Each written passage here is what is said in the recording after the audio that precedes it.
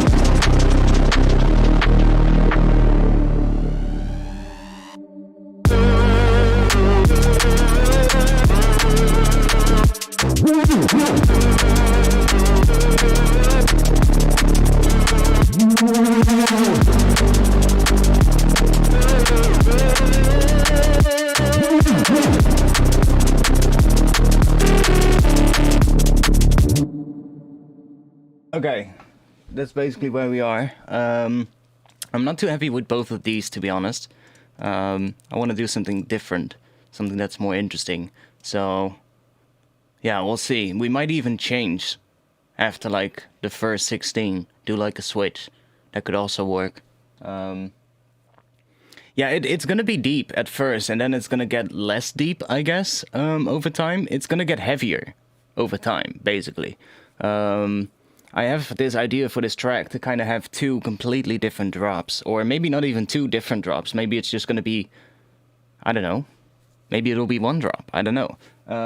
But I want it to kind of progress throughout, so it starts a little bit deeper and then kind of gets heavier, but it follows the same sort of like progression in a way throughout. I'm not entirely happy with how the Reese sits yet. It's, I think it's a little bit too distorted right now. Sound a little bit nicer in the previous stream. Well, not, it sounds better now, but it's like, I think I over distorted it a little bit, but we'll have to figure out where that's coming from.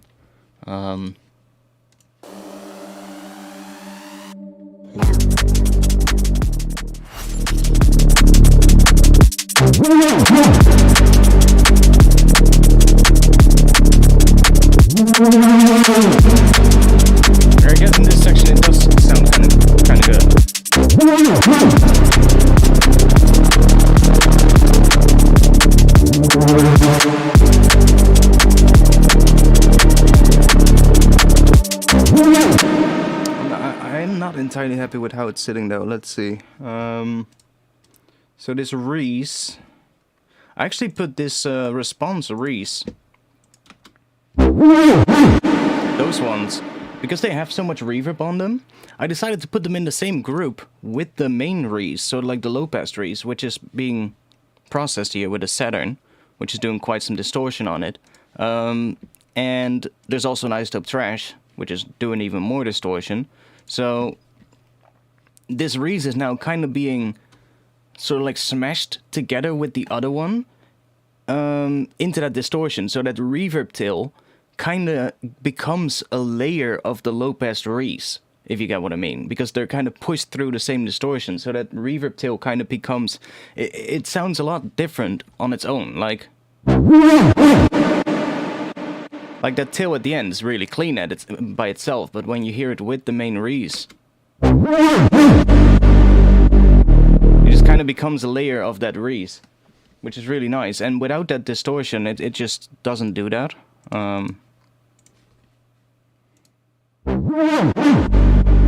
It just literally sounds like two separate things stacked on top of each other, but when you have that extra distortion, so like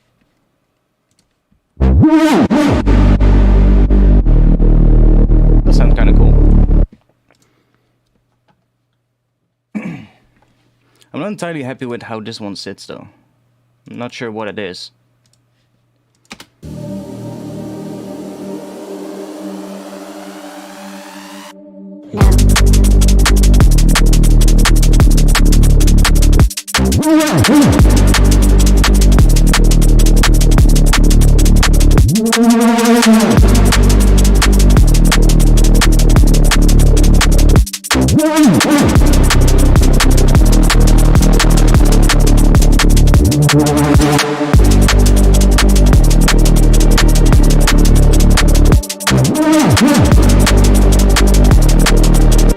Okay, let's see. We have what do we have here?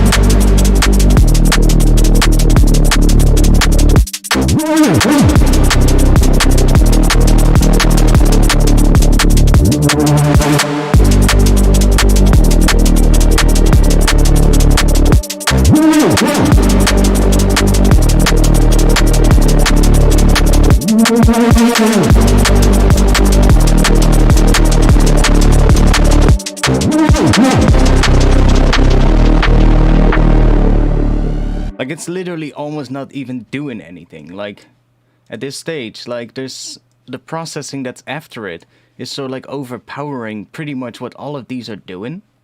Kinda. Well, probably not, because, but like, if I turn the phaser off, I don't really hear much of a difference.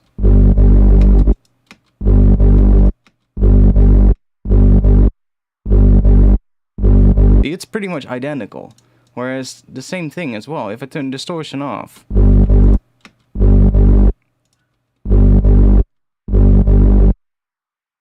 I mean, I don't hear much of a difference. That one is going to do a lot of difference. That's giving us the filtering.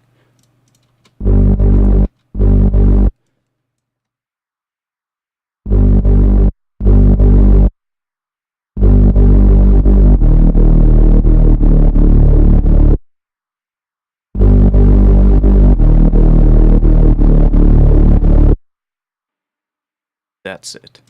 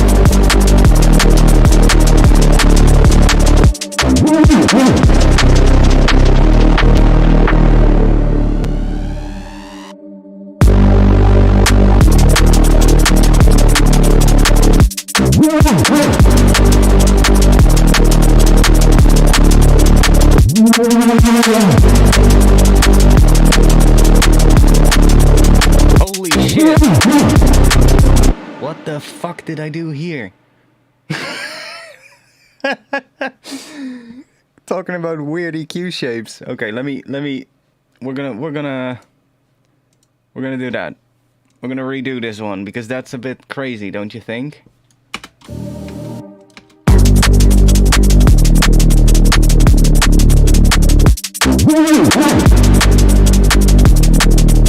Okay, so we do want to have a little bit of this in the stereo width. Let's do the sides. And then just...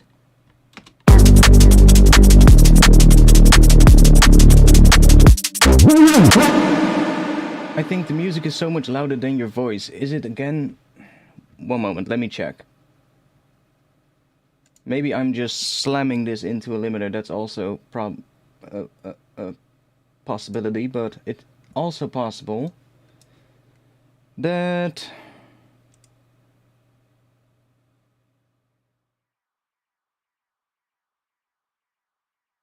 my settings have reset itself. Looks like it has. Why does that happen every single time? There we go. That's the compressor back. Thanks for letting me know, because every now and then it happens. Then just that one is still fine. It's just literally just cutting some low rumble. That's fine. So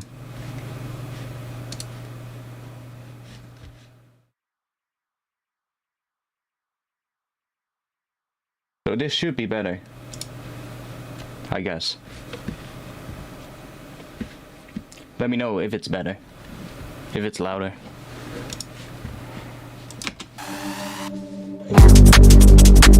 Still quiet?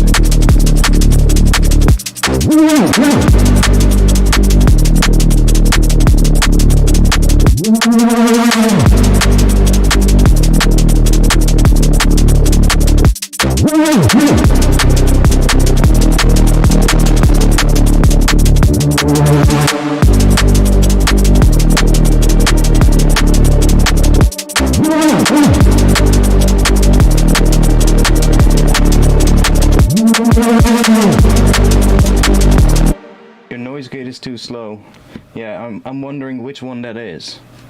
That's probably the one inside of here. We can turn that one off, but then I have to add a gate inside of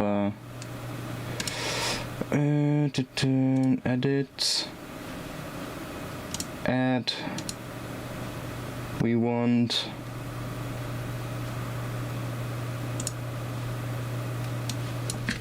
a gate. Holy shit. Why can't I just... I want to have Pro G. Where you at?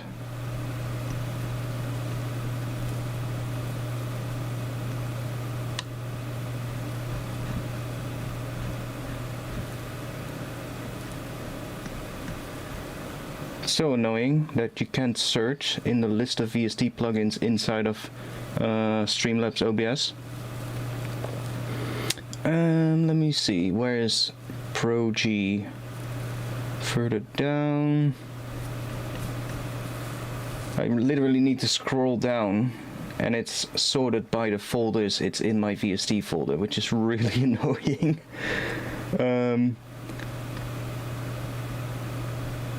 It should be pretty close now. EQs.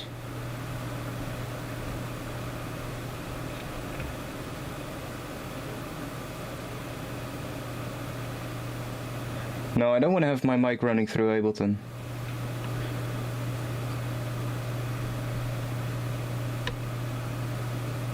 There it is. Pro G. Open. I should probably put this one at the start, like that.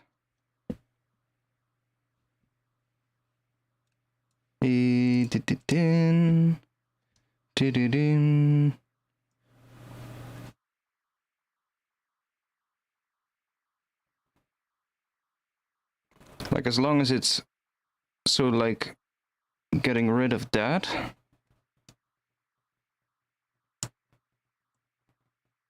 I'm not sure how quick this needs to be, but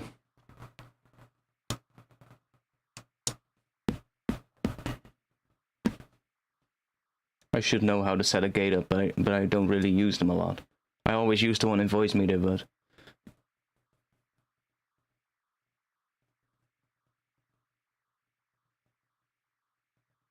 is this better though?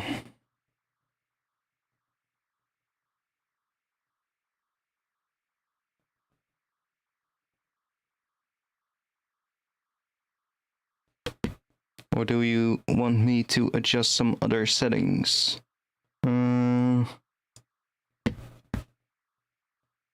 what are typical voice over settings? Yes, it's good. Okay, then that is fixed. Then we just want to have a little bit more loudness, a little bit more attack time. Okay, cool.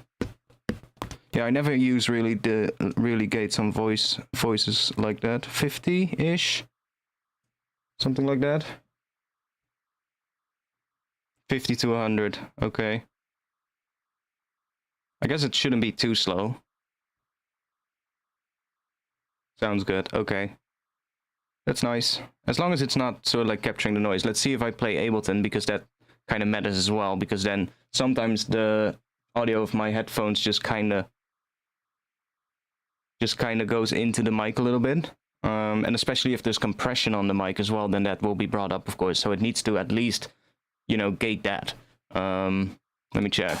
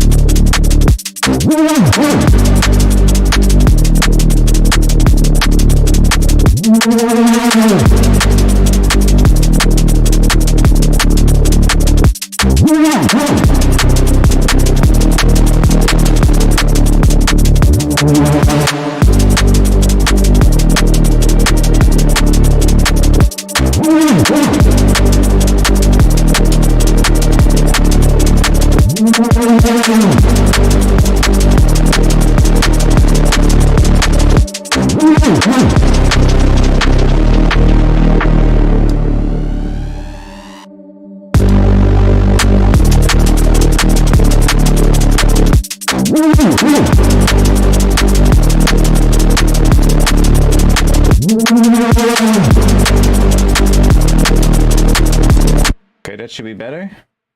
That's at least not doing that. And then you want a little bit more level on the voice.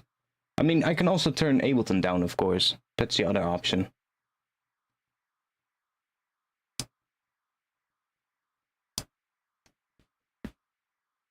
Because this is already turned up quite a bit. It's also compressing the hell out of it. Can probably do something like that, because it doesn't have to be that compressed. And then this should probably already be a little bit louder. We can gain this up a little bit more, but then it's gonna clip. I can see that here. So what will be good is probably to turn Ableton down a bit if it's too loud for you guys.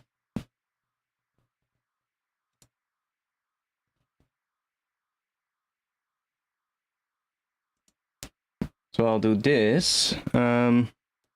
Let's see, my voice, is that on a relatively good level for you guys? And then you guys need to tell me when the volume of Ableton is good. So I'm gonna play Ableton now. So remember what my voice kind of sounds like.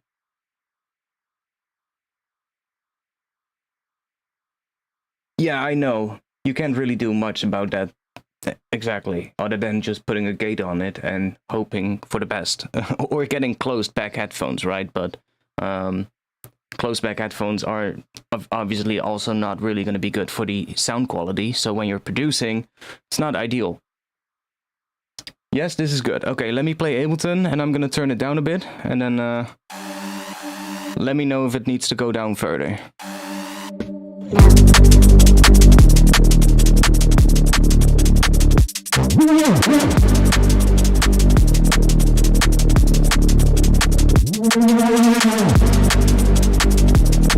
Okay, like that.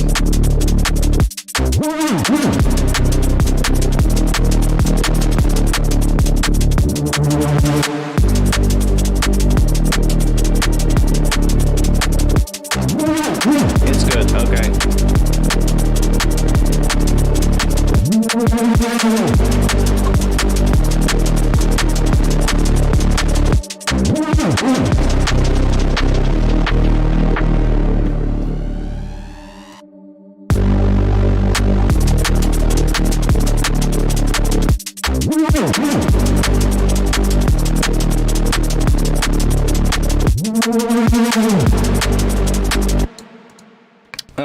I'm gonna turn the compressor off in Serum. Sounds perfect, maybe a wee less, but now it's more level. On OBS do you have ASIO capture? No, I use Streamlabs OBS, so no. I don't have the ASIO capture on that. I have seen it though for the regular OBS, that there's a plugin for it, which is kind of cool.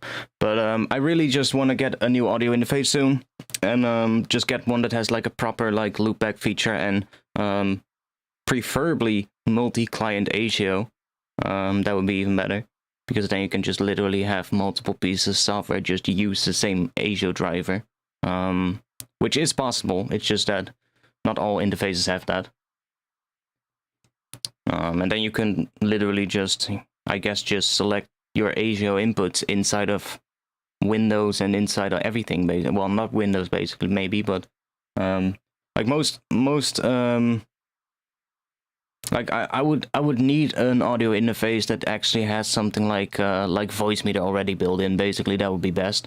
Which I know there's plenty of. I'll figure out which one.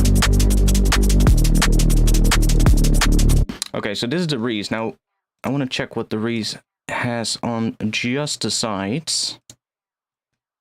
So let me do sides.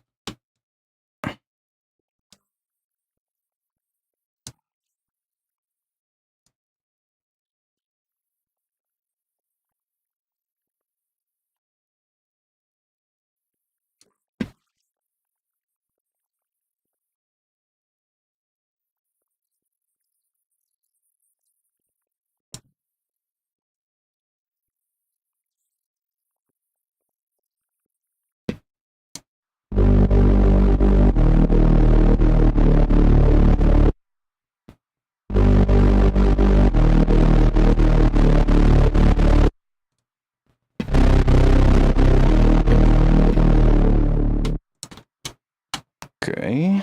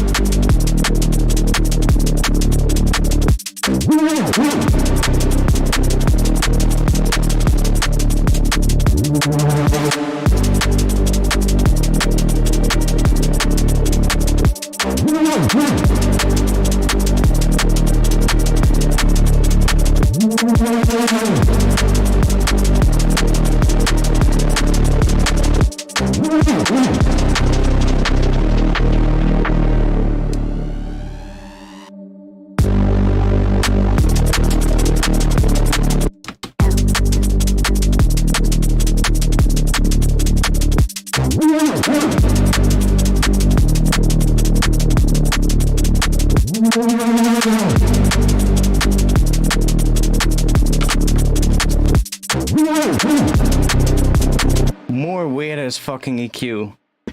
What have I with weird EQ shapes? That make no fucking sense. Why was that even there?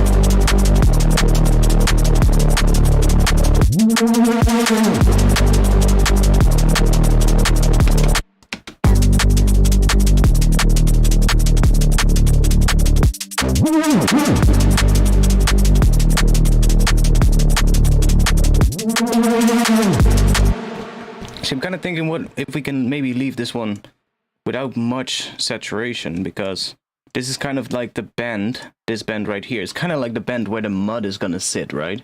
From like, what is this? 89 up to 300. So that's kind of like the area where the mud is gonna be. So, and I'm distorting it quite heavily. So maybe that's where I'm getting some of that mud from that I don't like.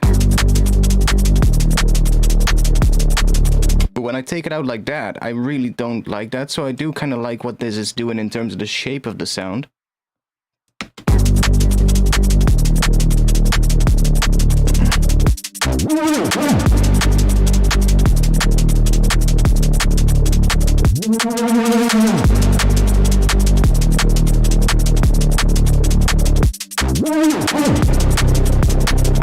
It's so subtle though.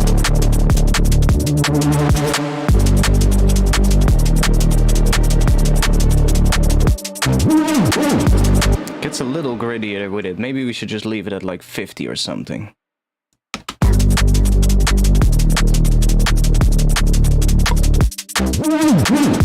Just a little.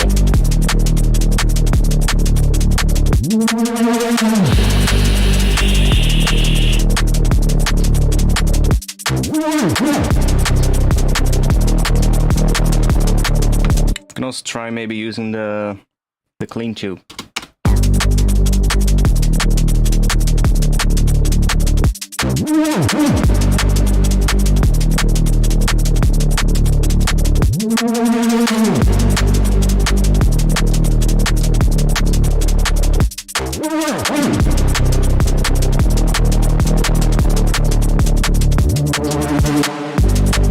Kind of like this one actually.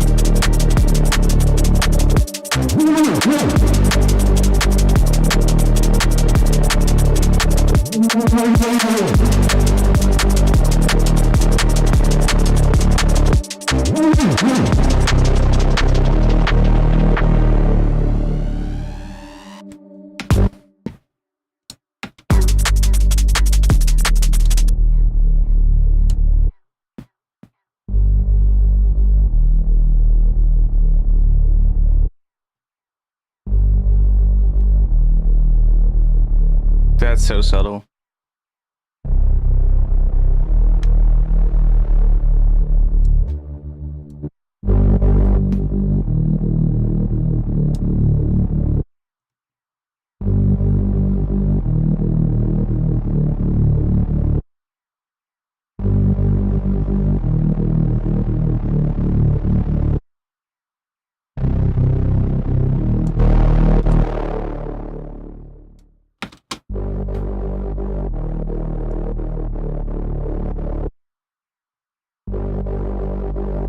That one is good.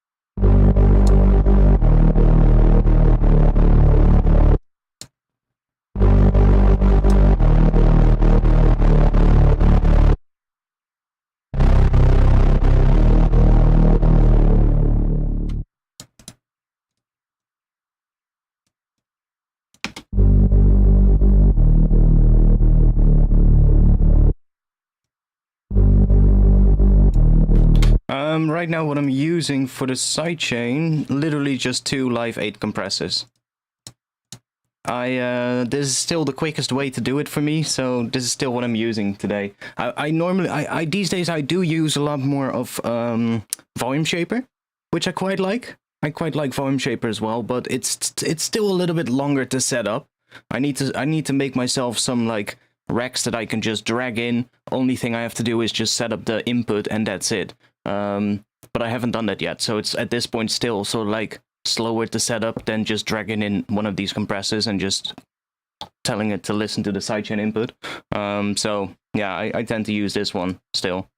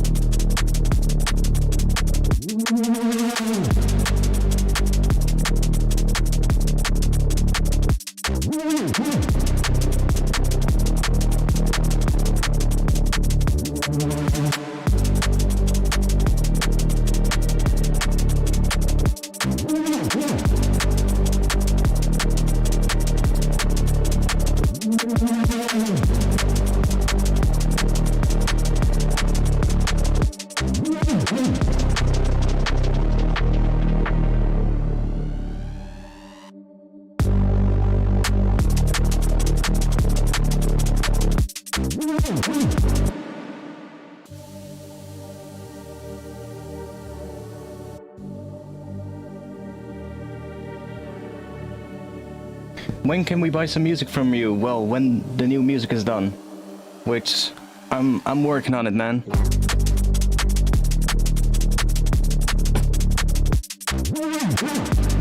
This might be better, just taking down some of that range as well.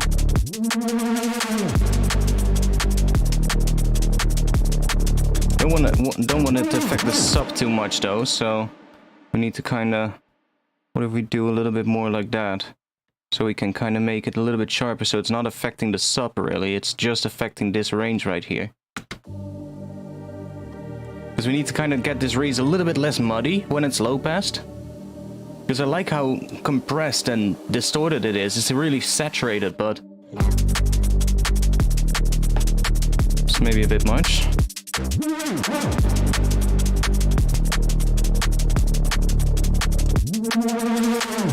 Ooh.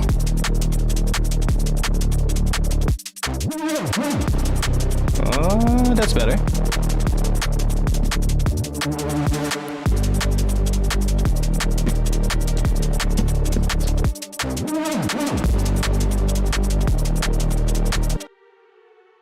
Ah, that's just the strings.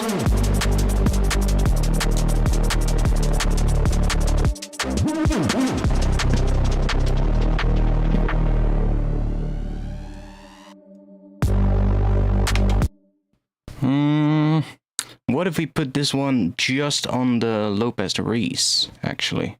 Let me try that. I'm just gonna cut this one here.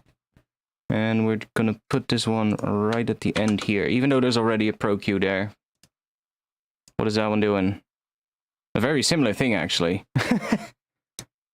Look. Well, it's a little bit different frequency though, but well, whatever. Doesn't really matter too much that there's two in a row.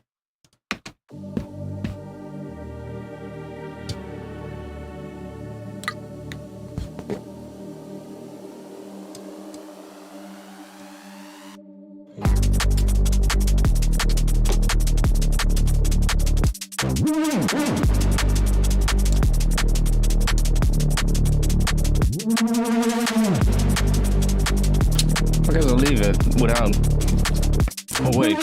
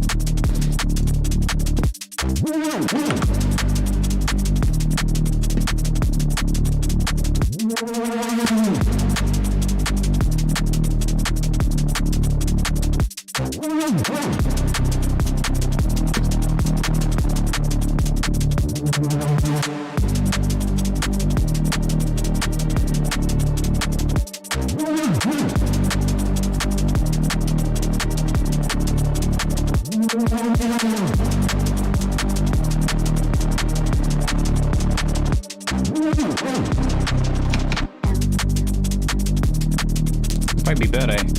Just a little bit more resonance on that.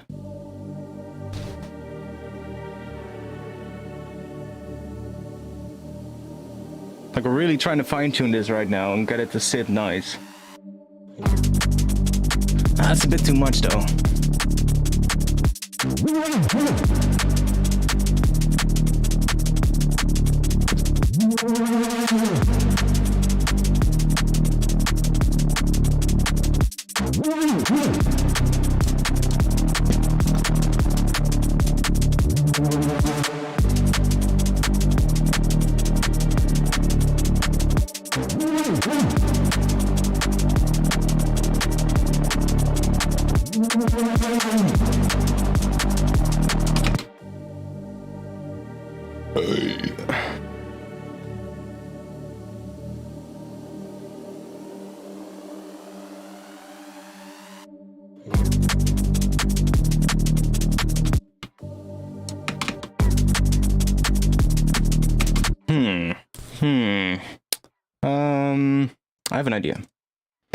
I have an idea. Let's use a key track filter and see if we can make it nice. We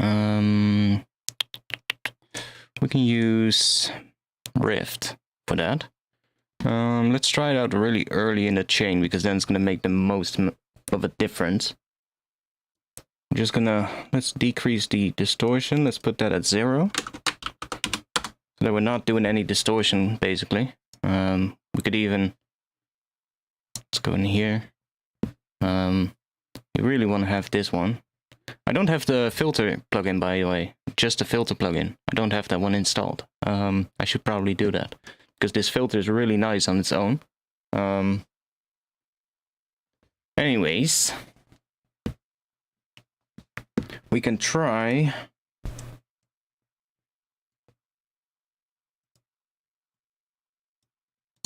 set this to MIDI, and let's group this one. Let's create another chain.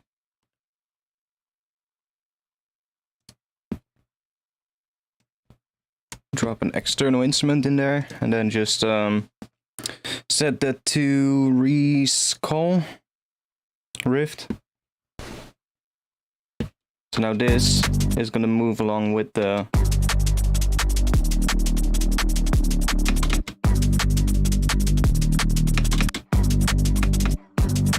and if we, it's sort of like, because if I do bring it all the way up, it's still sort of like here. That's because the pitch is so low.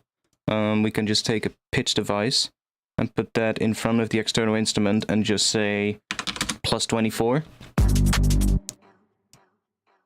Maybe even 36.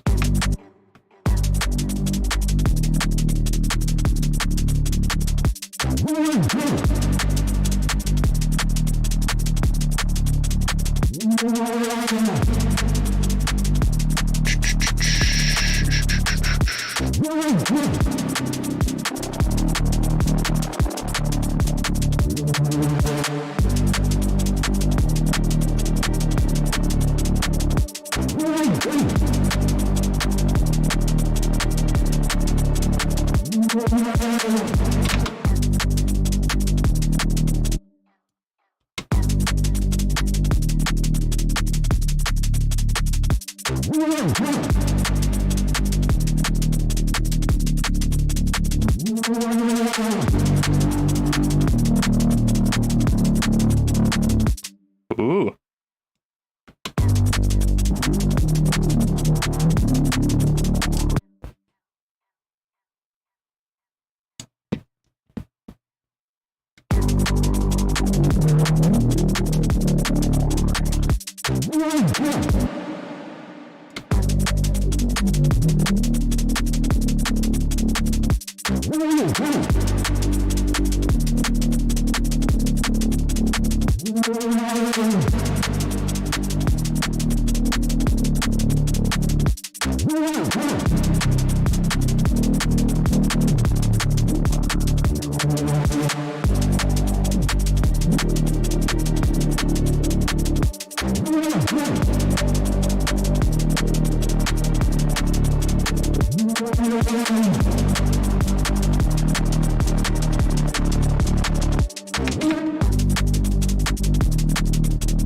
Is it actually also doing bringing the filter down? Wait, this is like a general dry wet, right, of the entire plugin.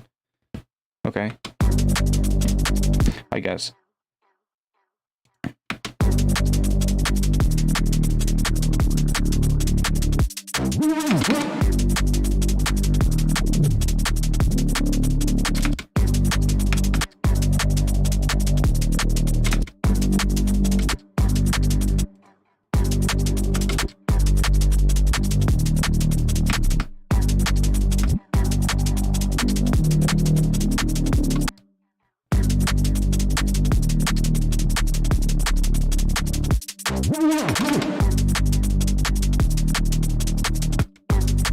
So subtle. Let's see what happens if we put this right here. Let's put it in front of trash. Has that updated properly? Yeah, it did. Okay.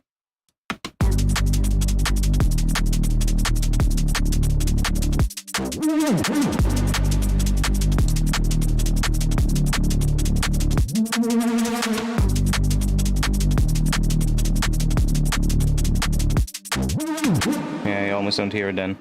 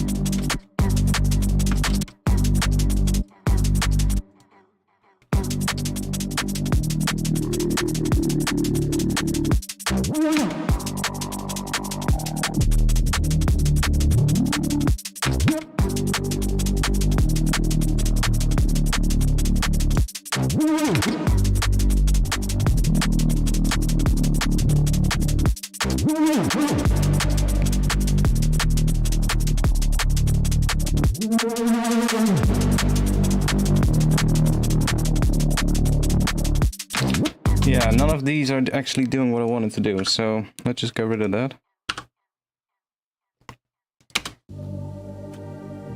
Can I suggest something? Adding a reverse before the main beast lead? Fully reverb to create a monster sound effect? Which one? I mean, record the first and last note and reverse it before the first key put. Which lead? What do you mean? Which lead?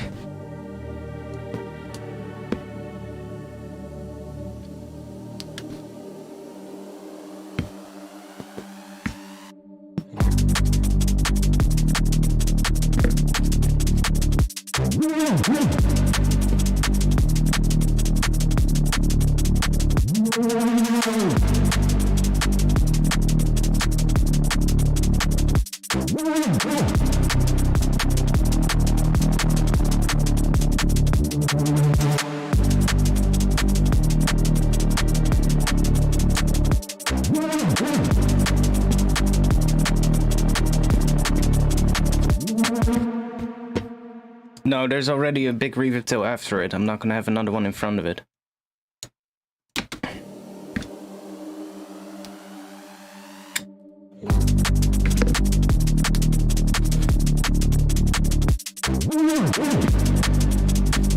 It's actually nice that it sort of like fades out at the end, but the first part doesn't need that, in my opinion.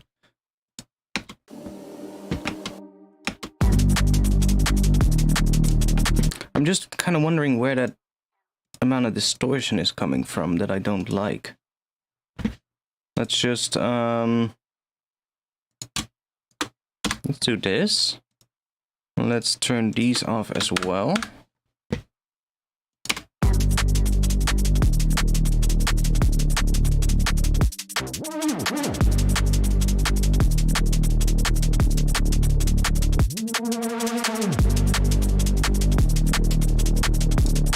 Okay.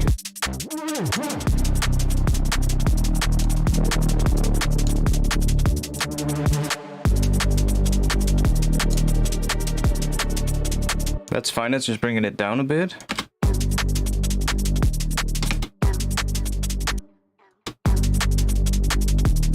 Let's leave that off.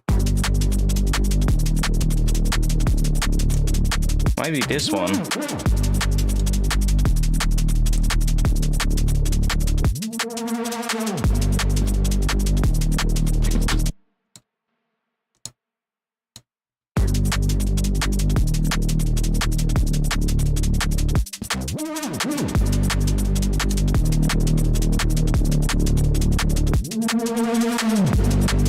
The trash is really bringing everything up a lot, which is nice.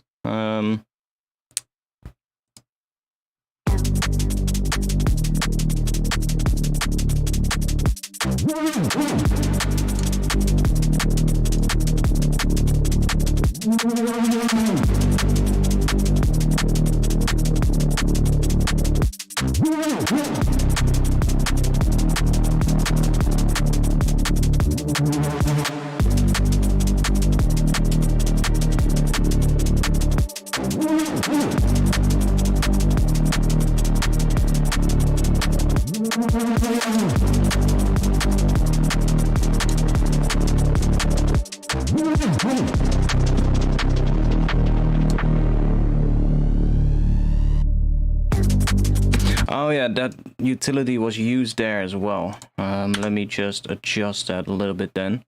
Let me just adjust this to 0. Because it kind of needs to fade out the bass at the end there.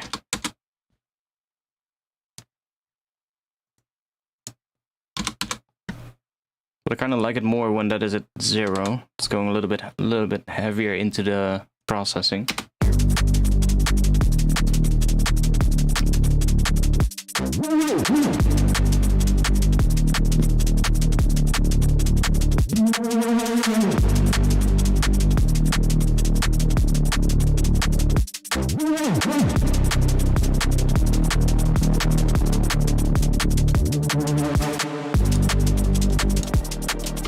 Yo, split? No. Delete. Delete. Delete.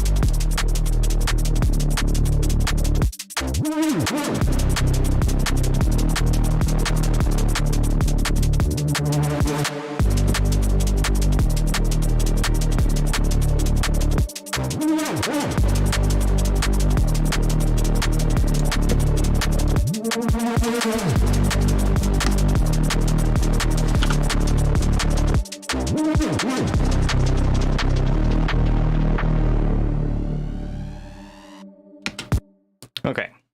Let's see. We have a riser here. I think this one is a little bit boring here, but we could try and make it a bit more interesting. Let's duplicate this one because I do like it here as a layer. But let's see if we can make this one a bit more interesting. Let's chuck a spectral resonator on it, maybe.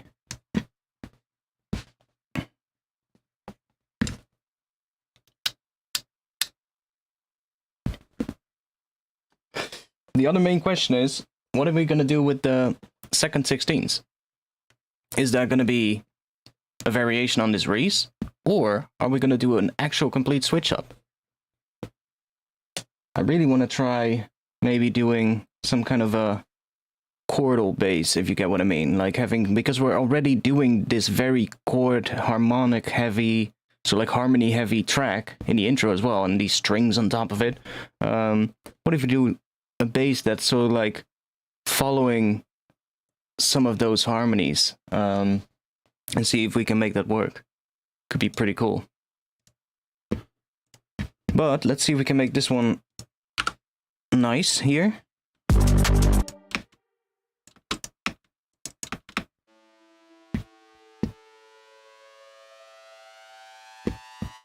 So if we just put a MIDI track underneath here, and let's just do this and do a G note.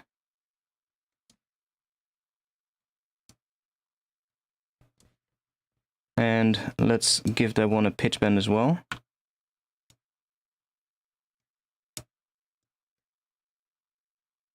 Should we do 7 to start off with?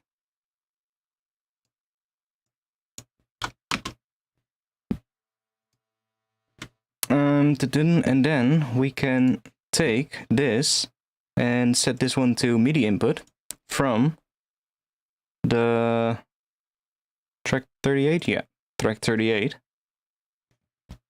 And then that one, if we do pre-effects, doesn't really matter, I think. This one is now receiving the MIDI from this note. So it's going to tune this thing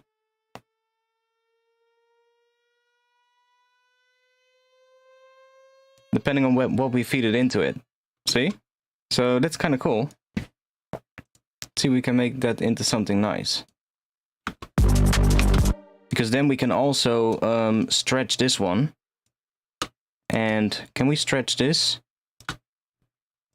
I mean, yes, we can. Of course we can. We just need to go in here and do that times 2. The question is, has it also... Yes, it has also time stretched that. Nice. So now we do that.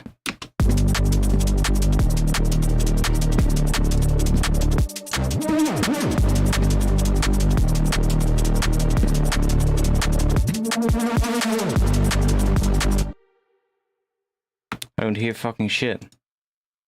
Oh wait, I soloed the wrong track.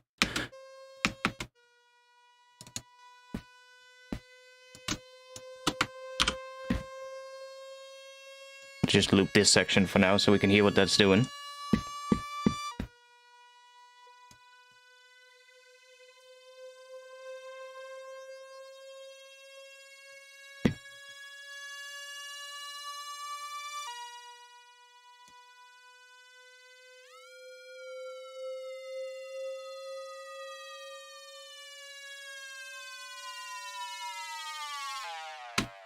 Kind of like that. Let's see if we automate this.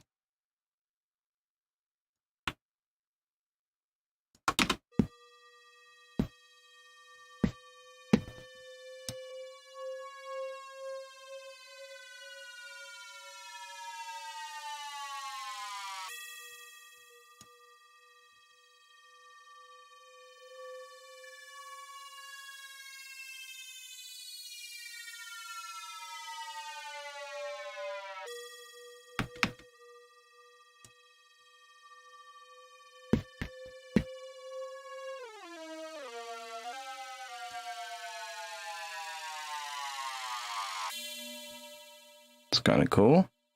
And which one is automated? This one. Let's bring it down a little bit more.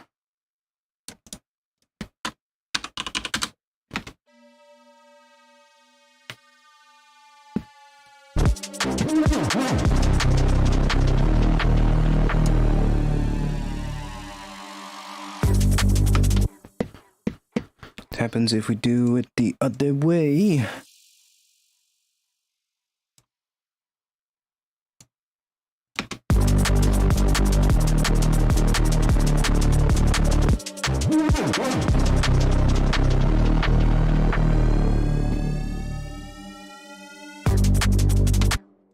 It's better, maybe.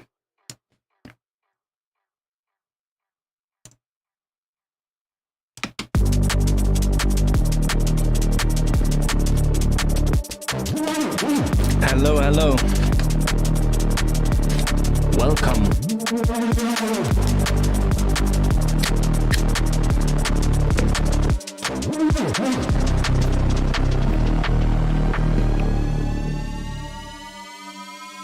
No, that's better. That's better. I like that.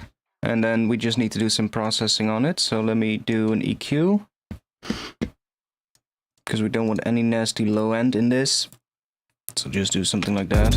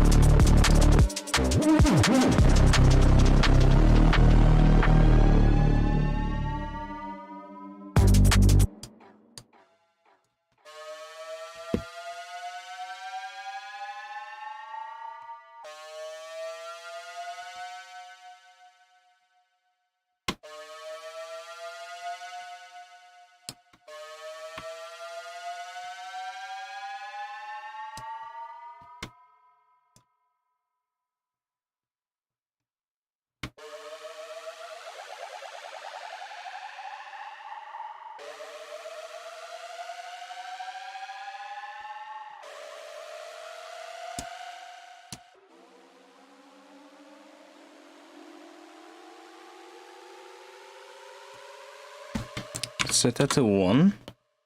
And then we're gonna automate that down.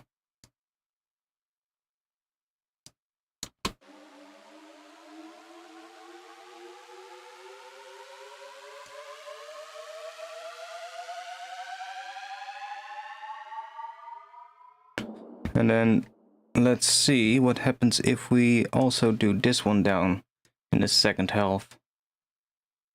So I don't know, bring that to minus 12 semitones maybe?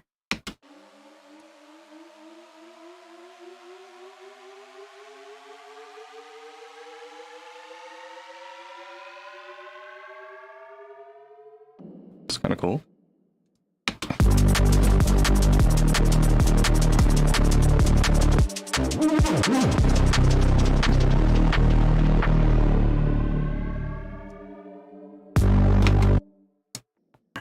And we could even say do that maybe.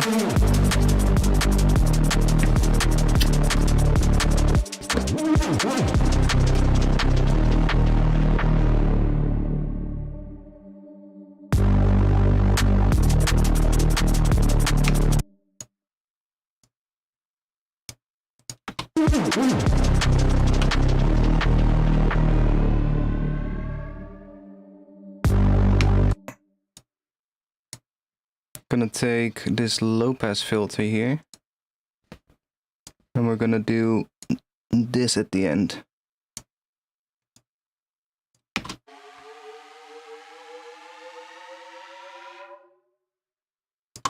Something like that, probably.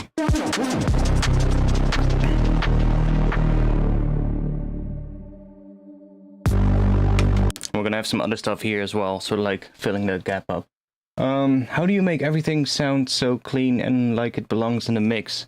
I guess that's just a lot of trial and error.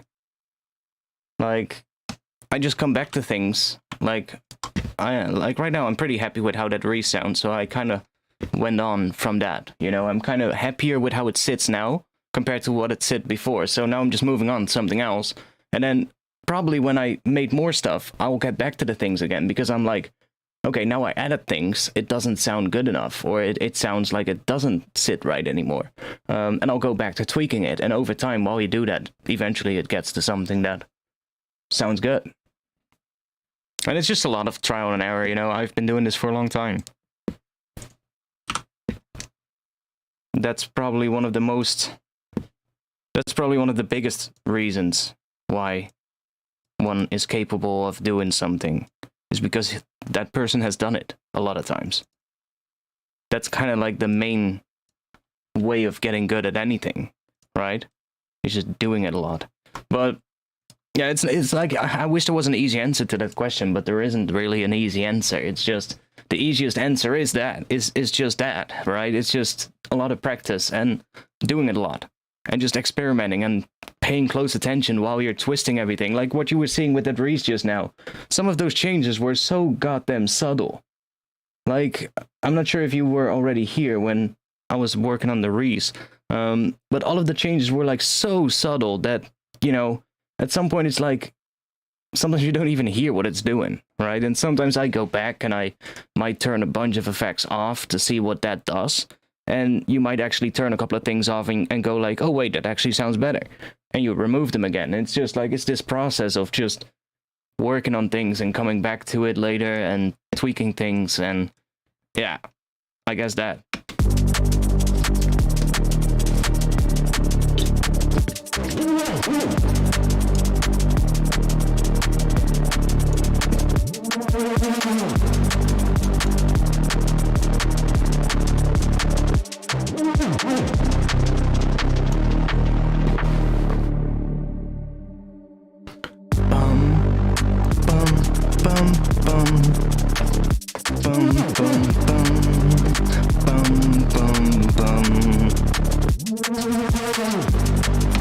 I mean,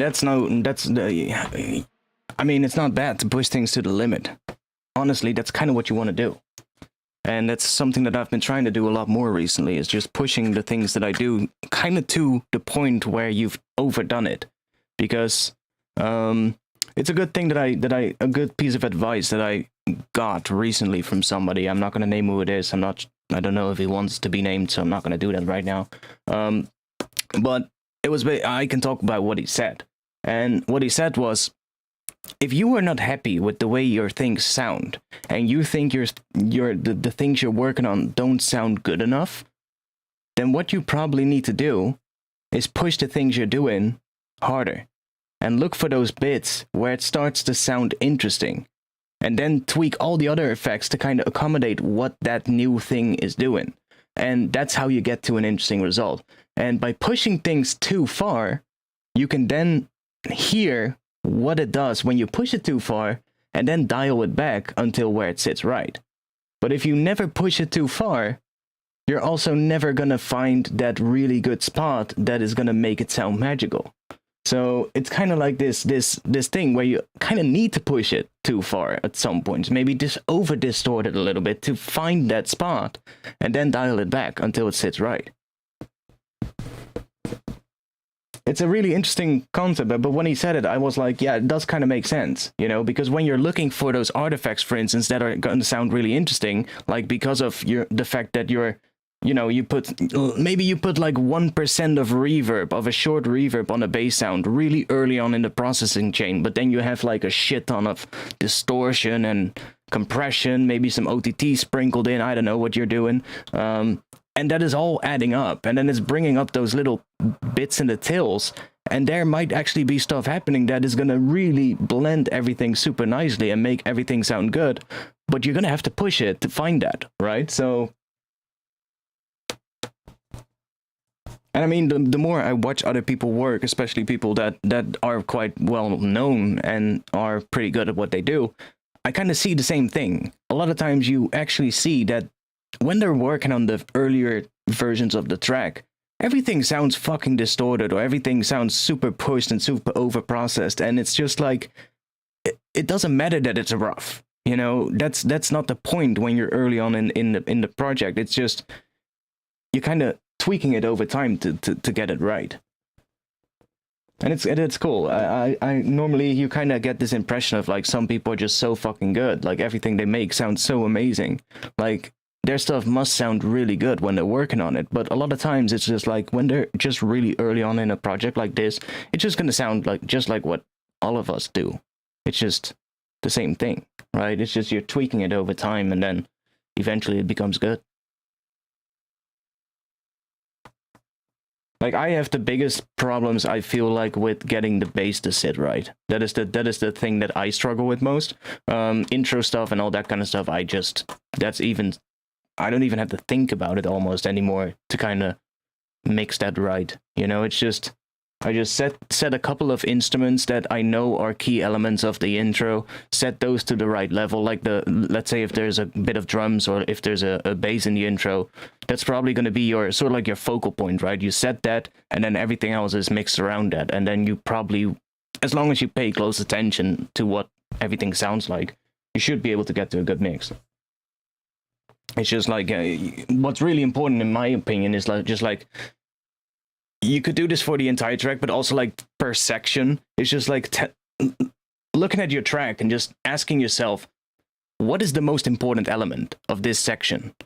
That is probably going to be the loudest, or maybe not always the loudest. There might be something else that's louder, but the most important element is probably going to sit most up front in the mix, right? Because it's the most important.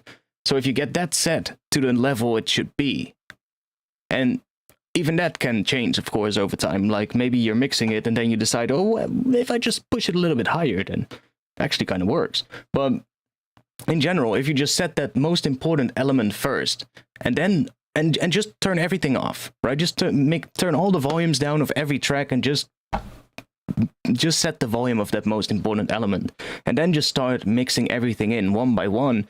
And I usually kind of try to do this then in the order of what is most important after that most important thing.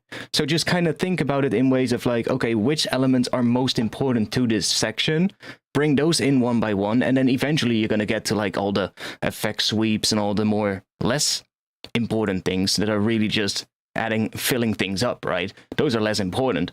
And you'll sometimes even find out that like when you're bringing these elements back in, at some point it actually sounds full and good enough without, and you might still have like 10 tracks left that you need to add back, and you're like, maybe I don't even need them, you know? And sometimes that is also what can really help to get your mix right, you know, because while you're making stuff, you're just chugging stuff at a wall and hoping that it sticks right, and just trying all kinds of stuff, experimenting, and you might end up with like, I don't know, 80 to 100 tracks. And then afterwards, you just have to go through and think to yourself, are all these things really needed? Because a lot of times, you probably can get rid of a couple of things. And that's probably going to make it better. It's just, we sometimes tend to overcomplicate things, and I'm no better at that than any of you. That's one thing that's for sure. And yeah, getting a mix clean, yeah, that's just practice, honestly. Learning your tools and practice, basically. Those are the two things that you need for that. Just learning what your tools do, how they work, understand how it works. Don't just learn it, because that's one other thing, of course. Learn it, practice it, and then, yeah. That's basically it, I guess. Experience over time, build that up.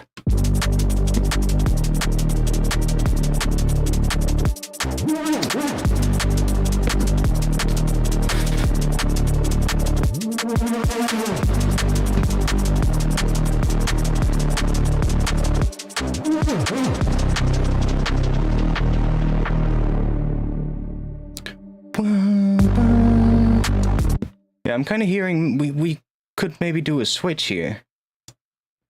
Not sure what kind of a switch though. Let's save.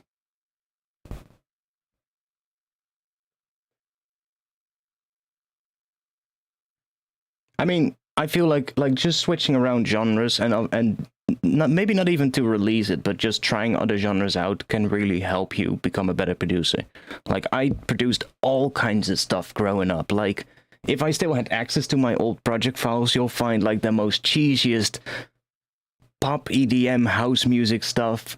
You'll find weird garage beats. You'll probably find some strange dancehall things. You'll find some weird ass hip hop beats or trip hop kind of stuff. There's all kinds of stuff. I made so many different things, and it's all because, you know, your interests change over time, but it also makes you better because you learn a lot of different things when you do different genres, and that can really help. Can really help a lot. Like the film music stuff that I love to look into has really helped me a lot with learning music theory, for instance, which I probably would have never learned if I hadn't gotten into that, making that kind of music. So yeah, try it out. Do whatever you want to make, whatever you feel like, hey, I would love to see if I can make that. And maybe don't even, like I said, to release it, but just see it as a challenge for yourself. Like, hey, let me try and make this kind of music. And especially when you don't have any genre knowledge about a genre, you might end up with something that sounds completely new, right? That doesn't sound necessarily as that genre because you had no prior knowledge going into it. And you're only building on what you know, and therefore it ended up sounding different, and it kind of sounds interesting. So it can really be something that works.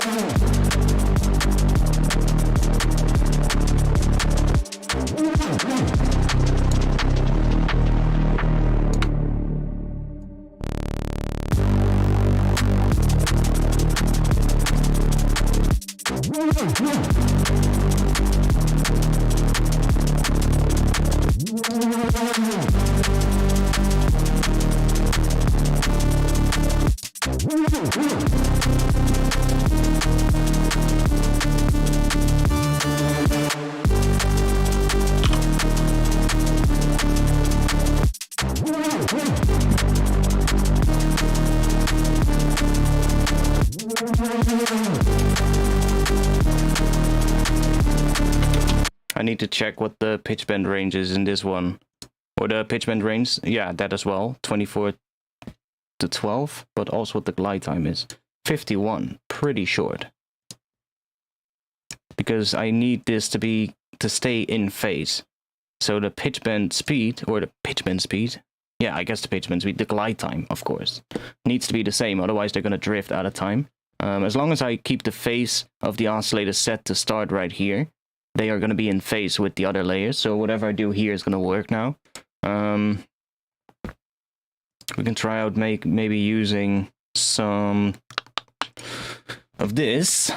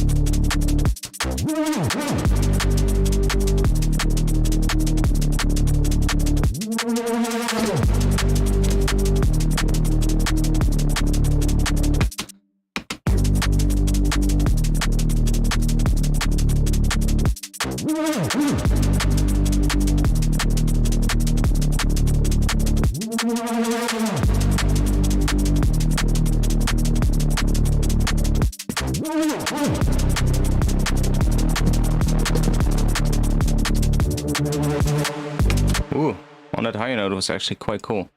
What can we do with this one? Kind of like this effect. Maybe just add a little bit of saturation to this one.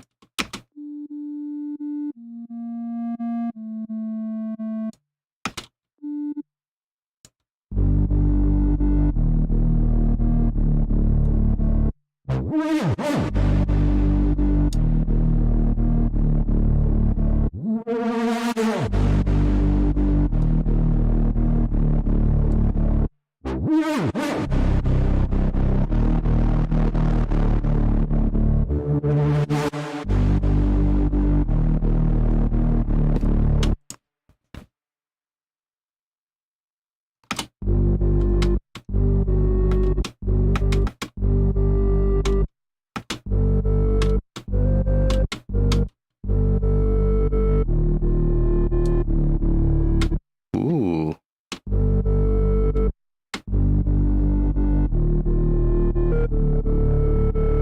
Ooh.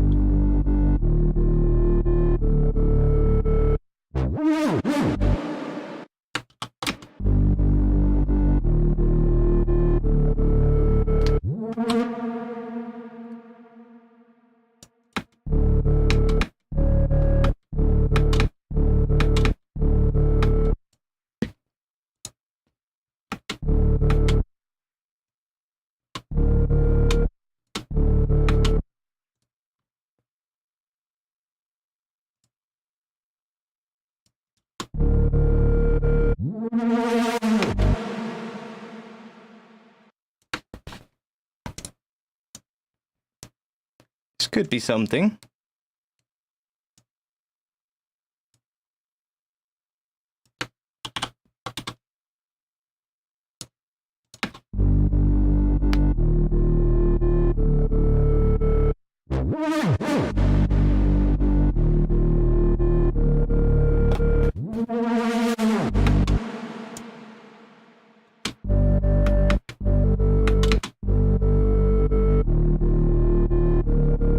Ooh.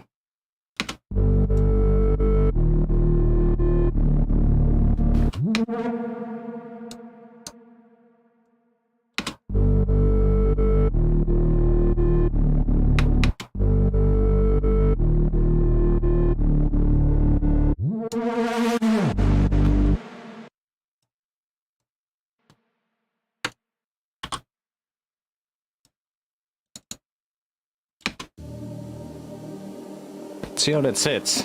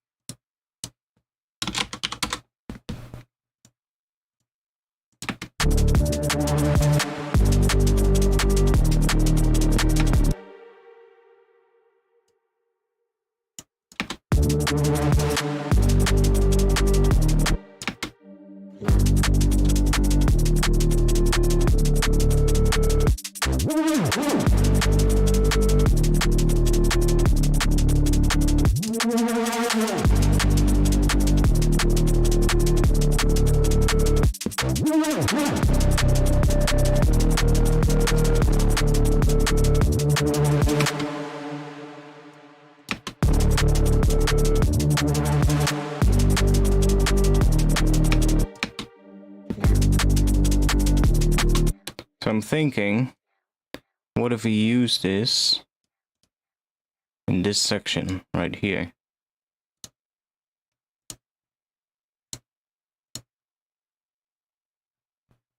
It's basically, well, it's probably gonna go away again in the next section.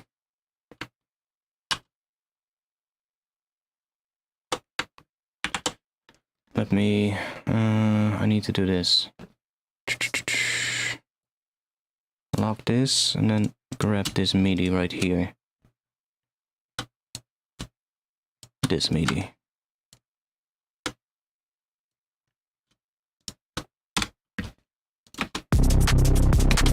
How did you make the Reese respond bass? I can show you that in just a bit.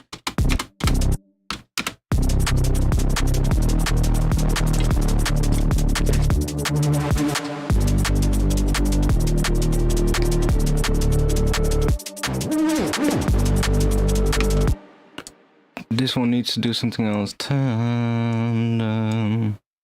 What is that?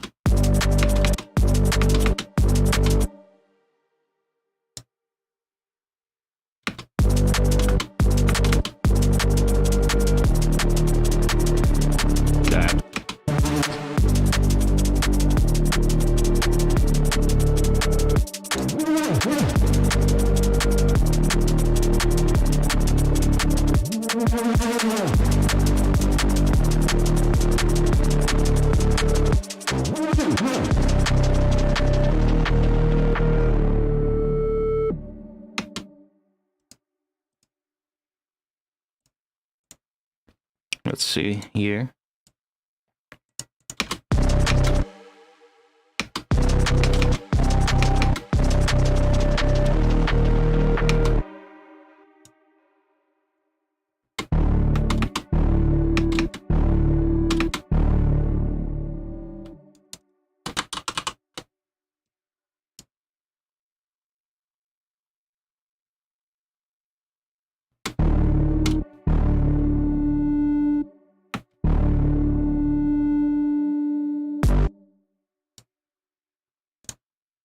Okay, then we can just copy this one, drop it on here, so that we get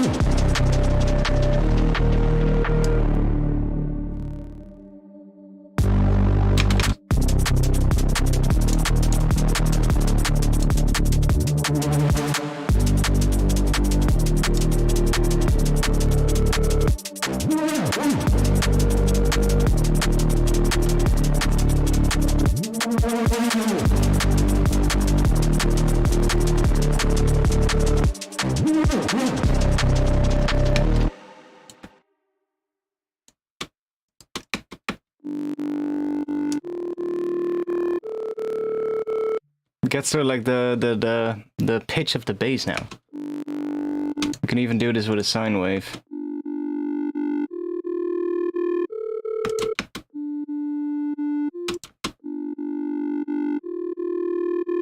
See, so I'm just giving it some amplitude modulation with this. Probably would be better to use a saw wave though, and then just do this. Remove init all, and then we're gonna change this. So let's set this to 15 or something, I think it was. And then let's do single filter by grid size. Yeah, then we get 3 harmonics. So now we get a saw wave based on only the first 3 harmonics of that saw wave. So we get that. which is going to have a lot less high end than a regular saw wave. But it's still going to give us that sort of like a bit of a raspier tone in that sound. Can even mix it back in a bit. It's actually quite nice. Question is, how is that going to sit with the rest? It's high pass as well here, so...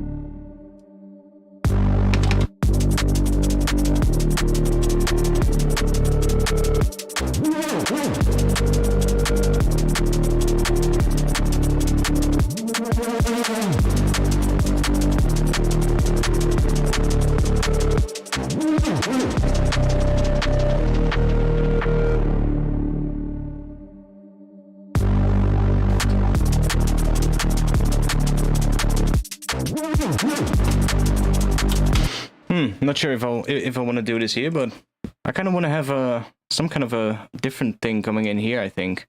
I don't think I want to keep going with the Reese. I think I want to do a switch. So that response Reese, let's see. It's actually not that complicated. If I turn this off, and then turn this off as well. This is just coming out of Serum. So that's what's coming out of Serum, basically. Bit of automation on it. Pitch bend, mod wheel, and the mod wheel is connected to the filter. And then vibrato is a macro knob, so that's just this. And yeah, just a saw wave with 14 voices, a low pass filter, the vibrato thing, of course, which connects to the macro here, and the mod wheel is controlling the filter, and then just a bit of tube distortion. That's it.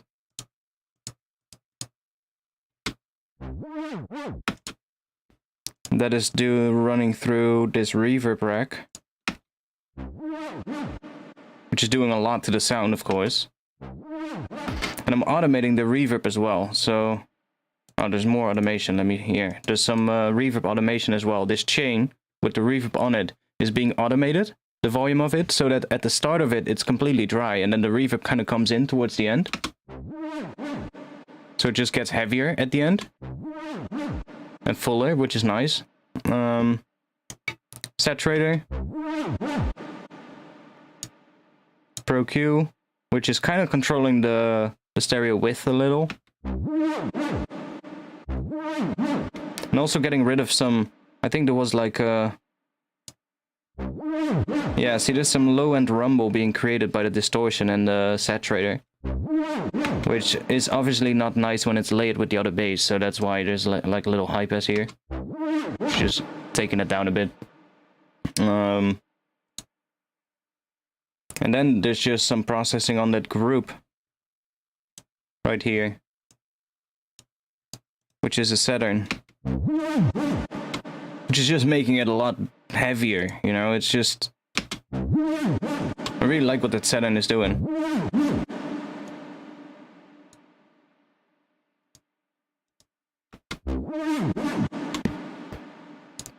Bit of EQ. Just some subtle EQ. I think that's kind of where some of the mud was sitting. And then this final distortion, which is kind of interesting. I used two different shapes on either side. Like, they look very similar, but they are slightly different from each other. So this shape right here, because I turned on bipolar here, that allows you to create different shapes on the either side of it. So I just made this one, and then I just turned bipolar on, went into this one and just tweaked it slightly different. So it's kind of doing a little bit of slightly asymmetrical distortion on the entire thing. But it's very subtle. You almost don't notice it, but I thought it was a cool idea to do. So, and that's just making everything really loud.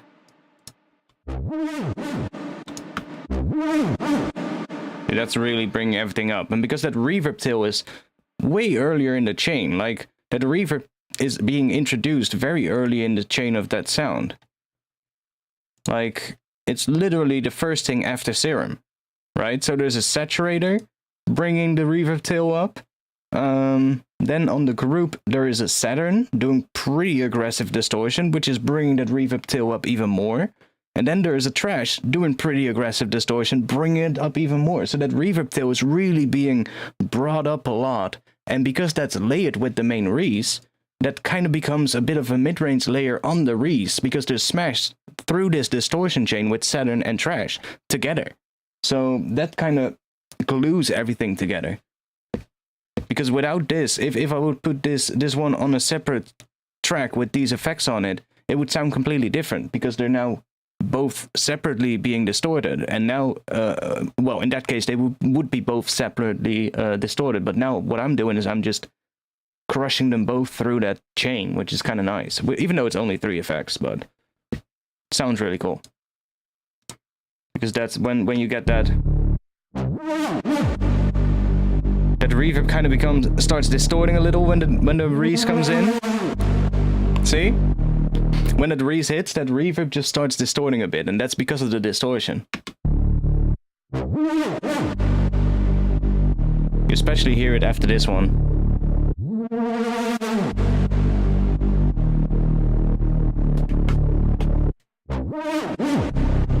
And I mean, here in this section, they're even layered together. And I'm not even high passing the main, that transition Reese. Like, look, it's literally just layered on top of this other one, where this other one is going up to a higher pitch as well. Oops.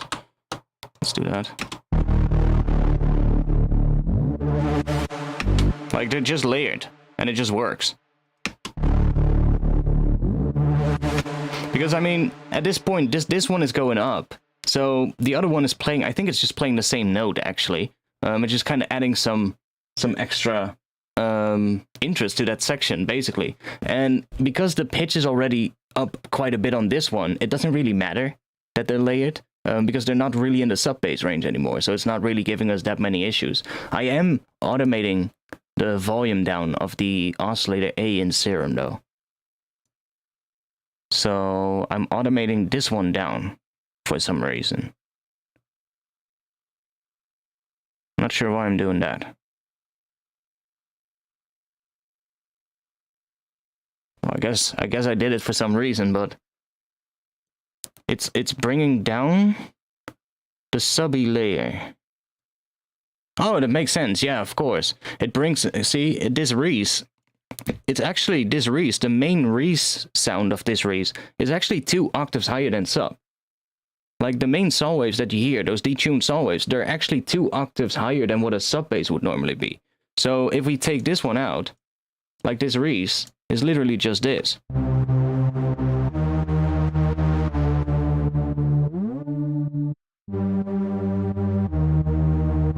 See, so it's quite high pitched, actually. Because we could...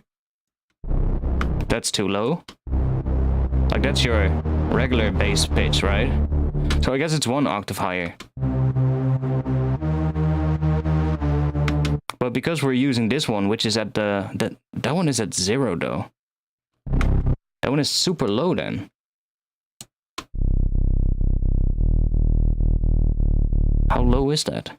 Is that fucking below sub low? What notes are these playing? Ooh, C0 there. Ah, yeah, okay. See, these are playing quite low notes. C0, D sharp, and D.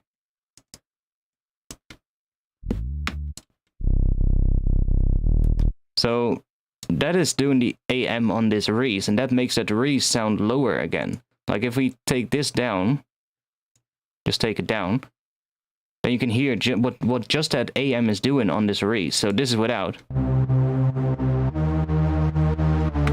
And then this is with. See, it's really adding so like a crunch to it. And it's making it sound nicer again in that lower pitch, which is kind of interesting.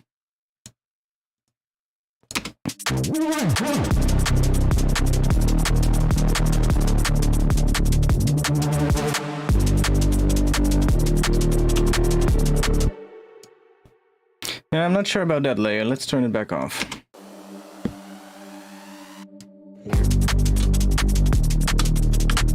Bum, bum, bum, bum, bum, bum.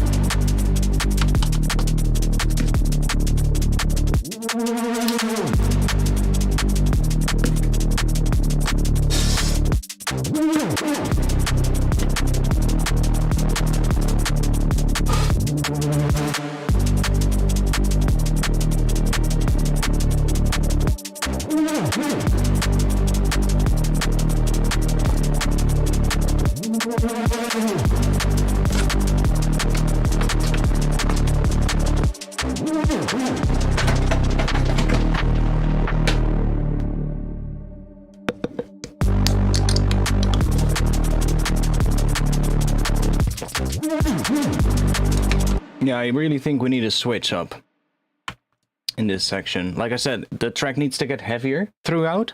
So this is sort of like the first 16 is over at this point. I'm happy enough with this for now. I think it's a good idea to move on. We could try out if we can find like a nice switch up. A nice switch up that becomes maybe slightly different and slightly heavier. And then we move on to the next 16, which is either going to be a break before like the area where it's going to become full heavy, or it's gonna, or wait, this is the first 32, right? Yeah, first 32. So yeah, first 32 is over. Then we definitely need a switch up. Then we're probably going to get a break, and then we're going to get another drop, which is going to be the heaviest of all the drops, if you get what I mean. I think that would be a really cool idea. You've just watched my fixing Ableton OTT video. It's like I got enlightened. I had no clue, but before why stuff sounded different when I tried to split frequencies with EQs in a rack to process the bends differently. I mean, it's not that it's bad to do that. I still do that thing as well. Like, I have my own racks to do that. I do it still. I also still use OTT. It's just that you have to understand that these things are there and that these things could lead to issues. So if you understand why they happen and what issues it could lead to, you can kind of work your way around it. And it's not like I'm not saying that you shouldn't use any of those things. I'm just saying that, just to clarify, try and understand what I explained and then just see how that applies to making music. But yeah, it's like when you split stuff up, you're gonna get phasing. So and no way of splitting stuff up is perfect, by the way. The method that I showed is different, but it's also not perfect. So there's every method of splitting frequencies up is gonna lead to some kind of thing as a result. There's almost no method that really is perfect. The method that I did is kind of perfect, as long as you don't process the bends. So then it's still not really perfect because you want to process the bends, right? So if you're going to process the bends, the further you process the bends, the less so like perfect that split is going to be. But it's still a good thing to know. Like, there's other methods to split sound than just using EQs. You can phase cancel stuff, and that way you can do pretty interesting splits as well. And sometimes that can actually be a better way of doing it, you know?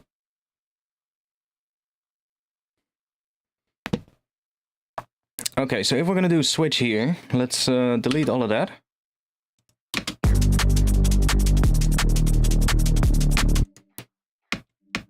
I'm actually gonna record this real quick, so we can see what it looks like, because I want to see the waveform, and yeah, we'll see what kind of a switch we're gonna do. Let me know in the chat, what do you think I should be doing for the switch?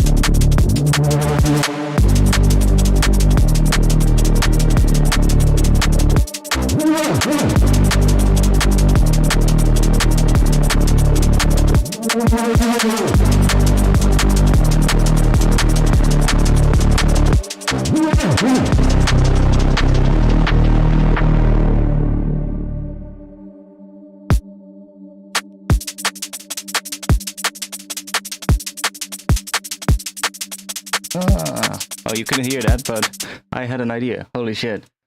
Bum bum bum bum bum. Dun dun dun dun dun. Something like that. But more rhythmic. Get more rhythmic in this next section. But also with like a harmony kind of thing, and the harmony is probably even going to be stronger than in this first section. That's going to be really cool. Random question. Do you ghost produce? I actually tried it a really long time ago, and then I really quickly realized that that was not a thing that I really enjoy doing, so I didn't do it.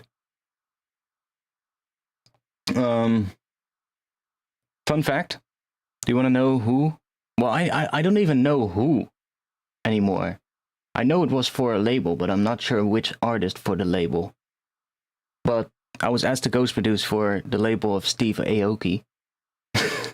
And I'm actually quite happy that I didn't do it. Dim Mock, I was asked to ghost produce for that label a really long time ago. I still don't understand why they asked me. I had to make some electro house thing, which is kind of the thing I was making at the time as well. But I was literally just I'm talking about 2006, 8. It's already a long time ago. It's probably 10 years at least. And I was really early on in my actual thing with YouTube, to be quite honest. I was just getting started with my YouTube channel. It was around the time when I was doing that Electro House Tutorial Tuesday series, which, if you OGs from my channel know, that's really early on. That's like one of the first things that I did. So, and I was like, I think I accepted it at first. I didn't sign any fucking contract. I was still really young back then as well. I didn't know. I didn't sign anything. And I was like, just working on something, and I kind of liked it.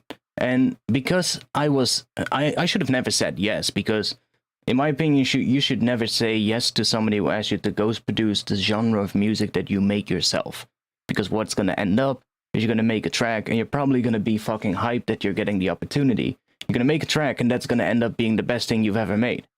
And you're going to be, I don't want to give that away.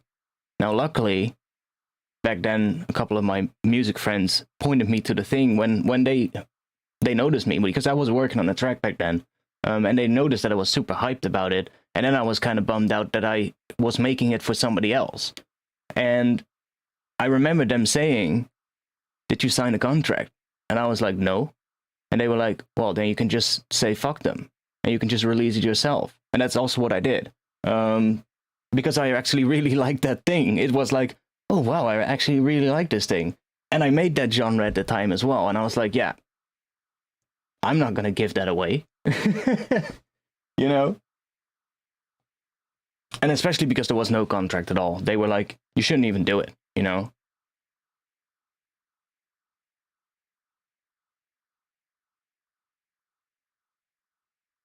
Joe Ford Sin style. I mean, I don't know what kind of style it's gonna be, but I don't know. It's. I mean, it can work if it's something that, if it's like a genre that I wouldn't make myself, and that I would have never, that I would never be interested in or how do I put this? I could probably ghost produce if it's something that I would not be interested in releasing myself ever. If it's a genre of music that I would never make under one of my own artist names, for instance, I only have one, but I wouldn't make, you know, then it's, you don't get attached to it in a way. And I can still make completely different genres of music that I would never release myself. Like if somebody comes and says, "Hey, I need some help with a house tune," I can help you. You know, that's not the point. But I would never release that, and then it's going to be a lot easier because you don't get that attachment. You know, it's just you're making it for somebody else. But if let's say you make dubstep and somebody comes to you and says, "Yo, man, can you make me dubstep tune?" And you think at first, oh, it's a really big label, or oh, it's an artist with a really big name in like another genre, and he's stepping over to dubstep, but he doesn't really have the knowledge, so he needs a ghost producer, right? And you're getting super hyped about the opportunity, like I said, and then because of that fact that you're hyped about it, or that you get inspiration because of it, you get into the zone and you make the best thing you've ever made, and you're like, I wish I could release this, right? And that's exactly what happened with me. And I was like, yeah, this is not for me.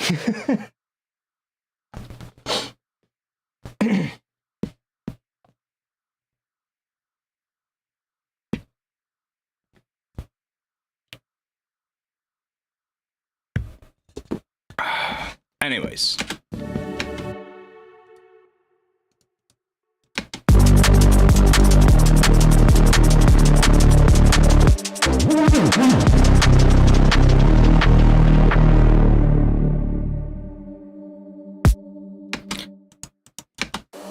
I need to make the idea come back.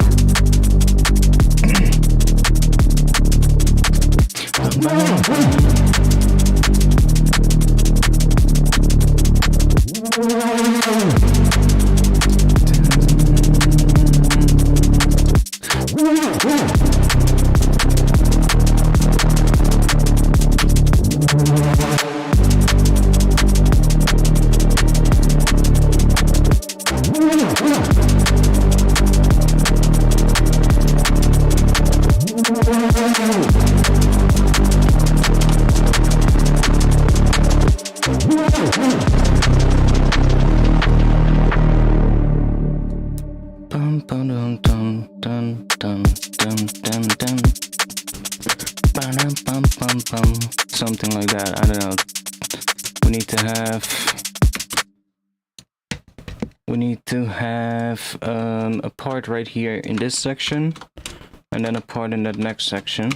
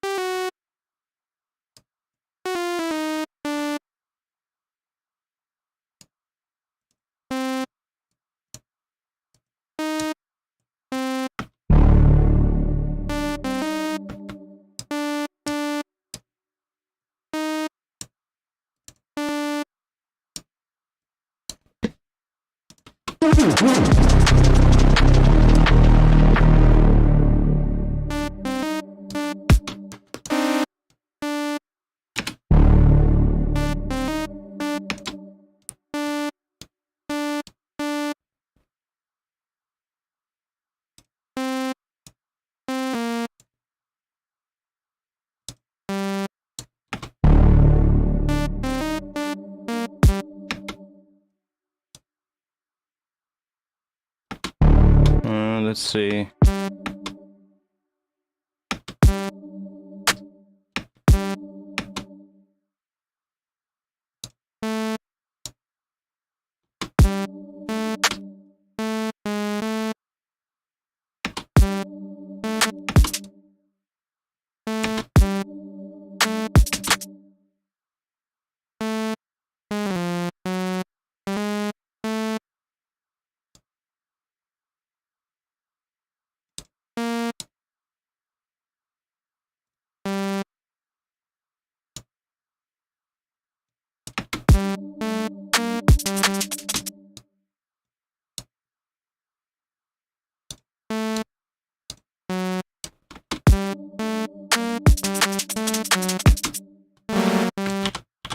We'll just have that for now, just so we can work on the patch.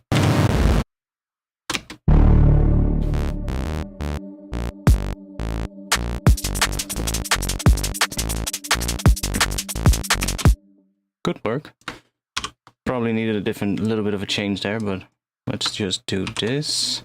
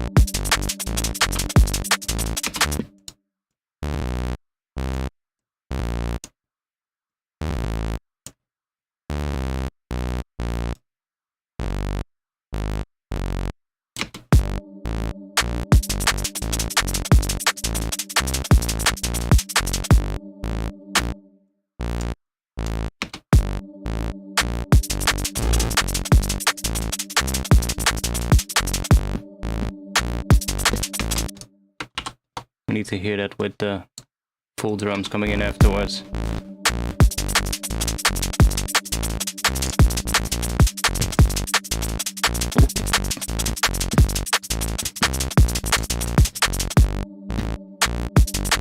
Okay, let's see if we can make like a subby bass sound first. We're gonna need like a layer on top of it, basically doing some kind of a chordish kind of thing, I guess. I want to have sort of like a bass with a chord on it, I think.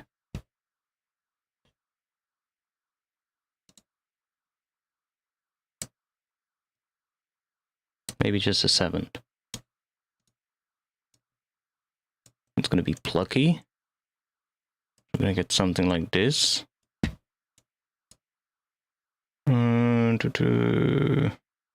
That's probably all right.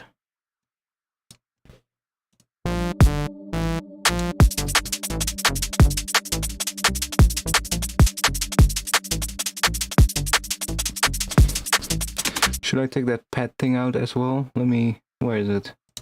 This one.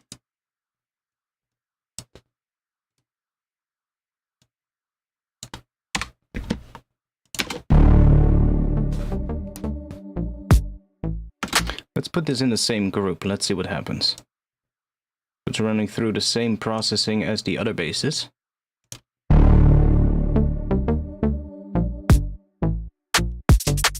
That's gonna work.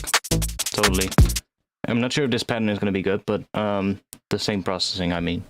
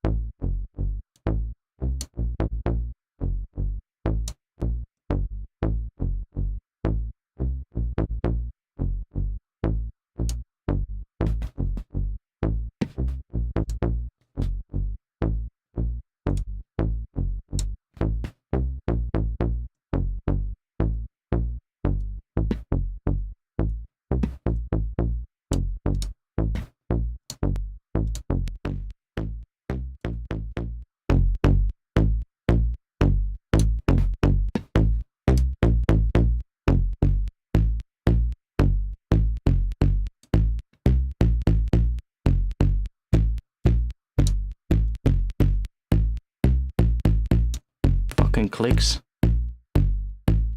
There we go.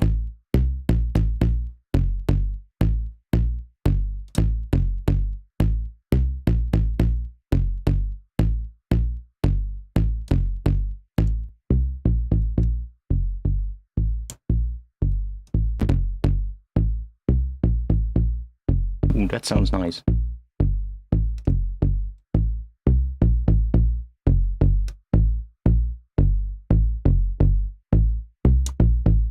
Ooh, I like the sound of that patch now. And then we just need something on top, like creating a chord kind of thing that follows the same things as, or maybe not even the same thing, but probably something similar to what the whole intro thing is doing. And we need to figure out this pattern, because this pattern is gonna probably be following a little bit what this intro thing is doing. It's probably gonna be a different pattern than this, but the patch is getting there.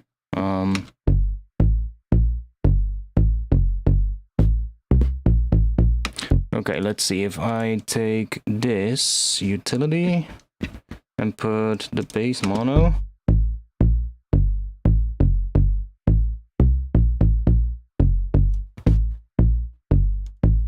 Dun, dun, dun, dun, dun, dun.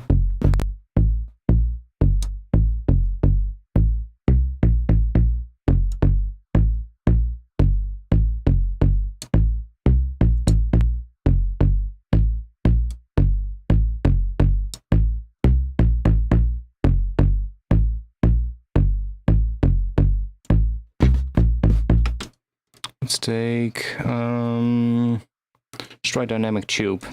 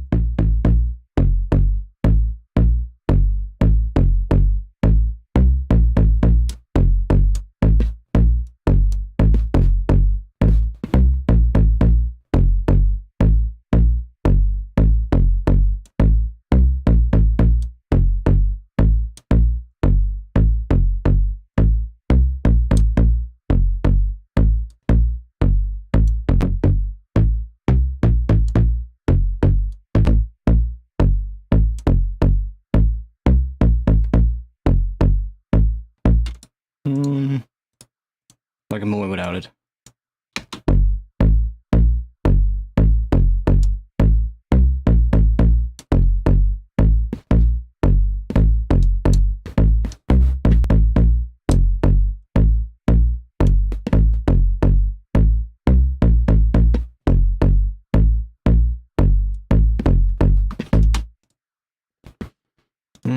Let's grab ourselves.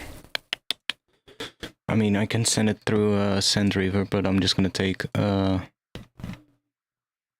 let's see, let's take Valhalla Room.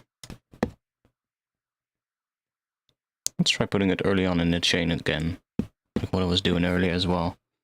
Let's group this one. Make another chain. Because that's way too much.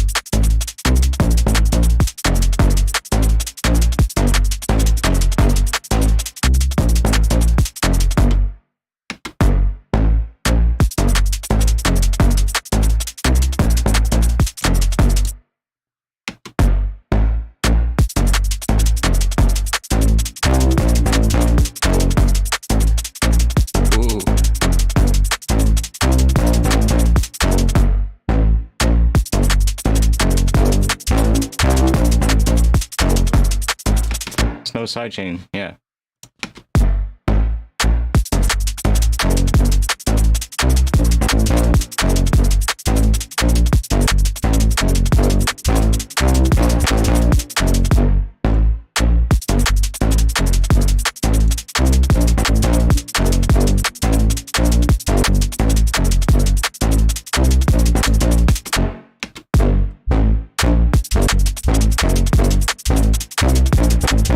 Oh, yes.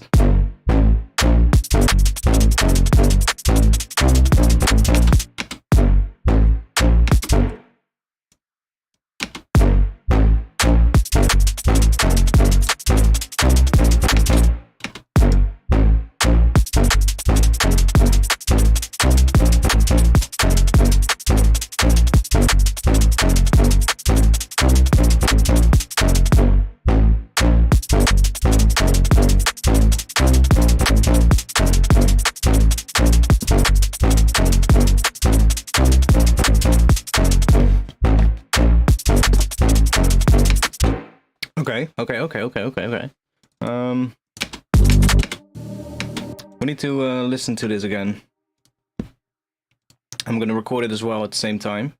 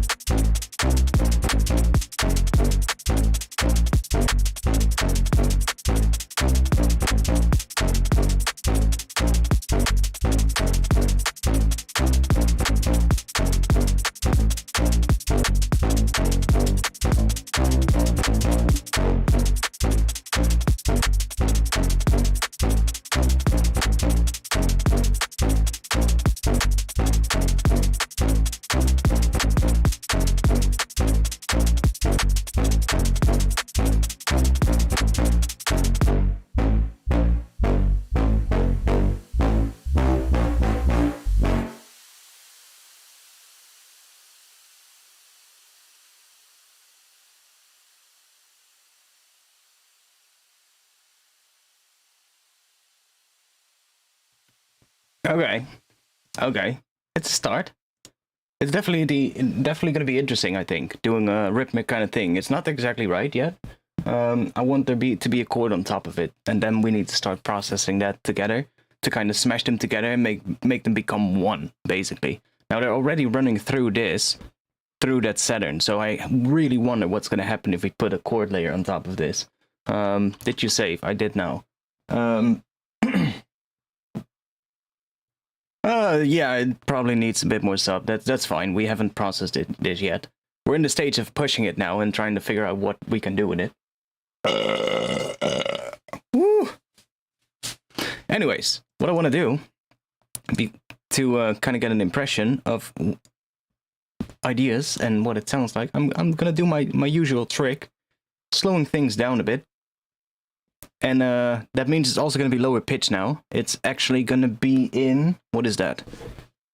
We are in G. So 3 down, that's going to be E. So now we would be an E harmonic minor. And it's going to be slower as well. It's going to be more of like a breakbeat kind of tempo. But that sometimes helps to kind of listen to the rhythm. And because we're getting rhythmic, I want to kind of figure out what the rhythm is doing and if it sits right. And that's going to help if we slow it down. Because drum and bass is so quick. So... I like to do it unwarped though, which is going to slow it down and it become lower pitch because then everything kind of retains its quality. And you don't really have to deal with the warping artifacts and all that kind of stuff.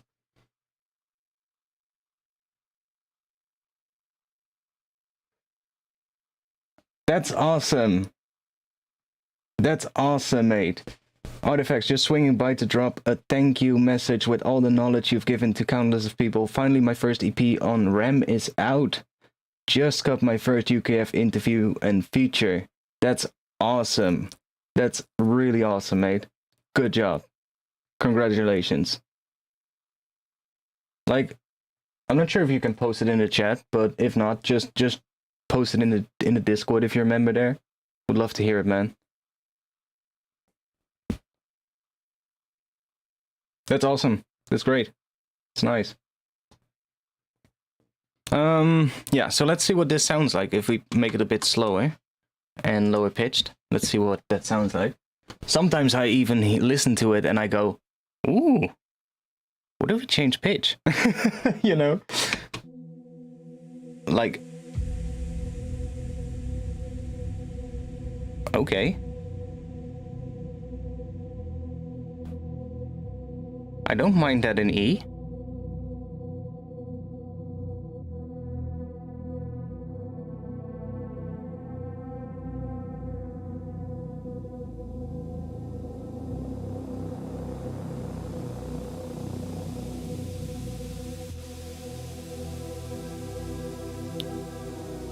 Ooh, I actually really like that.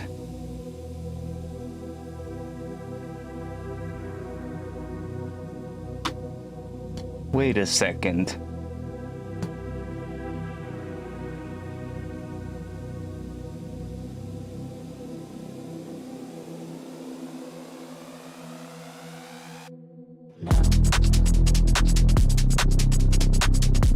Ooh.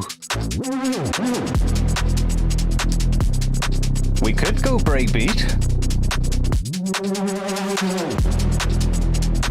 I mean, there is swing in the shakers. It's getting really low there, though.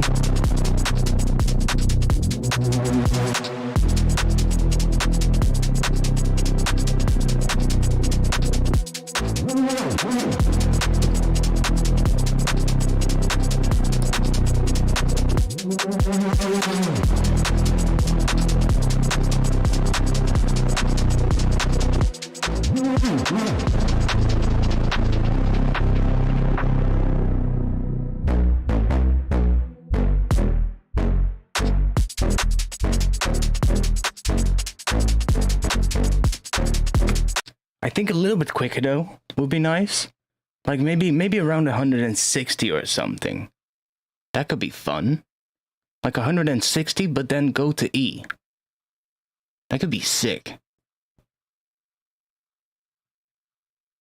Can you get this version on Discord? I might actually fucking do it. I might actually just completely switch this up. Should we try it?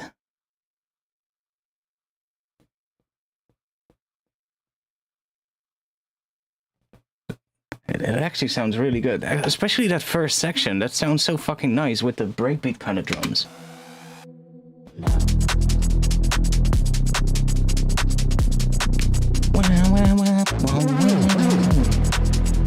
Good work. Although it's becoming really low though there, because it's going down. So it is playing, it was playing G. Yeah, the second section is just, there's been put no work into that, basically. We've put how much work into that bass? What, 5 minutes? Something like that? Maybe 10? And the first half has been a couple of hours of work. So, yeah, that is of course gonna be a big difference. But we were playing G to D sharp to D, so now we're playing E to C to B, so we're getting really fucking low.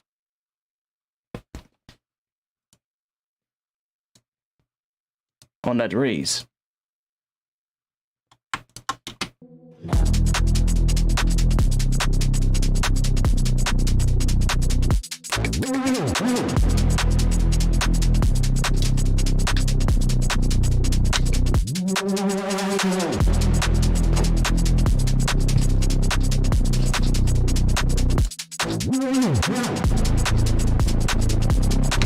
Ah, fuck it, now I have to do it. Okay, I know what we can do. Let's bounce this. Which is that again? This. I hope I did the right key combination. Ah, yes, I did. Let's bounce this.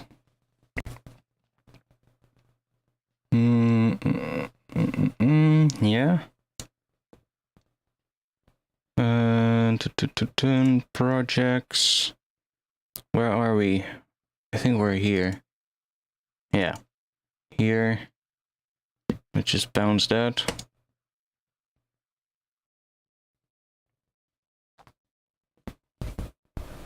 Save this and making the same file the breakbeat version.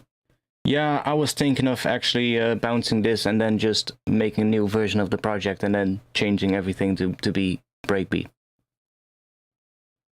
And then basically just bringing in the old version in audio and then just comparing the two.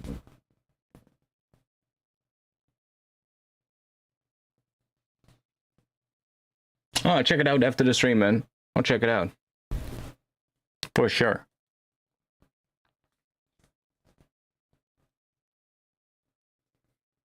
But holy shit, that could totally work. I do like it a bit slower, maybe. Because like I said, the shakers have a bit of swing. Like the 16th note, so the what is it? If we divide everything up in 16 notes, then you have the 8 notes, which are straight on the grid, and then the 16 notes are shifted a 64th note later than what they would normally be. So there's like a little bit of swing between them. Which probably is going to sound even better if we slow things down a little. Because then it's going to be more obvious as well.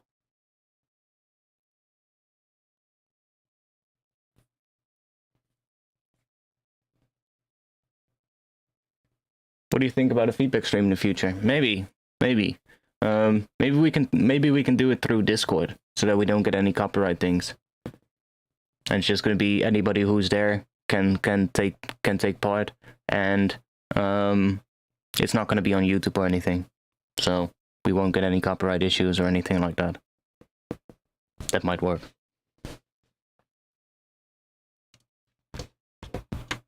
Save. And let's save as. We're gonna do this, but breakbeat in E. Yeah, I think that would be better, you know, because the feedback streams were just too much of a hassle with all the copyright stuff on YouTube, right? People get their tracks released, and even though my video has played that track months and months before the track even got out, YouTube still goes, nope, you don't have any right to play it, and all your revenue from that video goes to the person who made the track. Which, I mean, I'm not too worried about giving somebody money, you know? That's not the point. It's just that it should be done fair. And that's not what YouTube does. So, that's why I would rather not, basically.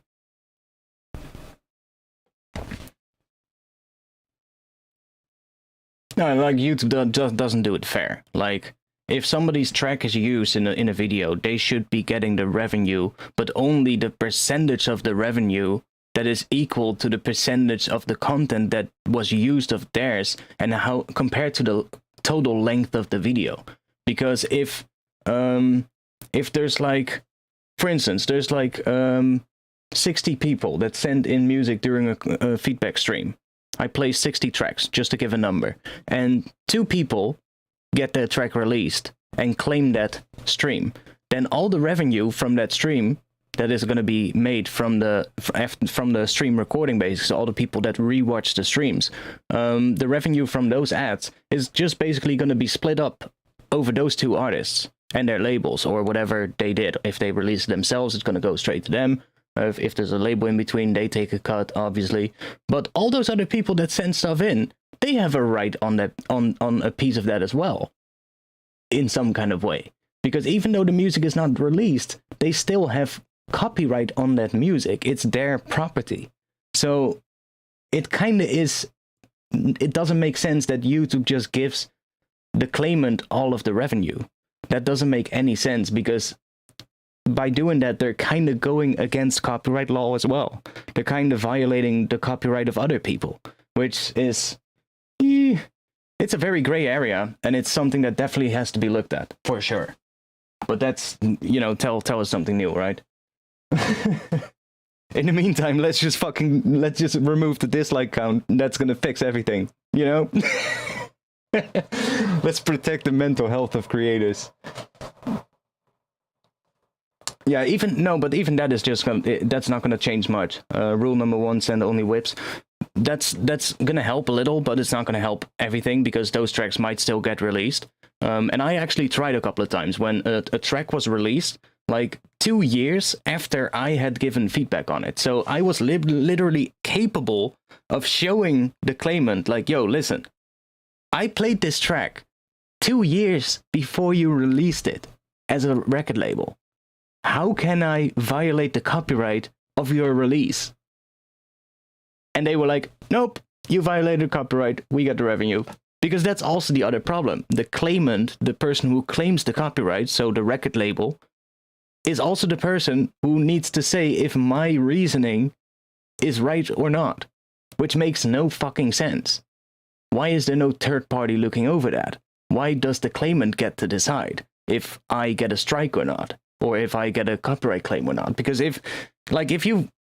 I haven't heard of any people which actually got their channel terminated for like appealing stuff and losing it over and over. But like, if you played a piece of music years before it actually got released by the label, and that label is then trying to claim that you violated their copyright, that's just a no-brainer. That shouldn't even be possible, right? How is it possible that that is the same piece of music? Yeah, it is the same piece of music. It sounds the same, but it can in no way, shape, or form be the release that you released, because you released it after I played it on a stream. So, but the laws and the rules are so fucking vague around this that whatever they think is right, they can just push that and get away with it. You know, they have the final say about what is. Yeah, what's the verdict? Yeah. Well, if they say, like, no, we want the revenue because you played it on the stream, then we get the revenue. And like I said, it's not about the money, because I don't really make a lot of money from the stream recordings. That's not the point. It's just that I don't think it's a really fair system of how YouTube handles this. So I would rather not deal with it, because it's also a lot of work, you know? Every time you get copyright claims, every time I get a claim, I get an email from YouTube, and my fucking heart starts to race because I get a notification from YouTube. You've got an email from YouTube. That's the last thing you want to see as a creator. Because the first thing you think, what the hell did I do wrong? Which video got demonetized? Or which video did they age restrict? You know, that's the first thing you think about. So you would rather not want to see those notifications. So yeah, I just stopped doing them. So I'm thinking maybe through Discord would be much better. Then there's not going to be a recording available. There's no record labels that look into those streams, because it's only going to be with the people in the Discord. So everybody can just join, they can send in their track, and they can even talk back to me. That's going to be so much fun. We're going to have people actually talking back to me during the feedback stream. You can ask me questions. You can just, that would be so much better. Like, how fun would that be? Make it interactive as fuck. Send something in. We won't have donations, of course. Well, we can set maybe something up, I don't know. It won't be like the donation thing that we had back with the streams, but I don't care. Could be fun to do every now and then.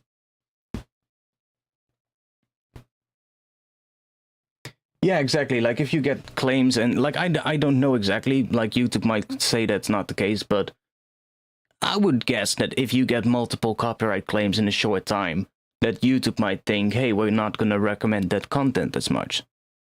Wouldn't surprise me if there's a system behind the scenes working like that. Like if it's a copyright strike, yeah, I could see that they would not recommend your stuff for a while. But if it's a claim, I'm not so sure. Because there's a big difference between strikes and claims. I'm mostly dealing with copyright claims, which aren't as bad, but are still really annoying. And yeah, that's just the one thing. Definitely what I really didn't like is when people would send in release tracks, because then I just...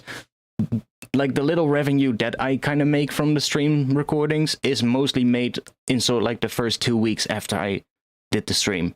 And after that, it's just a couple of euros a month or something, so it's not really that big of a deal. But in the first 2 weeks, it's usually a little bit more. So if somebody sends in a release track and it's get claimed right away, then they get the revenue right away, and so I actually lose a bit, and that's something that I really didn't like. But yeah, with strikes there probably is a system, but I'm not sure with claims. But like I said, it wouldn't surprise me if there is. Okay, so in E breakbeat, okay, which tempo are we gonna do? Let's figure that out first. I don't think there's anything in audio here except of this vocal, which is warped, if I'm correct. Yeah, so we can stretch this, and then, oh wait, there might be a couple of these sweeps that are in this is all audio, or this right here is all audio. See if those are all warped. No, but now they are. So we can find out which pitch we want. Oh, these are audio too, the shakers. Am I gonna have to go clean some of that up as well, because I'm not sure if the warp markers in here are all correct. But they're all warped.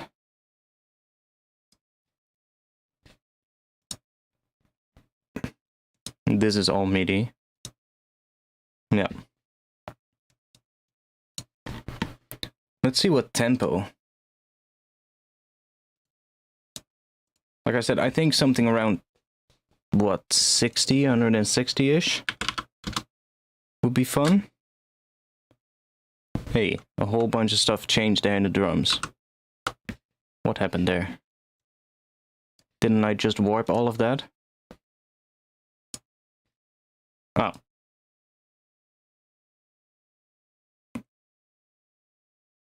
What was it again? Yeah, just do that. Why aren't you all warped?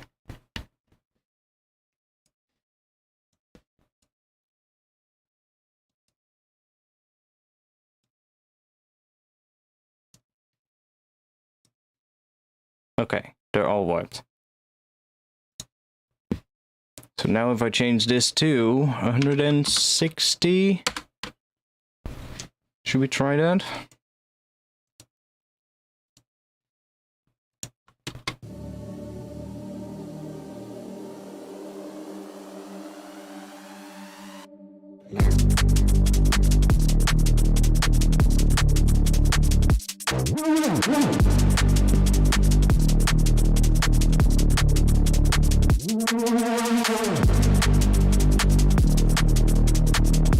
$155.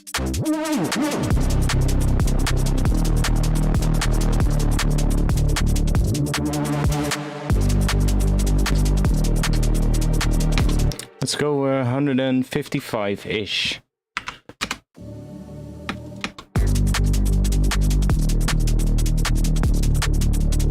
Shakers are a little fucked, but 156, that's what we ended up on. So now we need to go and bring everything down in pitch. Kick drum is gonna have to go down 3 semitones, so we get that. Beefy kick. That one down 3. Guess we should bring this down a bit as well then.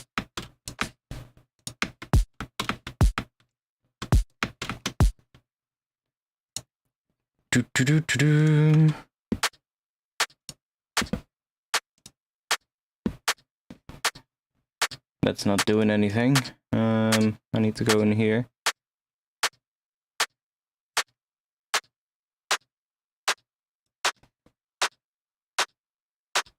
Might actually change that later, but I'll just for now go through everything and just turn it down a bit so we can see what that is gonna sound like. So the shakers are pretty fucked at this point, I think. These ones are pretty good, and what I can do with these actually is I can just do this and go in here, and I can just set these to beats and 1/8 and do that, and then they're gonna be perfect. These ones though, oh wait, and I should probably pitch them down as well, so that we really get that same sound as what we had before. Maybe these don't really matter too much, but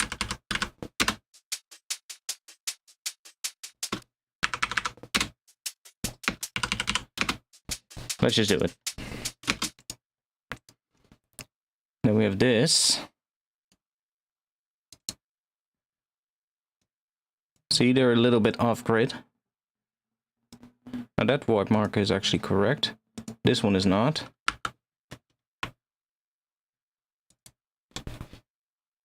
That one is correct. That one is completely off.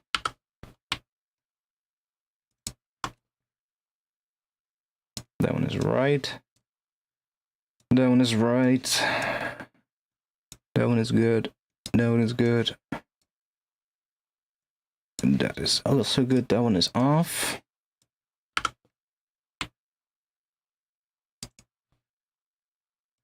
That one is good. Almost at the end.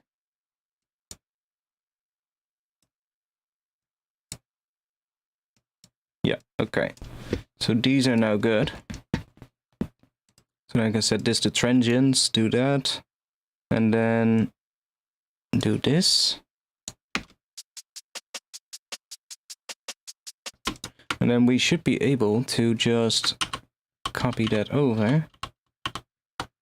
And we just have to get rid of those. And then copy that.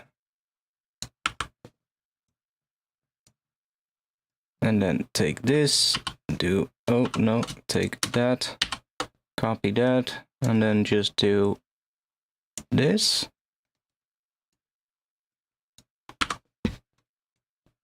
Okay.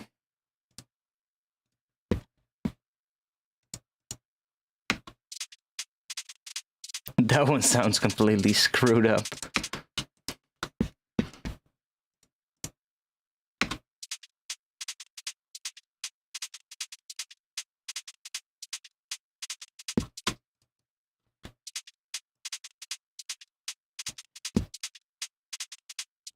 Yeah, see, it hasn't found all of these warp markers, which is annoying.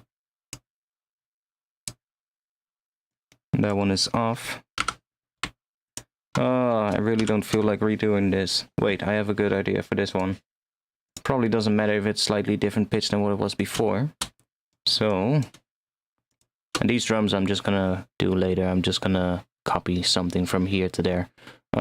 These, I'm just gonna set them to repitch. We don't have to do anything. Tambourines.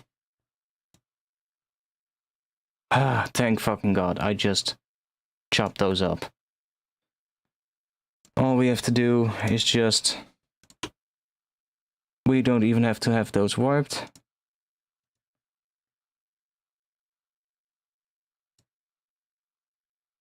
It's lagging because it's so many samples. All we have to do is just do 3. Okay, that's the drums done. Let me unselect this because it's lagging as fuck. Woo! Gets a little bit of almost a garagey vibe.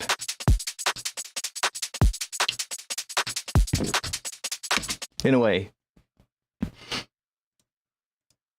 Interesting. Okay. Intro reese.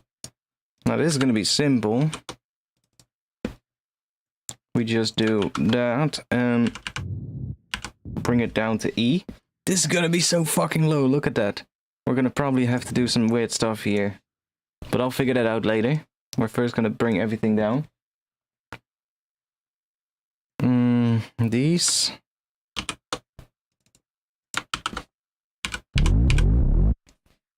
Down 3. This one is not doing anything, but I'll just bring it down as well.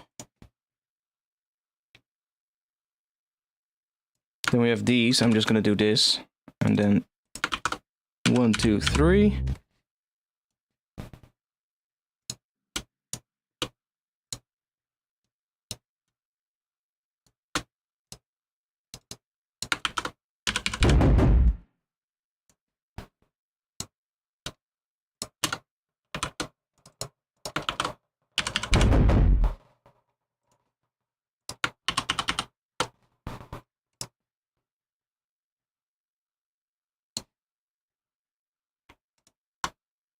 Okay, that's the base.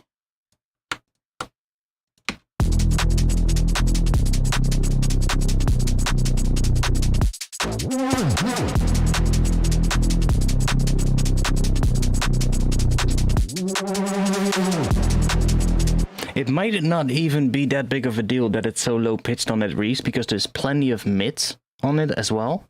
Because of all the distortion, there's quite a bit of harmonics on it. So it might actually just work.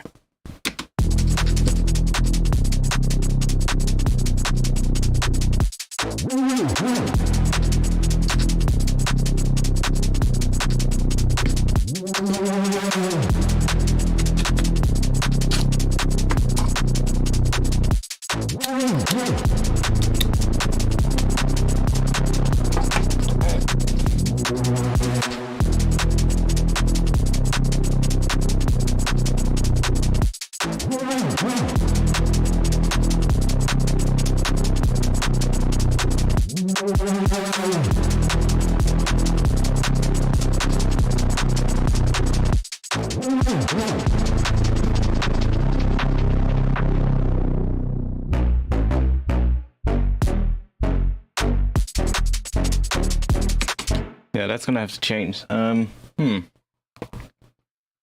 then we are gonna go in here. Let's just do these real quick.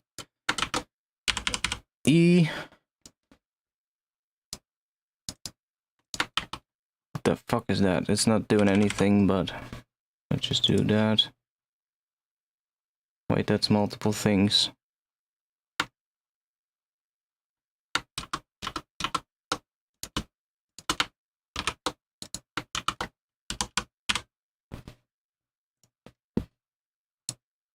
Strings.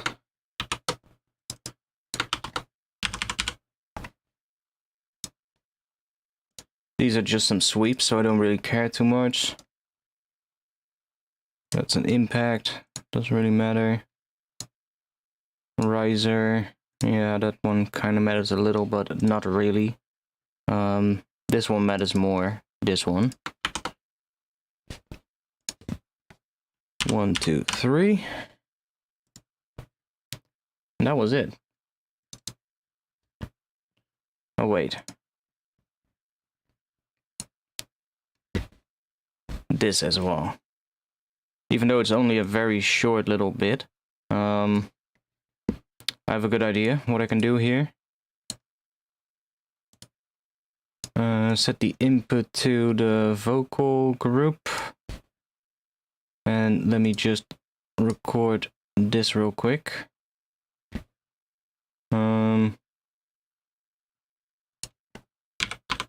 172. Let me just record this one here real quick. Okay. So we have that. And then we go to 156. Turn this off. And then we can just do... no, let's leave it warped. Complex Pro, -3. No. Sure.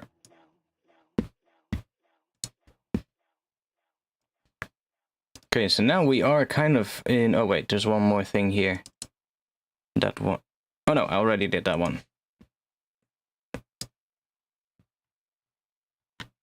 So that was everything, basically.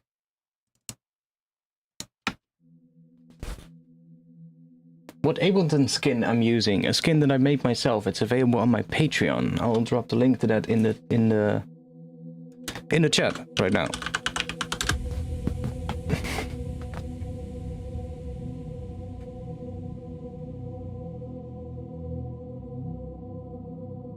We obviously need something in this intro, but I'll figure that out later.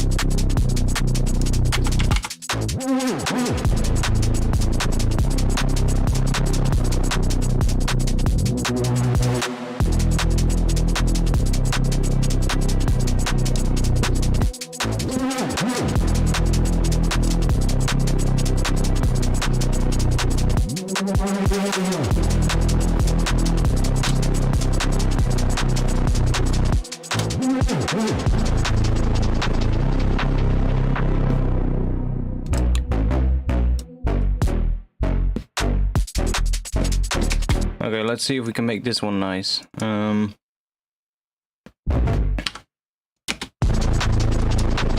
That's so low there, though. We need to have a little look at this, because we can probably do something with this raise. Like if we do...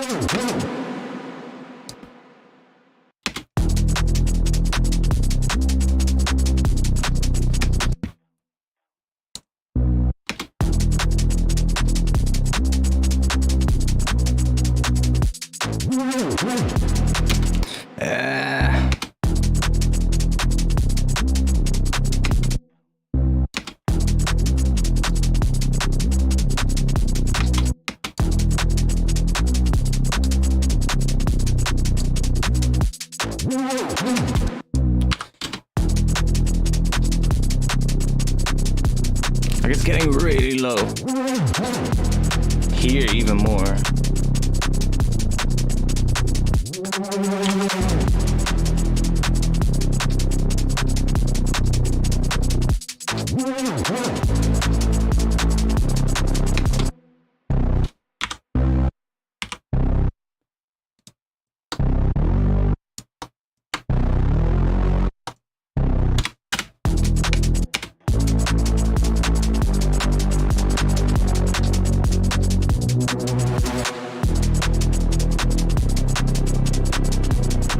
I mean, that kind of works. Like, I'm thinking we can also go... That would be... G, F sharp, yeah.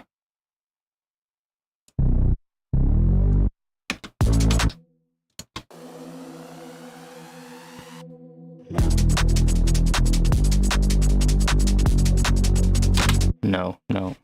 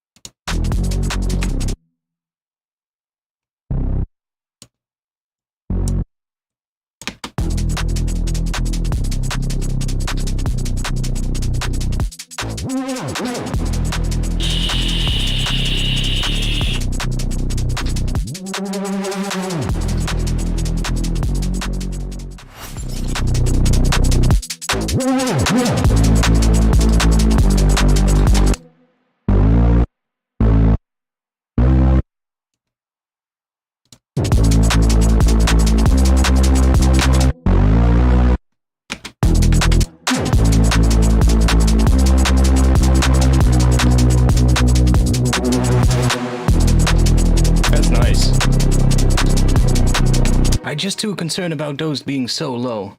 I mean, really fucking low.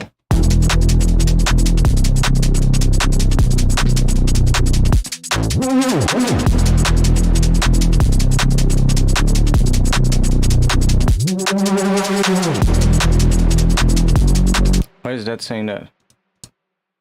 Isn't that the Reese?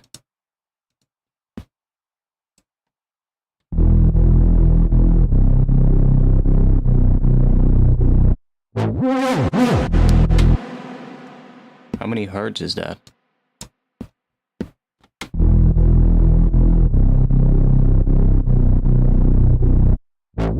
See, we're at like 30 hertz for the sub. 31 hertz. That's low. That's really low.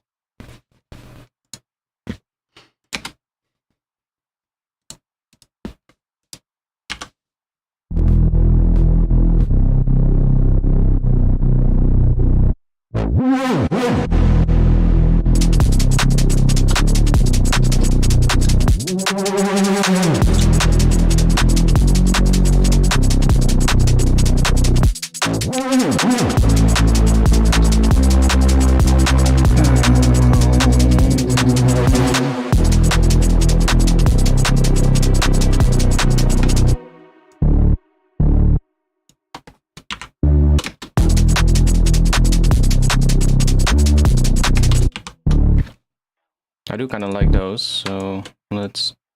God damn it. It's gonna help a little bit.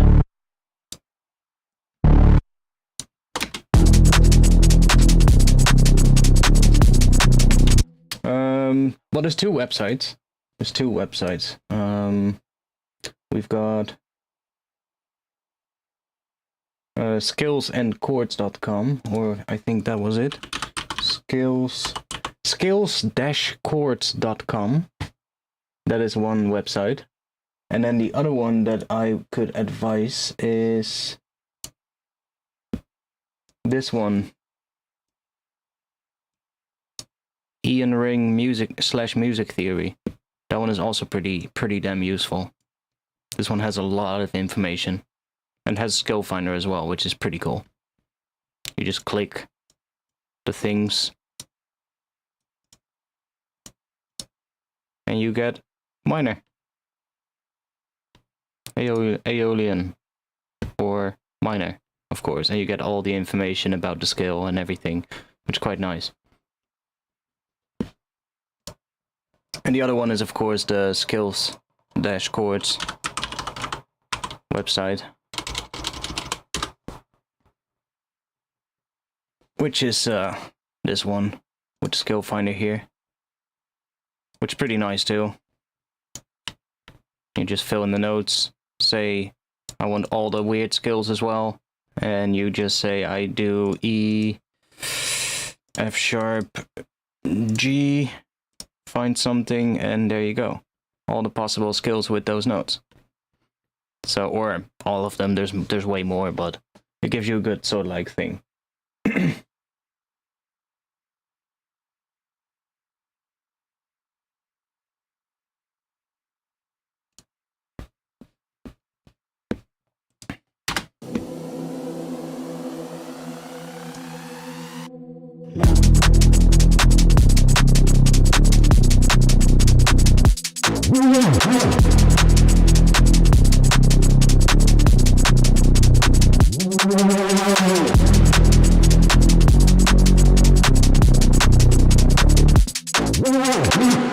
Right, what was that thing doing there?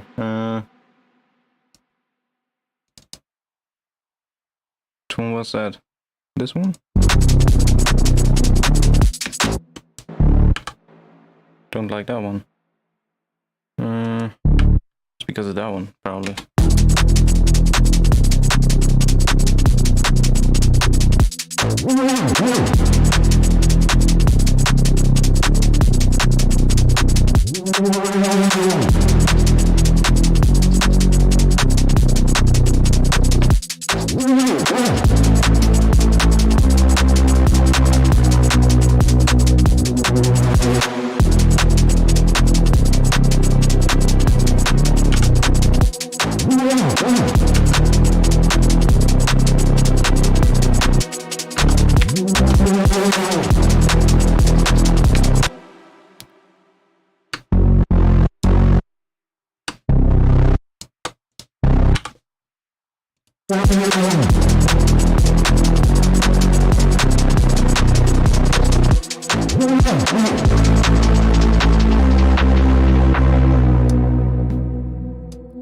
Bum, ba-da-bum, bum, bum, dun dun dun, bum, dun. Something interesting here, but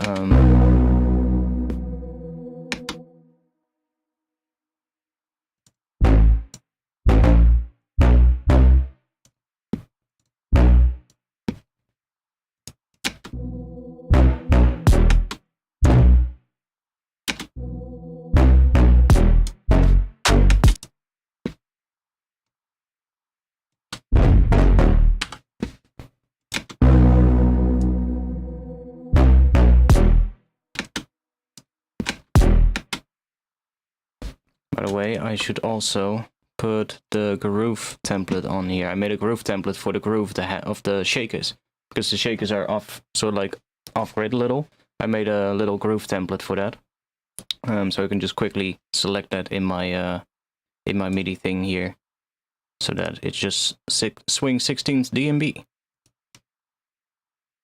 and that way I have the right swing. That's one I made myself, by the way, so it's not one that you will have. But yeah, that's that. Bum.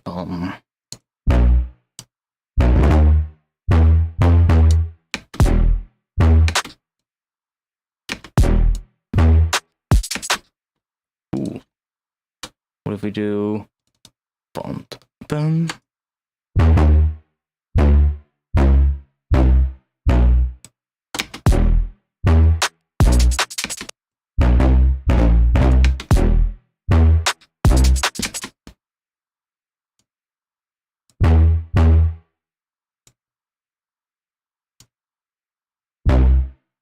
mean, we can do that as well.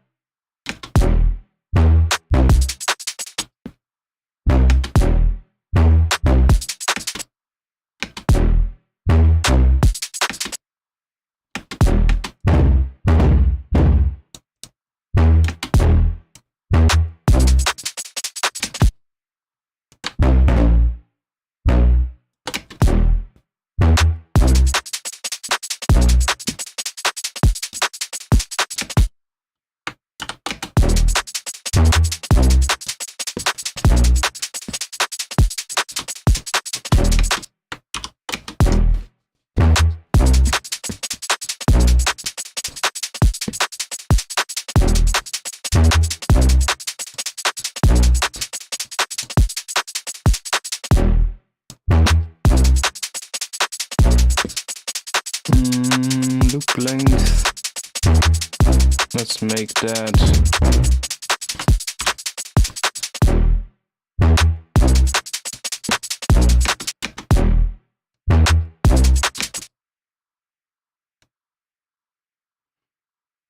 So here it's going to C. That is right. So that is going to C there. That makes sense. So this is E. After E, it's going to C in the second bar, which is that doing, and then it's going to B. So this is the exact same thing as what the bass is doing in the first pattern. So we kind of want to have this probably going, so that we kind of stay in the same sort of like thing with that. Bum bum bum bum.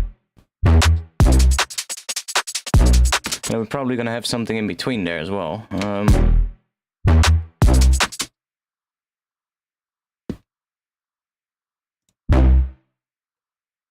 C would be G on top. Bum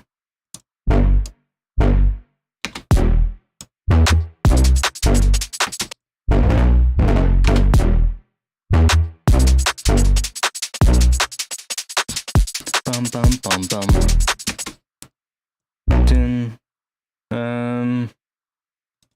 dun, dun,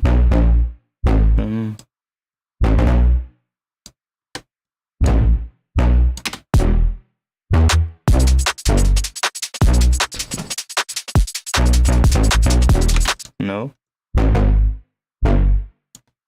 This is B, so that's gonna go to that.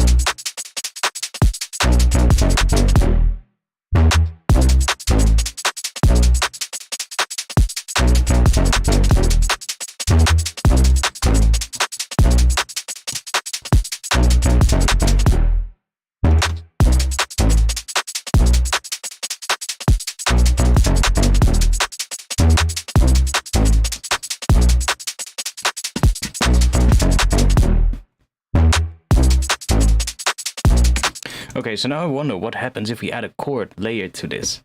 Can do this in a couple of different ways. Easiest would probably be using a spectral resonator on this sound as a layer. We're gonna try it. What if we do an audio effect rag here, and we just make a chain? That's gonna be the sound that we have. So we just have. So we just have that. And then we're gonna need another chain. And in there, we're gonna, let's put the spectral resonator first. Let's see if that one works. So that one, we have a MIDI input. So if we do this, insert MIDI track, and put like the chords underneath here. So first chord is gonna be E. E minor. The first chord is E minor. And we might have to play with the inversion as well. And then we go to C major. Kind of C major with a C major 7, but we'll see if that sounds good. And then we get B. B major as well, I think. Let me check.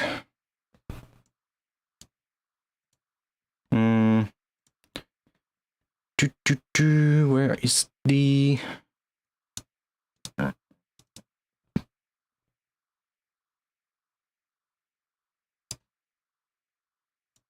I can, of course, do this.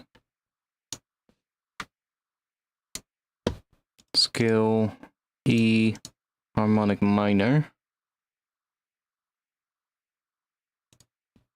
Yeah. No, I didn't finish the white noise track yet. That was a fun thing to do, though. So that's doing that. And that, and then we get the thing where it goes to, what is that, A sharp. So it does this. So let me just put that in as well, and then just do this. And then let's make that longer, do that. And now if I go in here, I can set the spectral resonator to have a MIDI input. And you can see right here we have this mono button. If I click that, it becomes polyphonic. So now we have a polyphonic spectral resonator.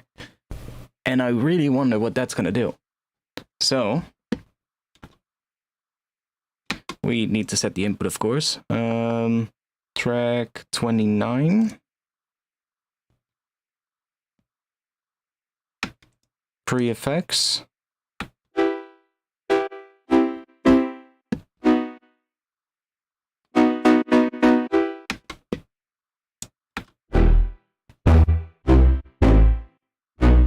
Woo!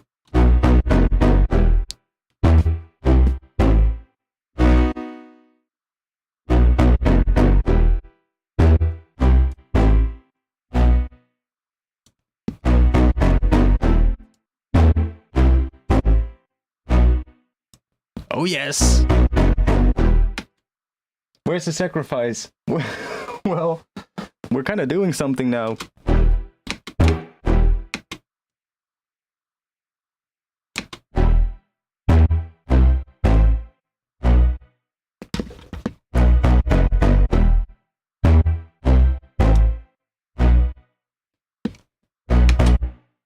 What if we bring it a little bit earlier on in the chain?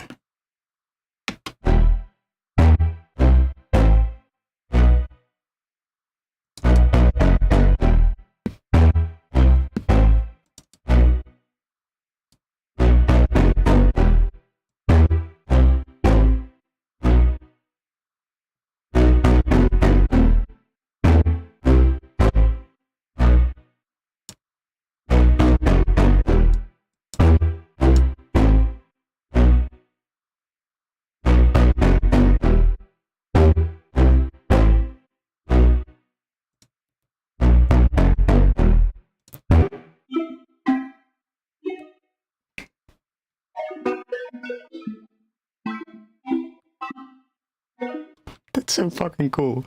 What if we fucking smash the fucking living hell out of this? Ooh!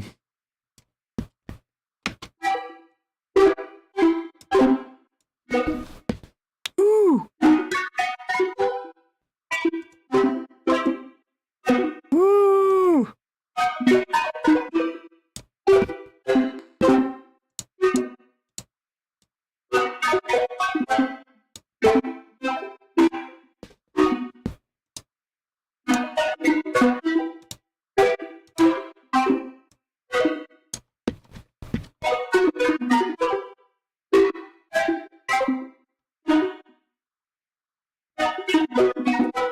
Come on, don't crash. Okay, safe.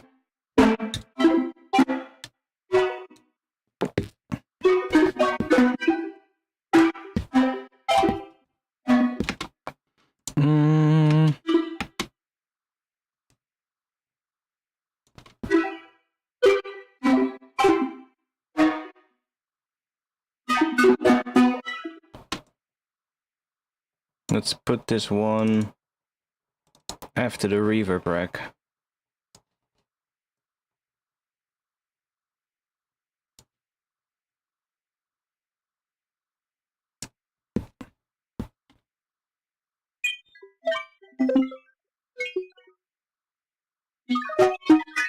Oh, that's so different. What the hell?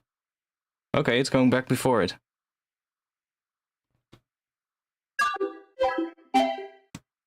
What the hell happened?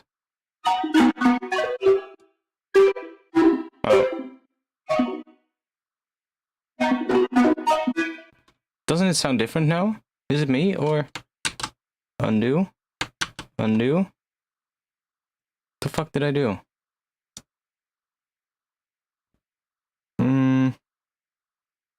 Undo?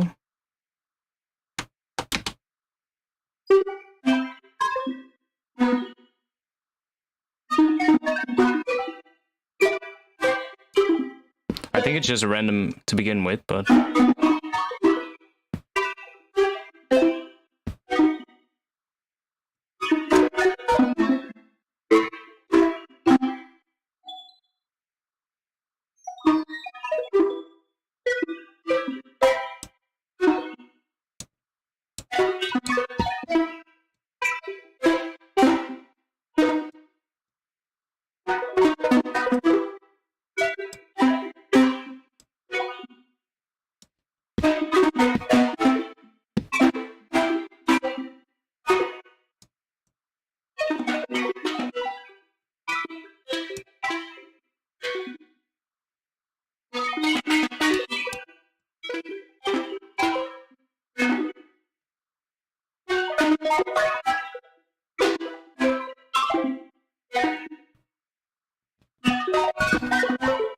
Okay, what happens if we take this and take that and probably make sure that there's another EQ at the end?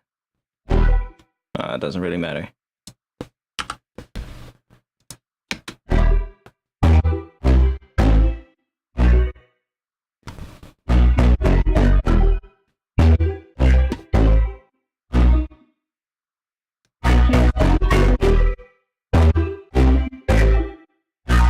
Doesn't really do what I want it to.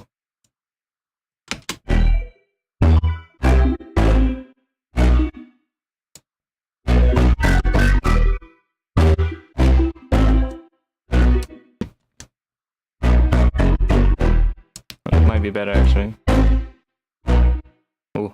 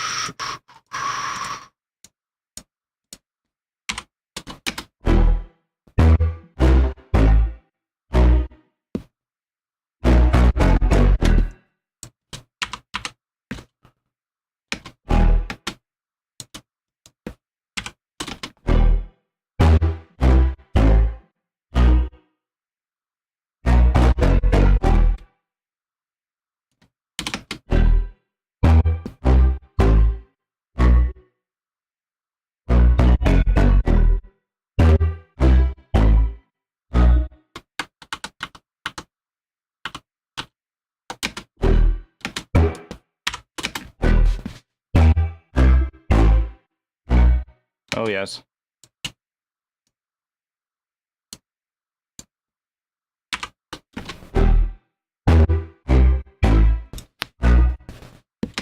Let's see what that does. So let me take that one, drop it here.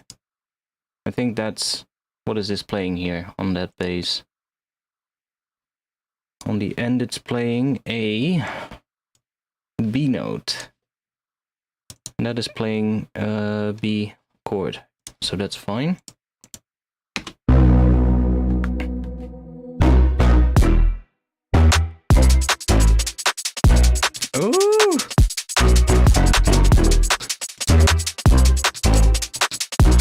Needs to be cleaned up a bit, but...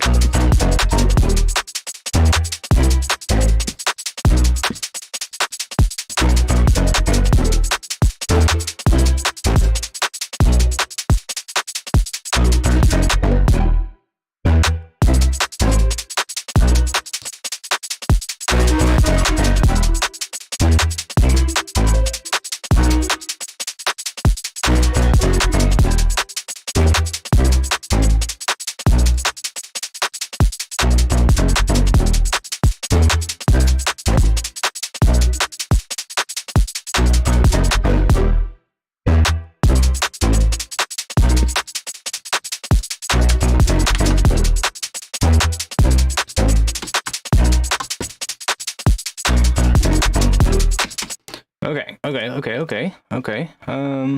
We have these as well. Where do those fall? Yeah, right in that same spot. But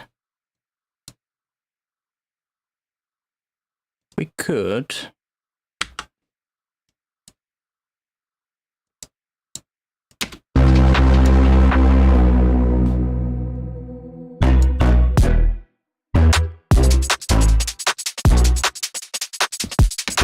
right here. Bum bum bum. What's that gonna be?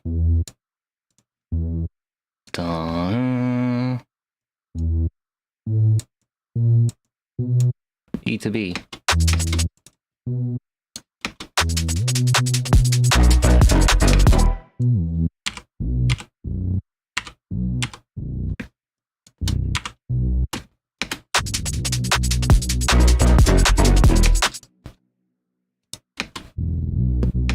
It's a bit low there. Okay, and then we have to go in here. We have these pitch bends. We can maybe salvage one of these. The vibrato. Let's paste that here. Oh no, let's do that right around here. Do that. That's the filter, so we can just do something here.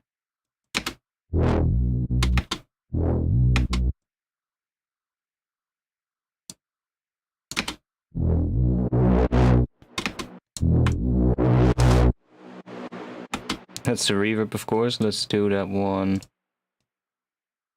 here. That's the pitch bend. So if we now do something crazy, well, not too crazy. This one is probably just going to be something like this.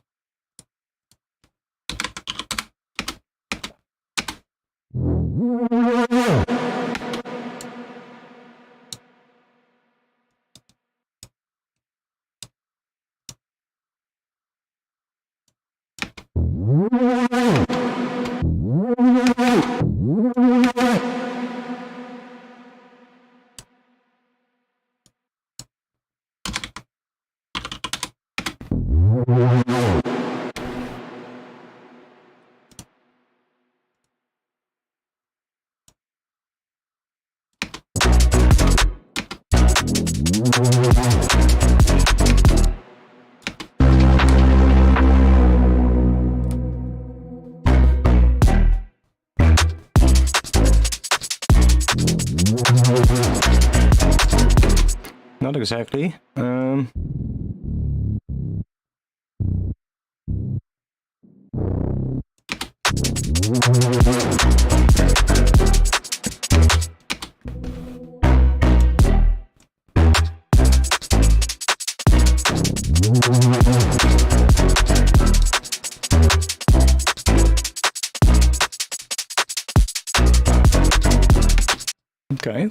Okay.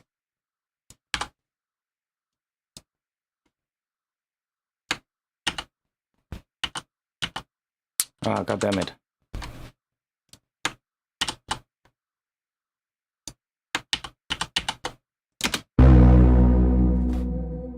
Yeah, it has a bit of a garage feel, right?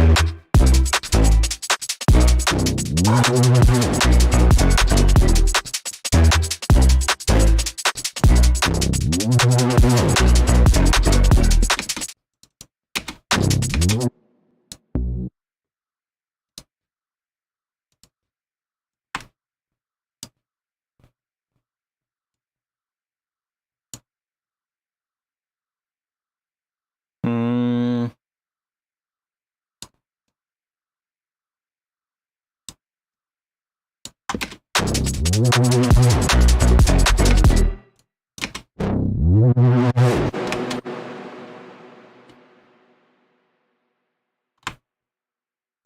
god damn it. Let me just do this. Oh, that's not doing anything because it's not MP. We just need to do the pitch bend here. We can do oh yeah, we have pitch bend range here. We can do let's try something out.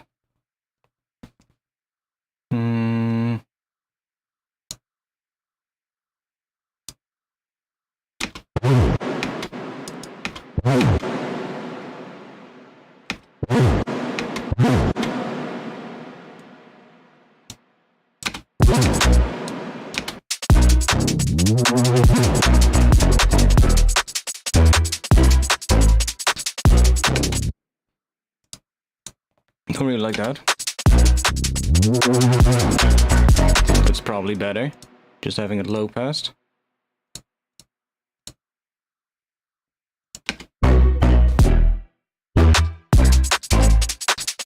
I really love that high layer.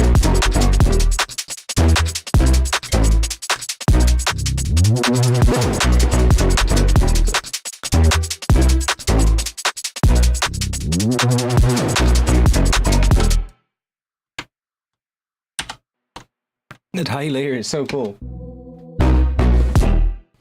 Bum, bum, bum, bum.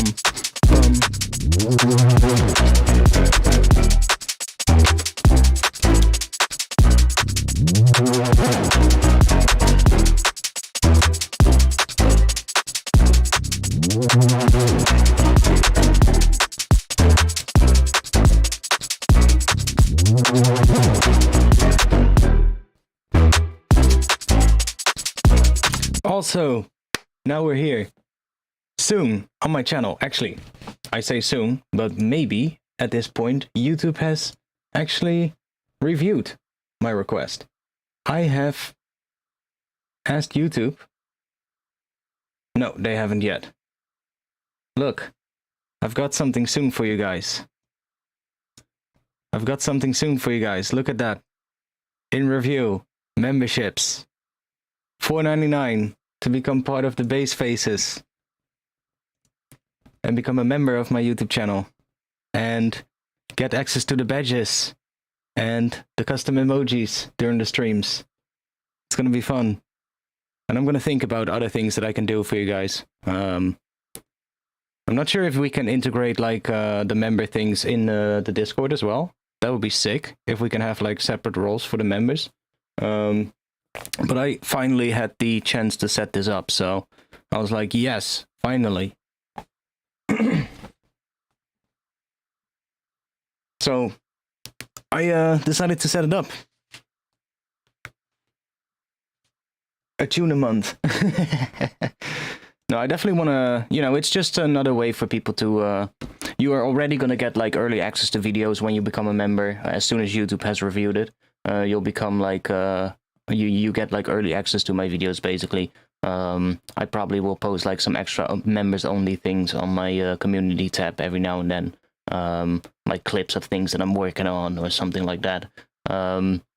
And yeah, just I'll see what I'll do with in the future as well. And of course you get access to the other emojis and all that kind of stuff to use during the streams and the badges. And I've actually heard that YouTube is working on a feature.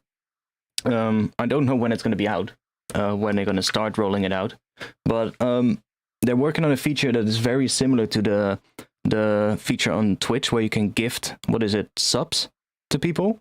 They're going to do that, but with these memberships. So you're going to be able to gift memberships to other users as well in the future. So they're basically just going to copy a whole bunch of stuff from Twitch. Long story short, they've seen that Twitch has a whole bunch of stuff that make streams more interactive, right? And also generate revenue for the streamer. So they're like, maybe we should take a couple of hints, take a couple of lessons here and there. But that's good news for people like me, you know? It's nice to have that. Because not everybody wants to hop over to Patreon and sign up for a new account there to support somebody, right? Some people just are on YouTube and they would go like, hey, I would love to just support through YouTube itself. So yeah.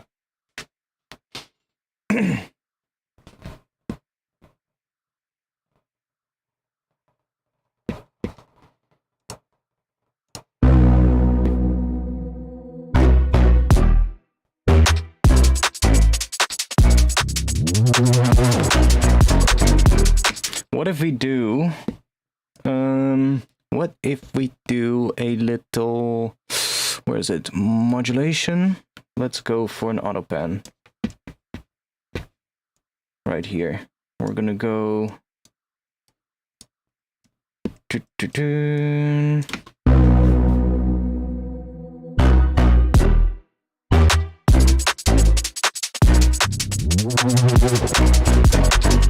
Oh, yes.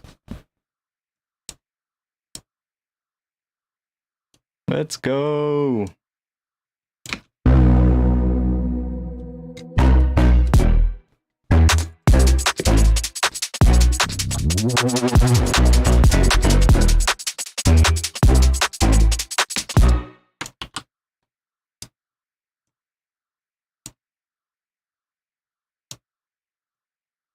Probably gonna do something else here.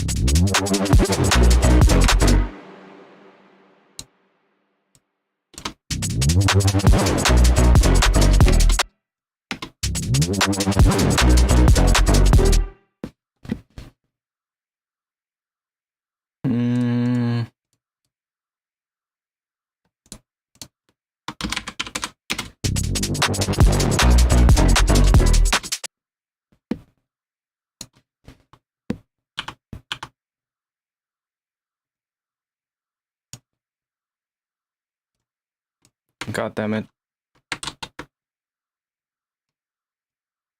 God damn it. We want this. Why are you...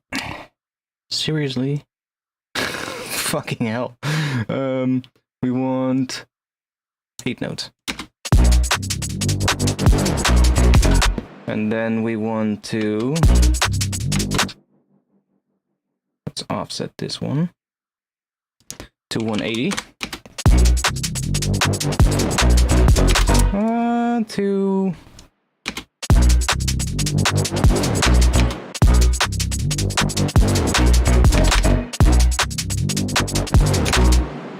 Maybe we should even go to...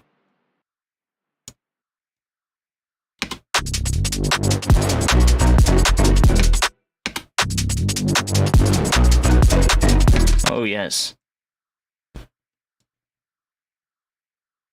So now we have all this shitload of automation here. We can just copy this.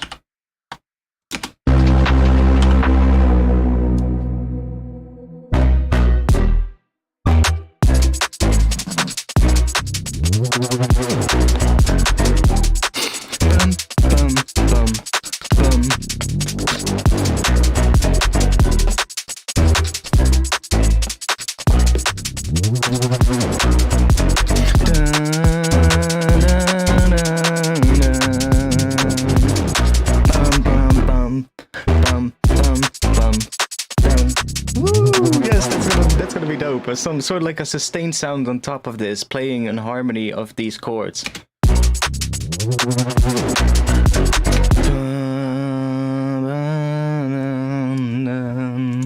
Like I'll just put like a synth in real quick, so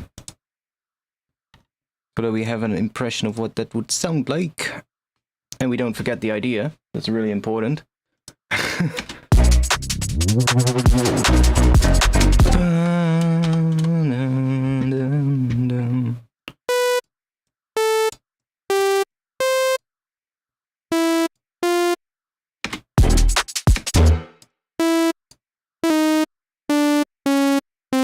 Oh, this is... Oh, yeah. Let's see, what is it?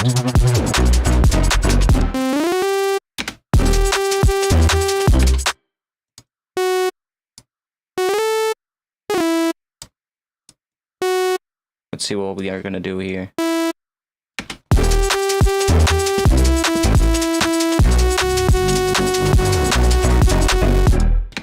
It's obviously a bit much right now.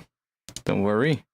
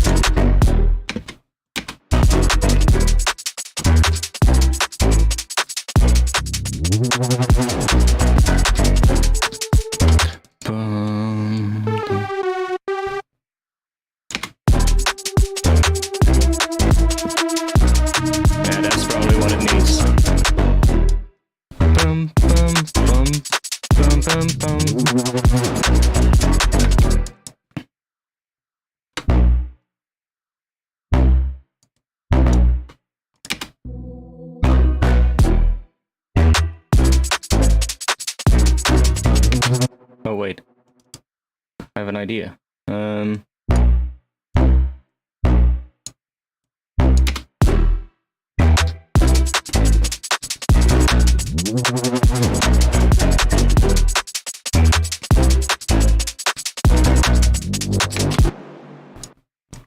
What if we do a glide on that one? Make this monophonic, so we get a bit of a weird...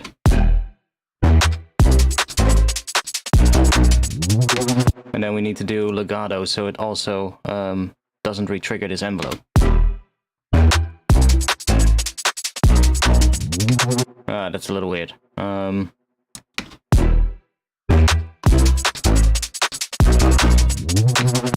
I don't like it. Back to what we had.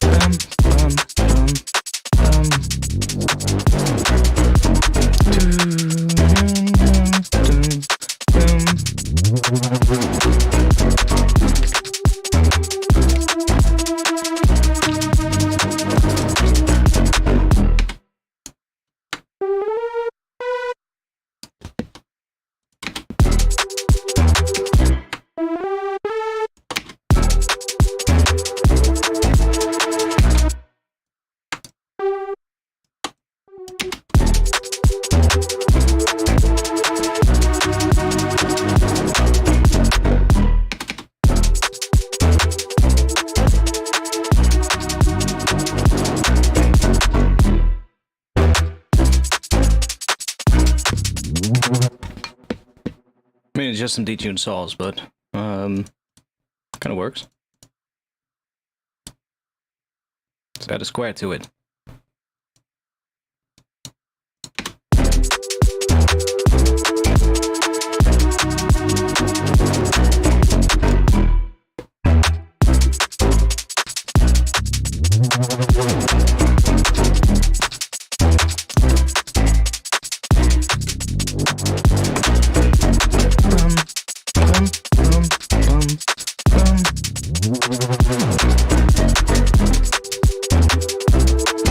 Not entirely happy with this yet, but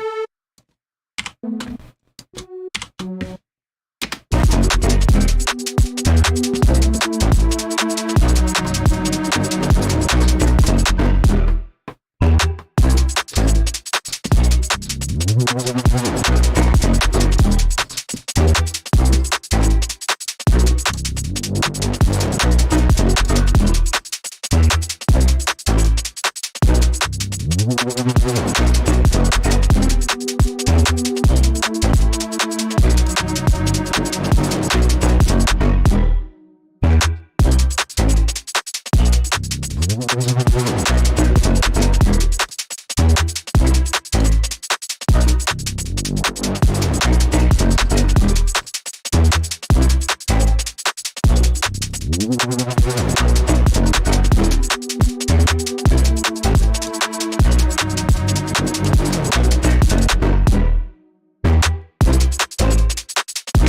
that's nice. Sort of like an idea. Yo, Artifacts, did you make a decision as to what you would charge per hour for personal instruction and how many hours you want to work a day? Well, not the last question. The first question I kind of did. It's probably going to be somewhere around the 50 euros an hour mark. That's kind of what I see most people charge. I've been asking around a little bit as well to people, and that seems to be sort of like what most people charge. So yeah, should probably sit around that same kind of area. Could be a little bit less, could be a little bit more, but I probably think that's around about right. I don't know how many hours and when I'm going to do it again yet, but I'm probably going to get into it. I'm first going to have to figure out what we're going to do. Probably Discord's the best way of doing it. I've kind of been doing some video things through Discord lately, just chatting with people and, you know, joining other people, watching them produce and kind of just talking to them. So kind of doing lessons basically, but without paying for it. Well, I guess I'm paying through Patreon to those people, but yeah. So I'm just setting everything up as well again, and I think I have most of it set up in Discord now. I just need to figure out if my DAW audio is coming through Discord and shit, and if that is all correct. But then I'll probably be able to start lessons someday soon. I need to piss real quick, and I'm getting a headache, so I think I need to drink some water before we continue. I'm gonna be back in just a little bit. I'll put this whole thing on repeat until I'm back, so you can enjoy. You can enjoy the whole thing for now. Yo, Kenny. I'm just gonna take a short little break to have a little piss and grab myself a little bit of a glass of water or something, or just drink some water before my headache becomes really, really bad. And I'll be back in just a little bit. See you in just a bit. For now, enjoy the tune.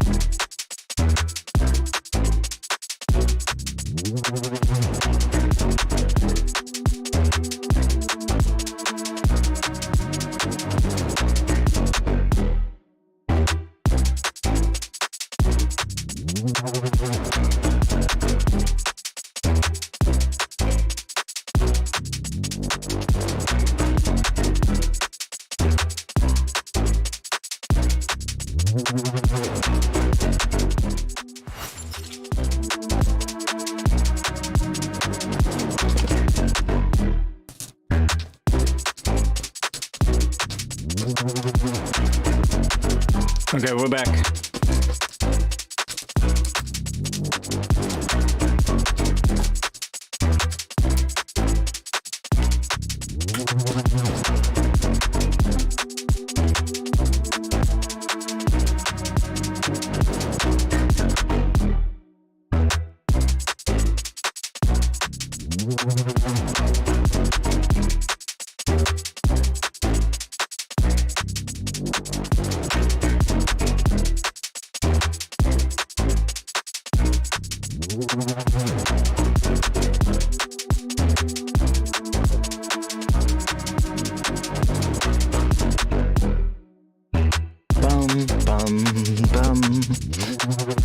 Brazilian vibes? Well, that happened then totally unplanned though. It's this probably. It's probably that what you're talking about. It's just a weird kind of sound. It's so weird that it actually works. Like, how the fuck does this even work? Why does this sound so fucking cool? Like, we're using this granular thing, which literally just makes it, like, it's different every single time it hits. That's literally what that's doing.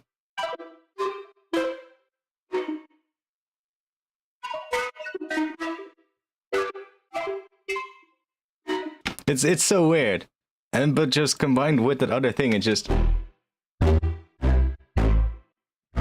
It's so good.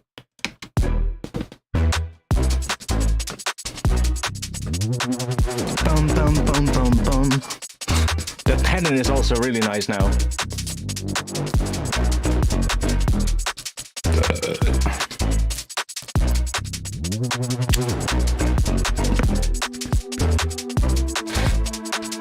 That sustain thing is not good yet, but...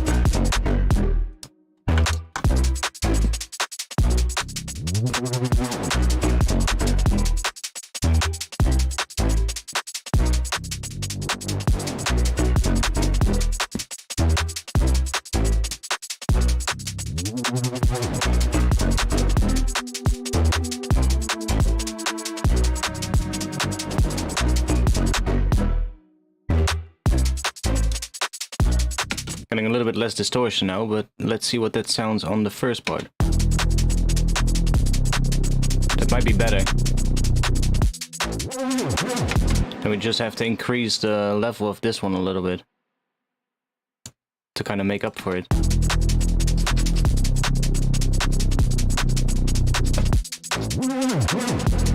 There we go.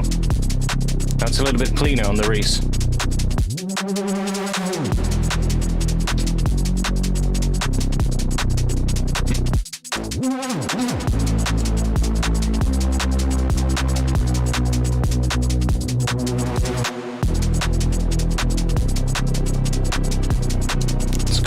round 2.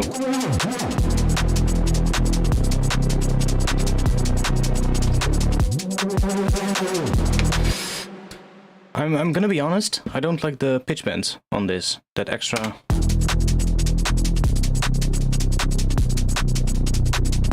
Oh, wow.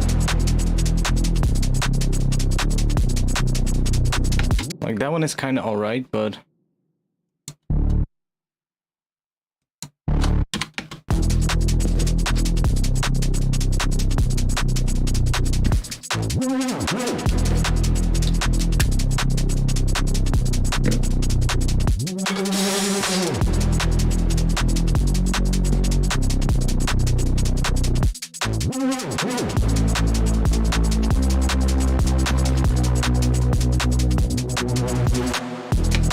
It gets a little...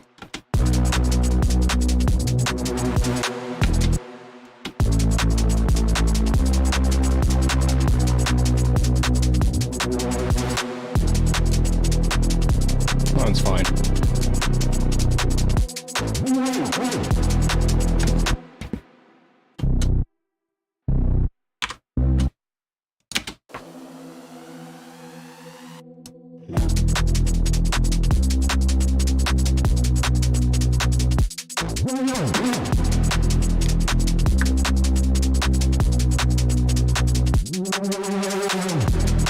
That's the other option that we have.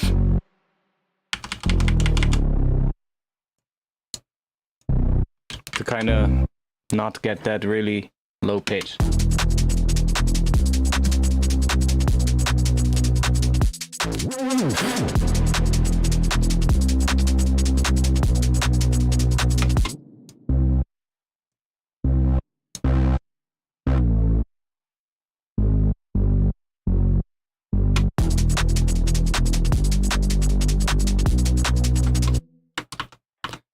But I kinda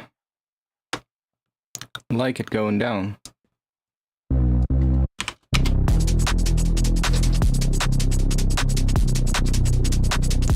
Oh, wow.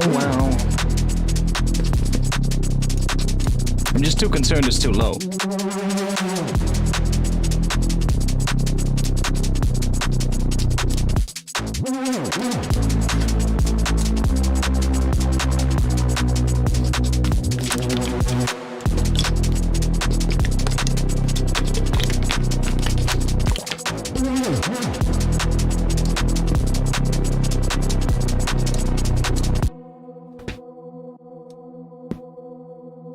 What if we give this one...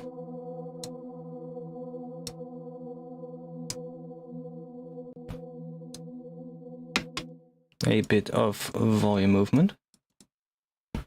And to tune every 1-2 maybe?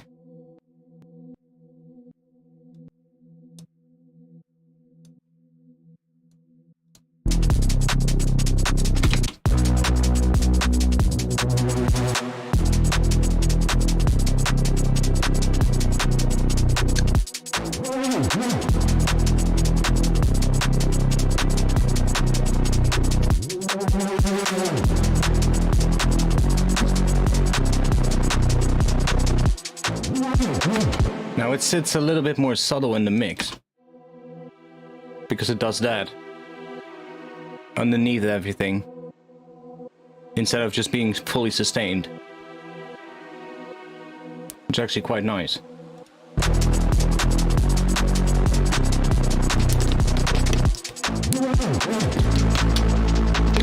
But man, this next section, I fucking love it. Bum bum bum bum bum bum bum bum bum bum bum bum bum bum bum. Oh, we could do an extra thing there. What if we do bum bum bum, something like that at the end there? Bum bum bum.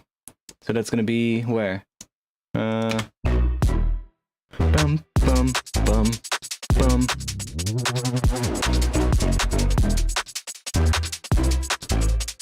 Bum bum bum. Bum bum bum. Let's try that. It's completely off, but let's see what that sounds like. We need one that is more like that.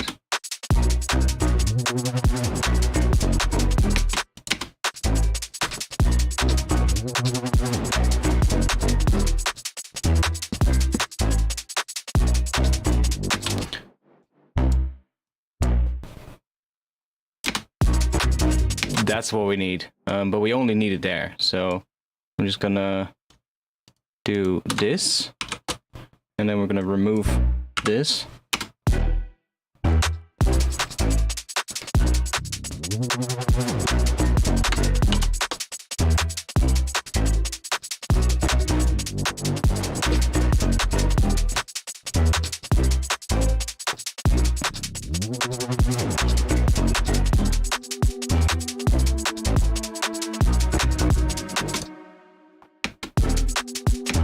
So here the bass is going to a different key.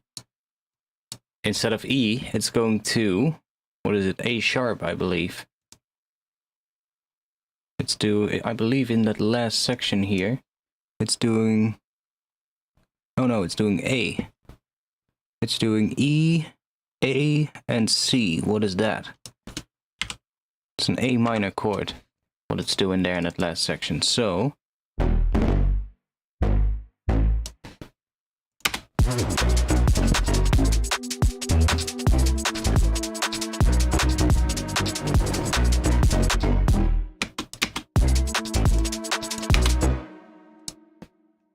dun dun dun.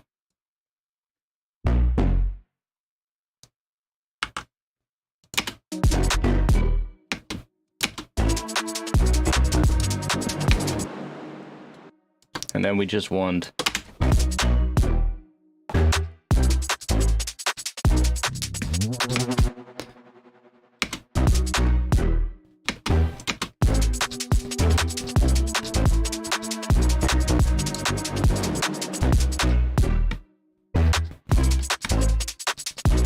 okay, we need to go back to where the drums are now.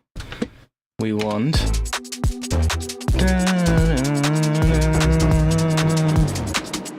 we can do and then stop this here.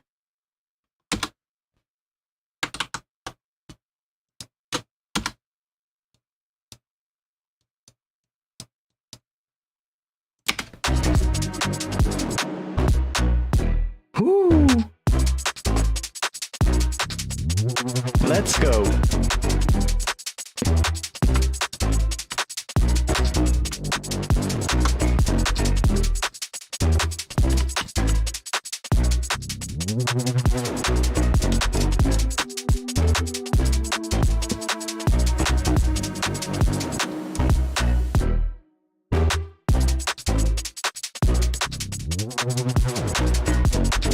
I'm fucking vibing out here, mate.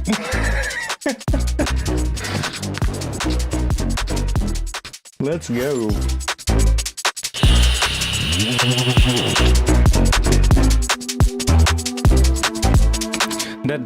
That sustained thing is gonna change for sure. We need a different sound, something that's more interesting. But we need something there that's sustained like that.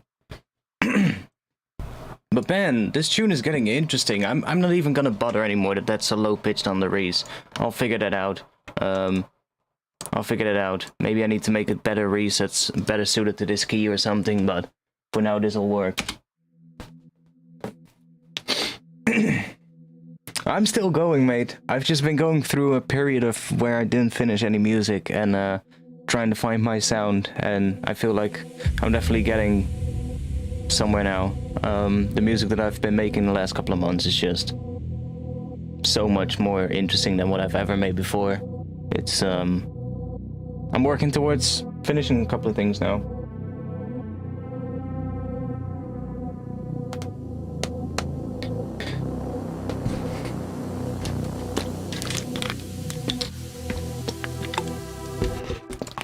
What if we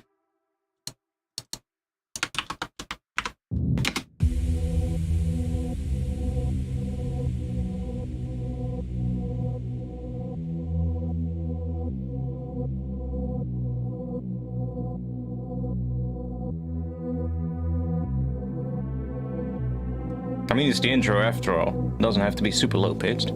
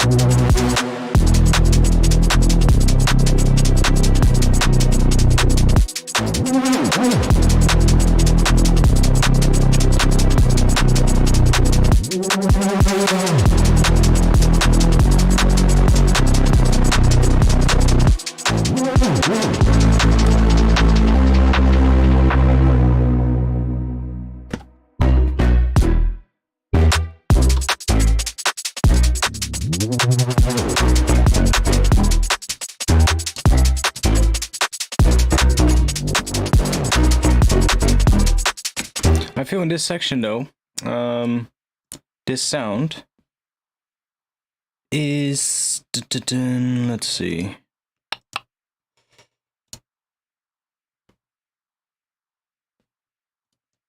I think what could be good here is maybe cranking this one up a bit, or what might be better is saturating this another time, just to get a little bit more loudness out of it in this section, because in this section it's kind of like, I don't know, it sounds louder than in this section, even though it technically is the same level. I think. I am automating this chain volume a lot though. I should actually do this. These ones right here should be there. So that if the reverb tail is still there, it basically continues.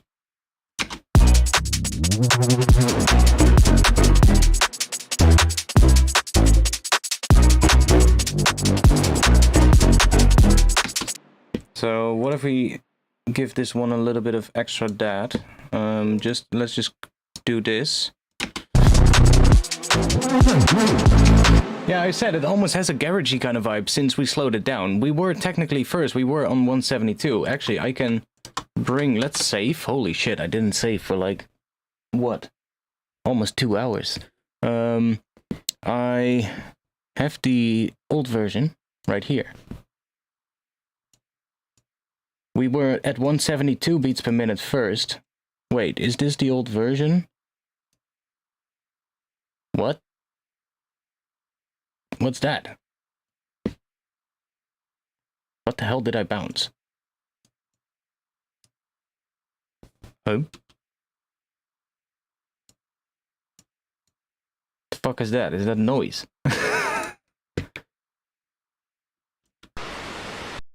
What? Why did it bounce noise?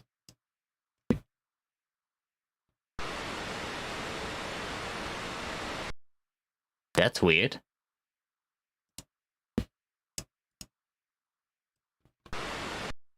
Why did it bounce noise? That makes no sense.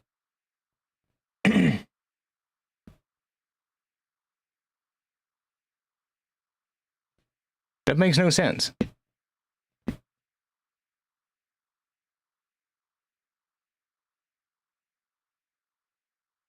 That could have sucked, yeah. If I didn't turn it down, that would have been absolutely horrible. I don't get that. It's also the DC offset. Probably a bug. Add it to the rise. I mean, yeah, we could technically use it. I mean, let's just do that. Fuck it, let's do it. We can have it somewhere here. somewhere here. It's probably here. DC offset noise. Master. Put it in here.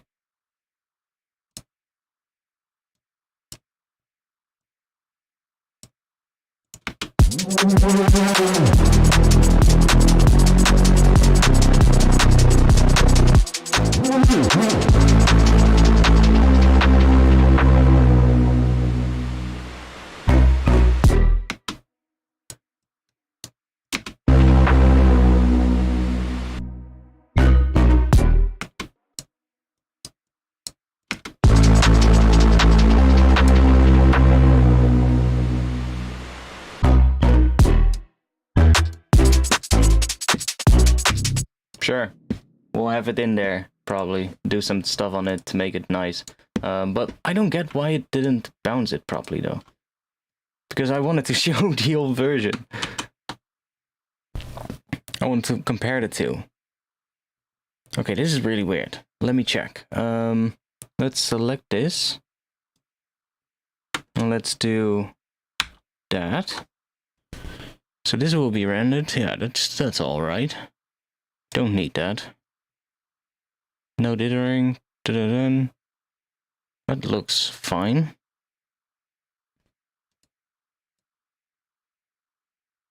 Should be good, honestly. So let's just bounce this.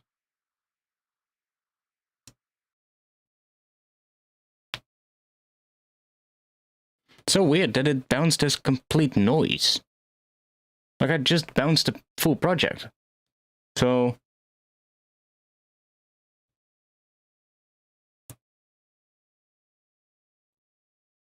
yeah, it definitely needs some extra stuff coming in when that second part comes. But like the idea for this is that over time, like during this track, the drops are kind of gonna change. There's probably gonna be 3 individual sort of like drops, if you get what I mean. We're now getting into the second one, that sort of like rhythmic one is the second one. But the first one is more like low pass race kind of thing. And then the second one is that rhythmic one. And then I think the third one is going to be maybe a sustained one again, but much heavier. Like, there's probably going to be a break after the rhythmic section. And then we're going to get a heavier version, I guess, from the first drop. So from the more sustained first one, but then heavier. With like, I don't know, a more harmonic bass with like actual chords on it as well and such. Really make it big. It looks like it's bouncing it right. The oscilloscope at the top looks exactly what it should be looking like, so if it now comes out as noise again, I really don't know what the fuck is going on.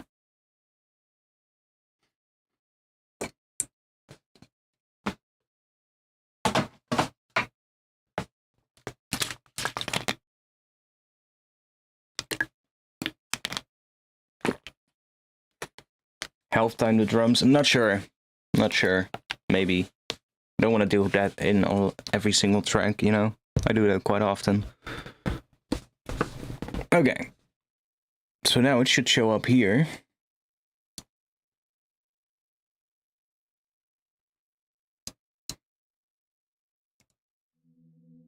Yeah, now it bounced all right.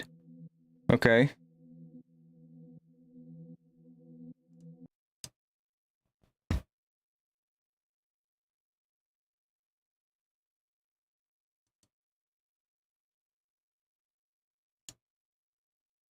Let's load up the other one real quick so I can compare.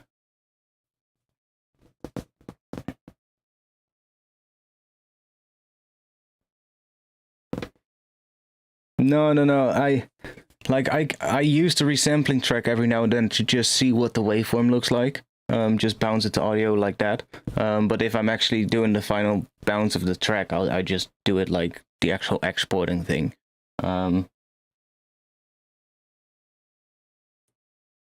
Was there a video on how to get the oscilloscope in Ableton? No, but I have the thing in the chat for you right now. You do need an FL Studio license to use it, but if you do, then you can use it that way.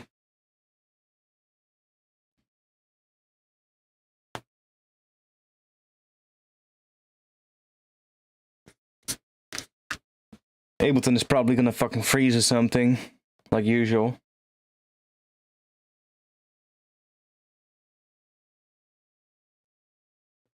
We still got plenty of time. I'm feeling it today, so just a little break, just a little break for a moment, and then we'll get back to it. So how was your day, guys? While we wait, what you guys been doing today? Where you guys from? All of you who are watching today.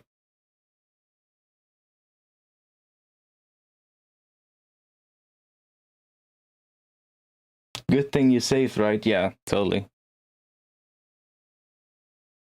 Yeah, I started out with FL. Well, not really. I started out with Magic's Music Maker and Fast Tracker, but after that quickly moved over to FL. Or Fruity Loops, which it was back then. And then I switched to Reason, Cubase, back to FL, and then I found Ableton.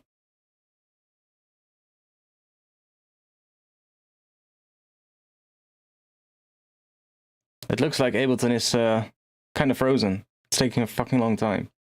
I'm gonna tell you, if I click now, it's gonna tell me it's frozen. See? I knew it. You started with Fami Tracker. Well, I don't think it's actually frozen. I think it's still doing something, but it's just because it's switching from like one project to another. It just, I think there's still something happening. Probably some memory leak or something. Oh, you've had the most issues with Ableton. Not really. Everything has issues. Everything has its own issues. I'm back in just a bit. Let me quickly restart Ableton. It's kind of better to do anyway. You know, when you switch between projects, it's kind of better to just restart the software so that it actually is able to properly free up the memory. Like there might be something there that's just, you know, bugging it out a bit. It could be a plugin or something else. Doesn't really matter what it is, but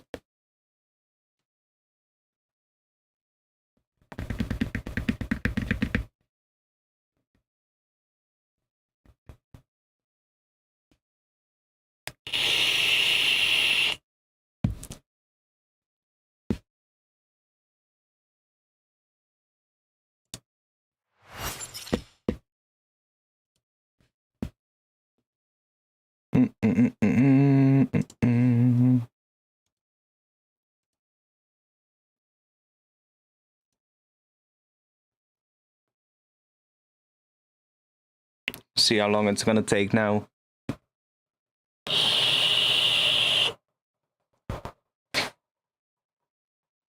I do wonder now what the thing that we did now would sound like on a drum and bass tempo.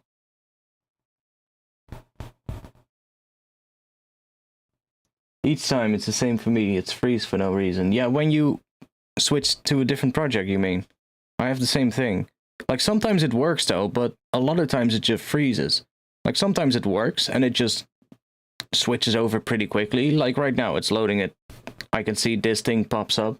Yeah, you can see that as well. That's my GeForce thing. That's just because some plugins use your graphics card to do the interface. Like for instance, the spectrum analyzer and stuff.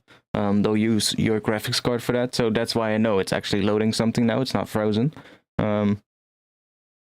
So that's working. But sometimes it just completely freezes.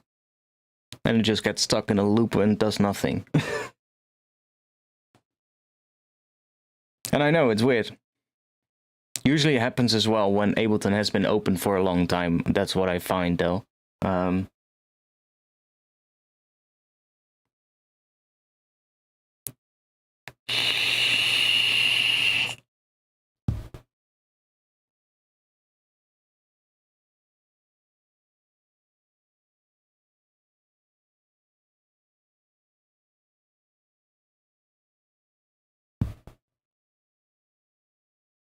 Loading the live set. I know. Okay, there you go. Yeah, there you go. Okay. So we have this.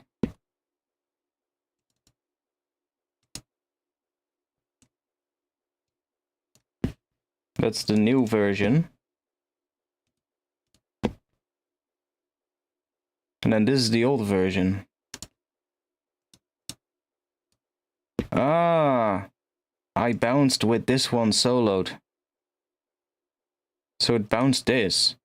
But why did it bounce it as a noise then? Because it's turned off. Oh, I know what it did. I know what it did. Normalize was turned on, remember?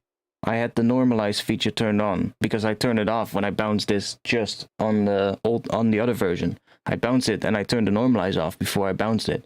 So this one was bounced with the normalize turned on. And I had this track soloed, but the track is also bypassed. So this is not exported. So it exported basically just the noise floor, and then it normalized the noise floor up. That's what happened. Now I know what I did. Stupid me. So yeah, this is the old version that we had. As you can hear, it's higher pitched because it's in G. And we went to E on the other version.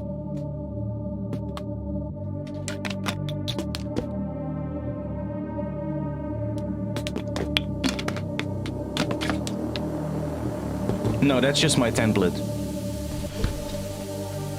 I made myself a new template lately.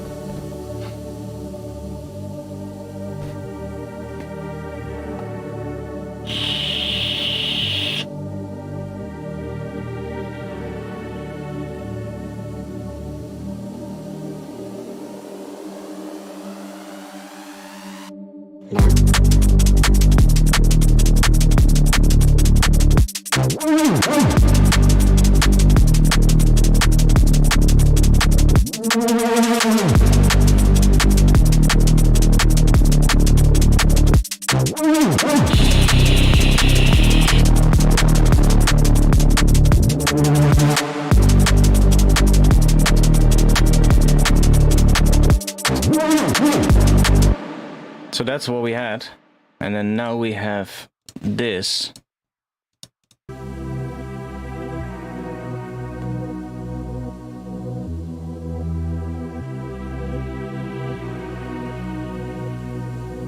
Question is, which one do we like more?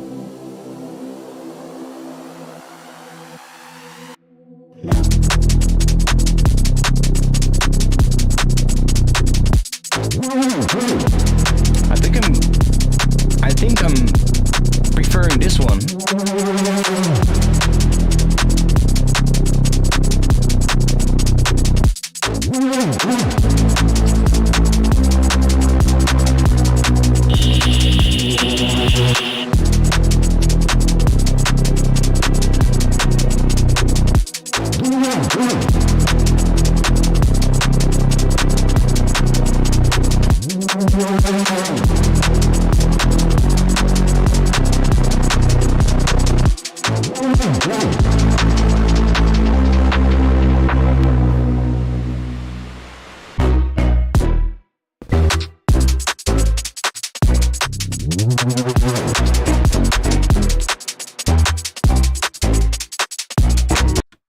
Yeah, I think I prefer that one. I do want to try out real quick though, now we are in this project, what it sounds like if we put that that second part in here, but in the key of G. So that's going to be really simple. I just have to get rid of this one. And then all I have to do is just in here, open this one up. Go to bass, drop bass, and let's just take, it's probably this right here. These ones. Let's take the response bass as well. Because I added a little extra thing there too. So take that.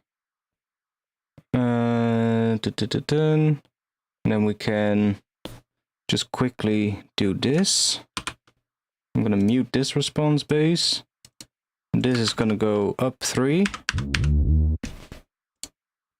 And then we're gonna just quickly do this. 1, 2, 3. 1, 2, 3. like that. Let's see what we get.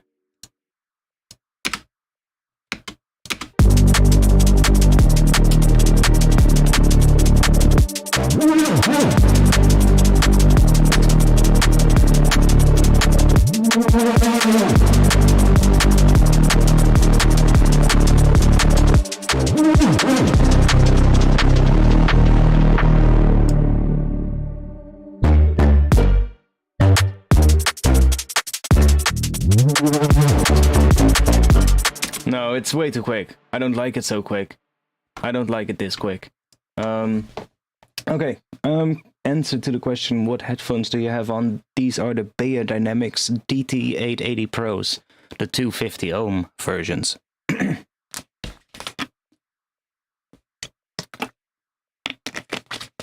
Reminds me of this somehow.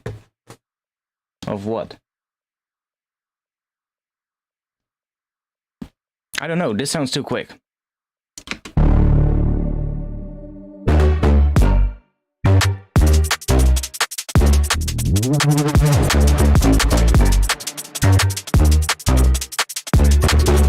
Yeah, I don't like it. I don't like it that quick. I think this one is going to be a lot better.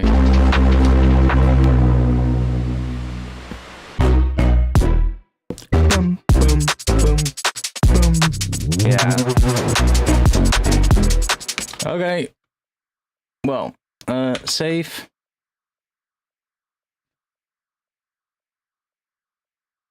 And now let's see. Yo.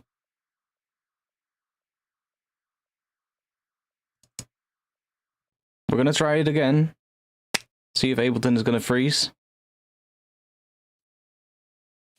You have the DT770 80 ohms.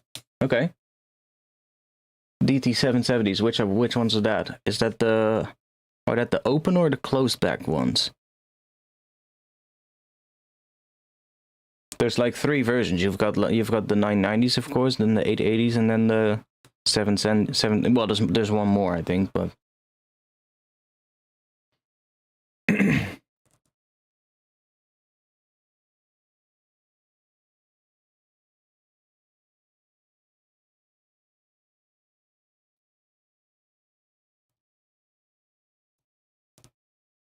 see, it kind of looks like Ableton is frozen again. Oh no, there it's going. It's doing something. See, this time it worked. It's the close back one. Okay, yeah. Okay. You do a lot of recording stuff as well, or not?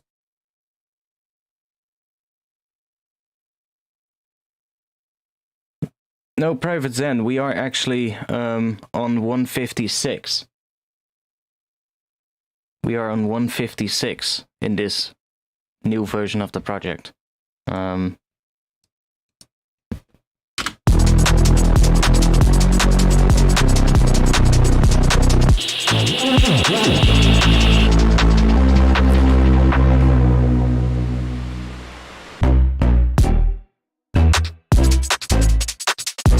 Much better.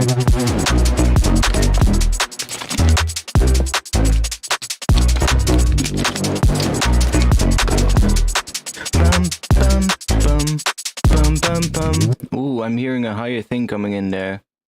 Bum, bum, bum, bum, bum. So we can add extra notes to this. We can go do stuff like that. So we get I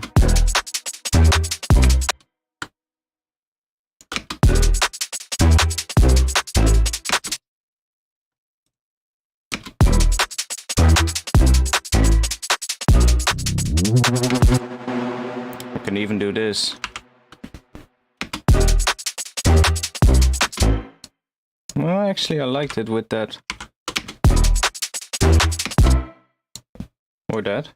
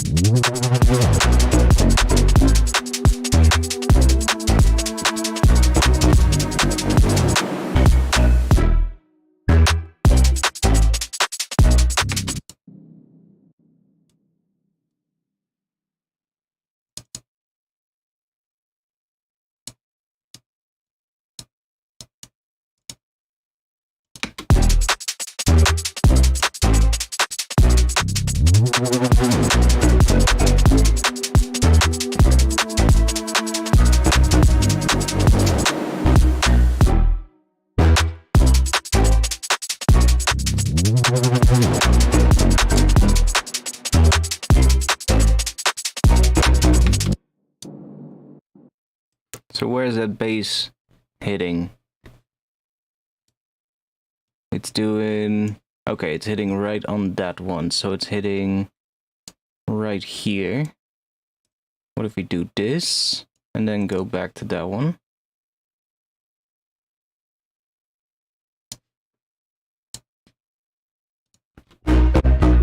Oh yes.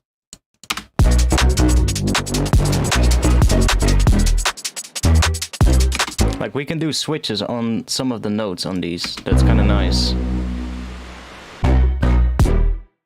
Bum, bum, bum, bum, bum, bum. Like, we can...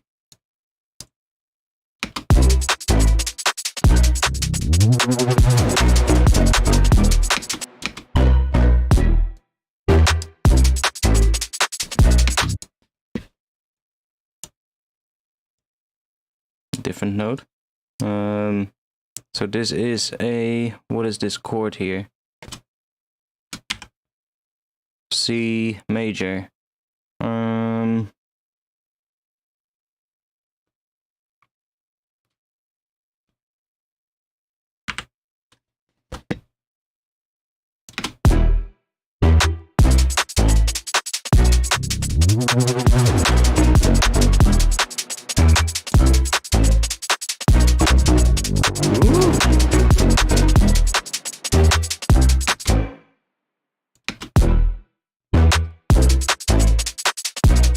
That could be variation. That could be a variation, totally. One moment. Let's do this.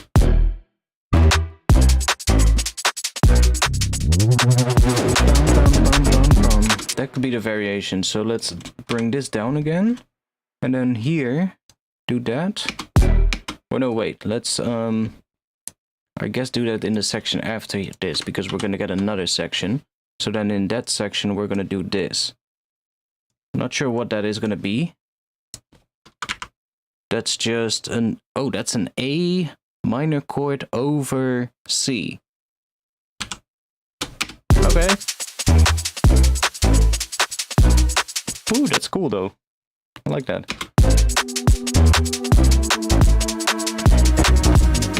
Oh wait. Let me copy it like that. Maybe there's some automation there. And then go do that, that one, and then that one as well.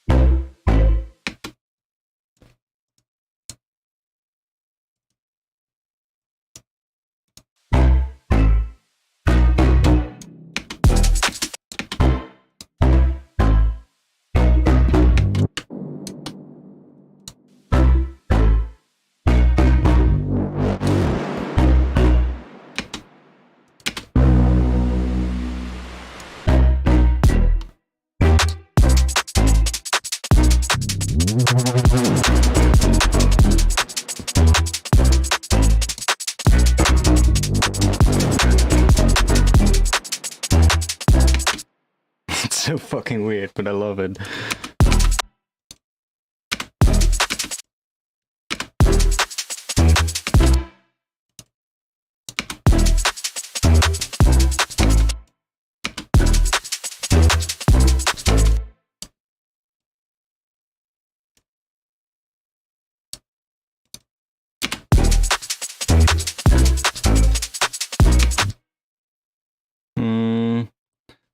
You know what I need here? I need an instrument so I can hear what this one sounds like. Because I'm just guessing it all this time. I just need to put a serum on here. So I can hear what my note changes do. What the pitches are when I click these. I just don't want to hear this one. Oh wait. I just need to turn it off when I play it. That's annoying. Dun. We need that one.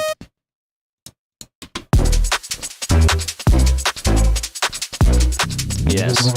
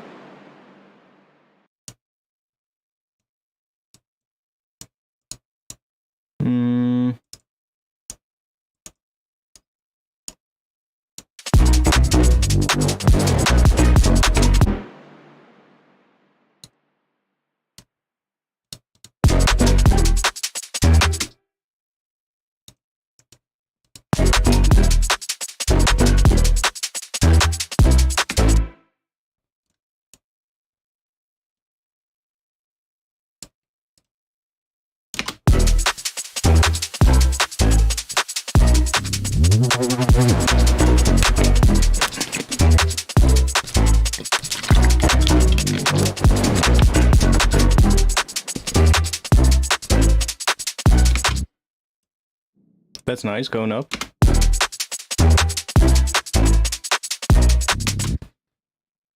Bum, bum.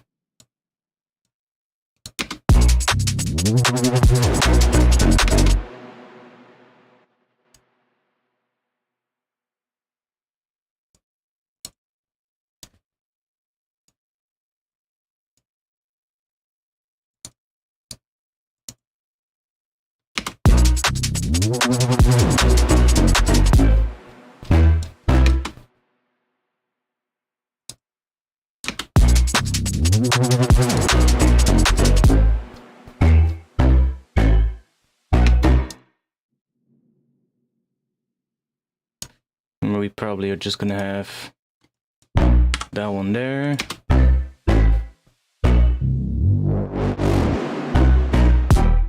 Bum, bum, bum, bum. I need to piss again, sorry. I'll be back in just a little bit. You guys can enjoy what we have so far, and I'll be back in just a little bit. It's going somewhere, exactly. It's definitely going exactly somewhere, and I really like where it's going. So, I'll see you in just a bit.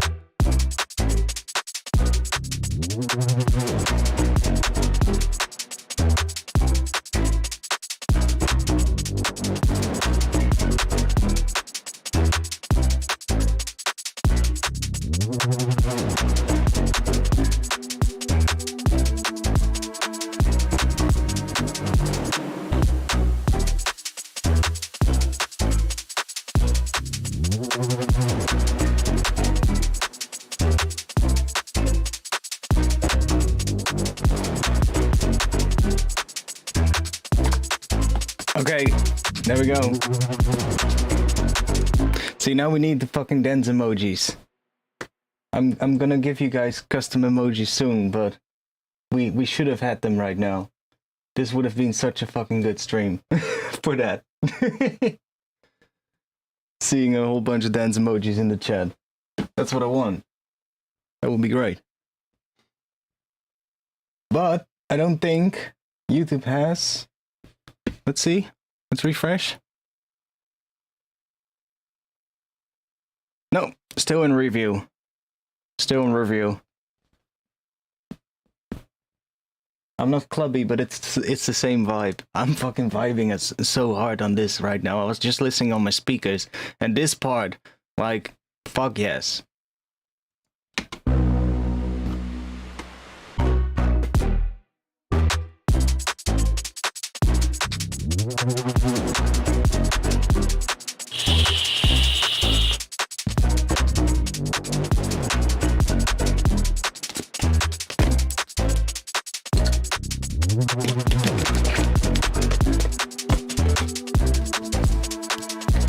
Now I'm gonna before we start getting some some controversy, I'm gonna have to be honest and give credits where due, because I definitely got inspired with this thing.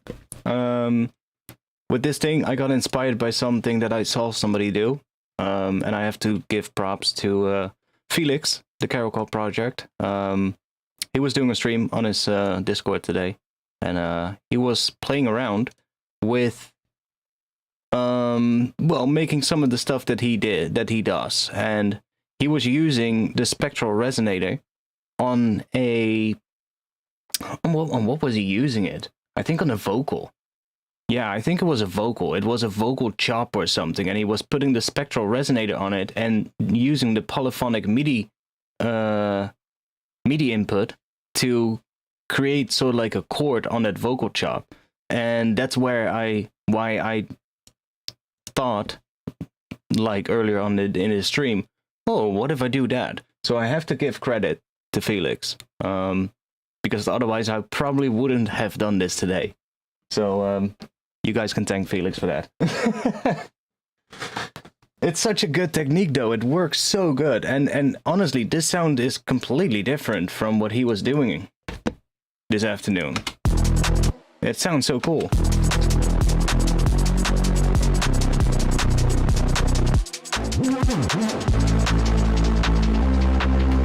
I've never used that spectral resonator like this. Like, he wasn't even using the granular mode. He was just using, I think, the regular mode. When we do that, like, oh, let's actually try that out. Like, if we switch this to just a regular mode, it sounds like this.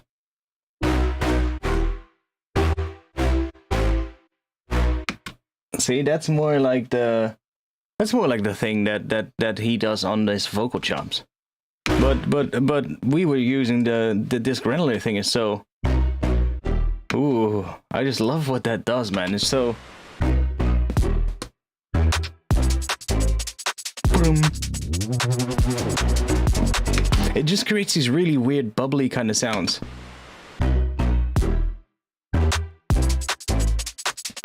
We can kind of do that as well, which is gonna help. This is gonna get rid of some of the high end.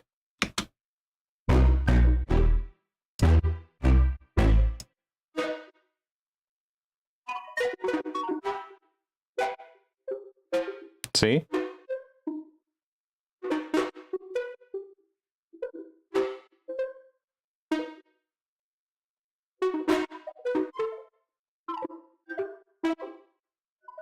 So we can kind of limit how much of those higher harmonics we get.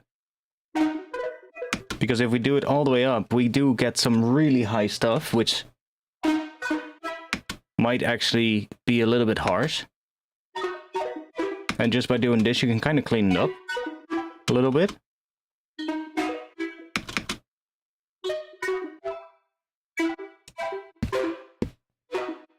See what that sounds like.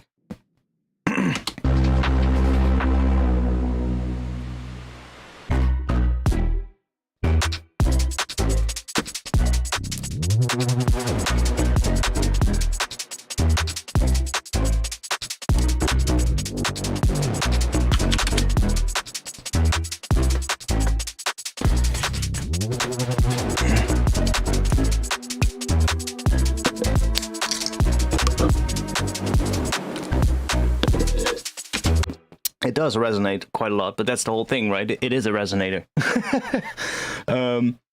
Oh shit, we can do some crazy stuff now.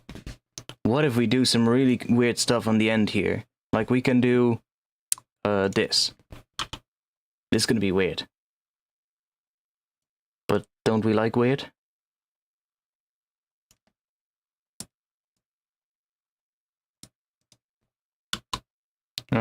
What is that? 0.5? No.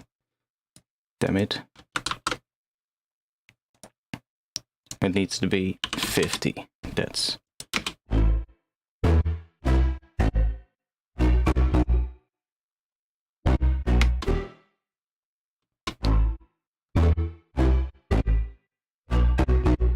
Do you hear that? It's stretching the harmonics up. So...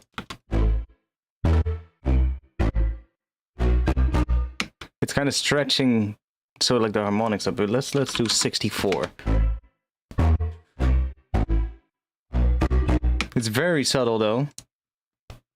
We do this.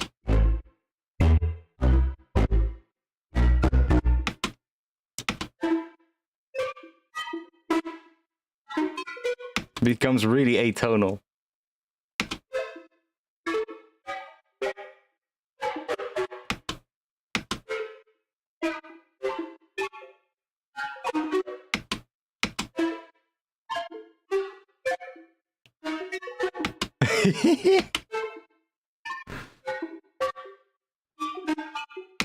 This gets so fucking weird.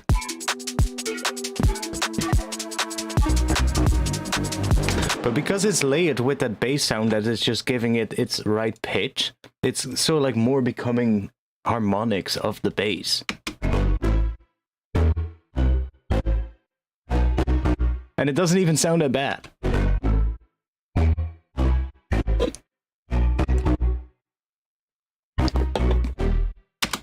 I do have to bounce and resample this at some point, because every time I play it, it's different.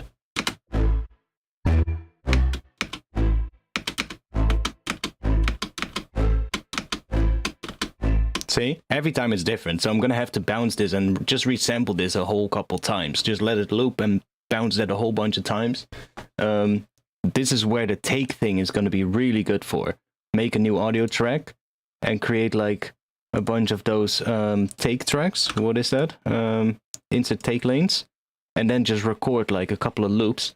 And then just pick the best parts and just build a new one out of all of those parts. That's what I'm gonna do at some point. Because every time I play it, it's different. So and that way you're gonna be able to find like a good one for every single bit in the track. And that way you can build the perfect one, basically. Even though it's already pretty good. Boom.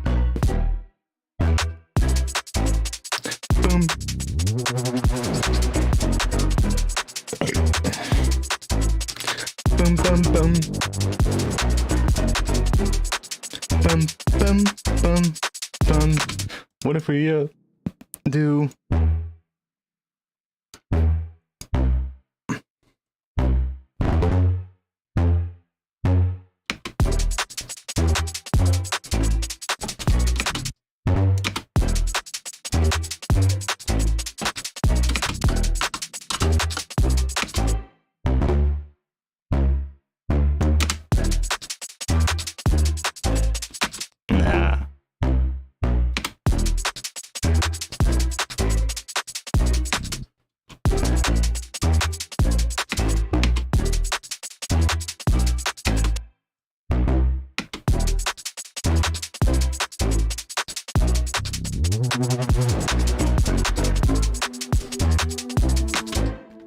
Okay, what if we...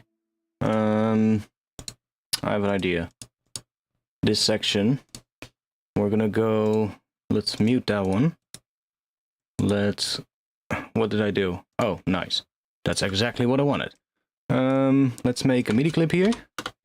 And we're gonna build ourselves another Reese boy. Serum? Definitely mudpie it. Yeah, exactly. Probably do like some Portal on it as well on the resampled version so that you get like even weirder parts. Maybe try that out and see if you can put a couple of those in to kind of spice it up, you know?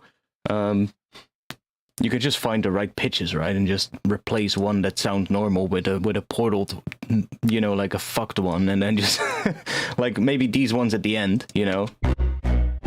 Like maybe put like a really fucked one somewhere that makes you go like, holy shit, what was that? that could be fun. But that's all for later. That's not important now. We're kind of just working on the track and getting the idea down. And we're definitely getting a really nice idea down today. I'm liking this stream. So I need to check what these pitches are now. So we get A on that first one. We get A.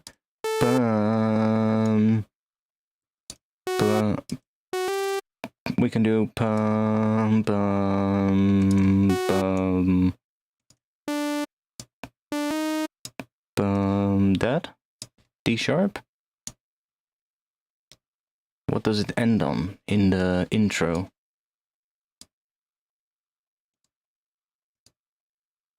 It ends on B. Let me check real quick. E harmonic minor. E harmonic minor. Okay, yeah, D sharp. That would be the. It ends on B, so D sharp is going to be the. What is that? The major third. Let's see what that sounds like if we have a D sharp Reese underneath this, at the end there. See, I'm kind of thinking about harmonies a lot in this track, like not necessarily having the instruments all just play the same, you know, the same pitches. You know, you can have a Reese bass just playing the root notes of whatever the chord progression is, but why not make it go and play the major third or the perfect fifth in a section? That can be really cool.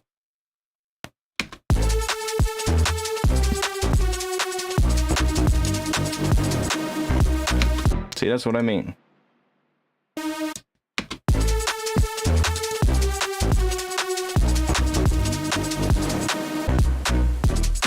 That's gonna be really cool.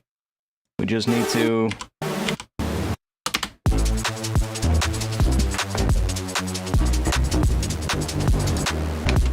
And then we're probably not gonna use this bad boy here.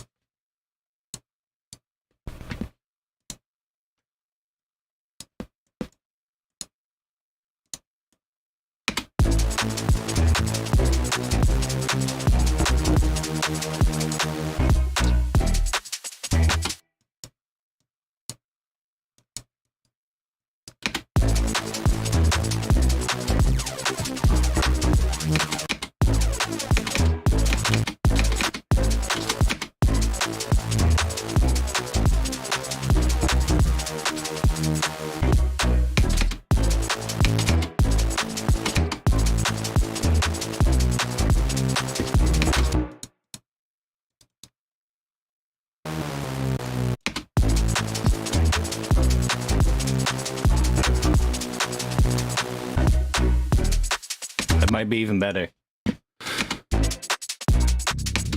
Yeah, I switched it to a lower tempo and it's fucking madness now. we're kind of breakbeat-ish, but also a little garage-ish.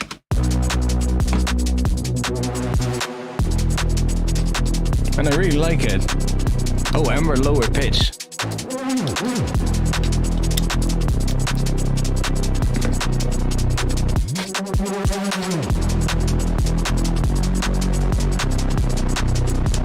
from G to E.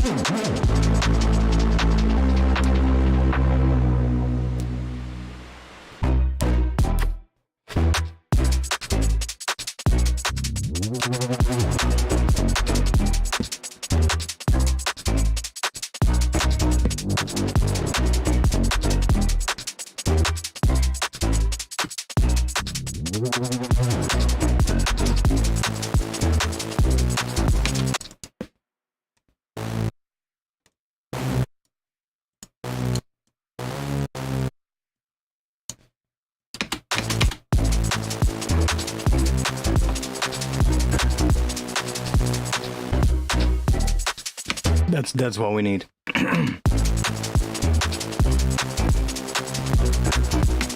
Now let's see what happens if we do Pwang. So we get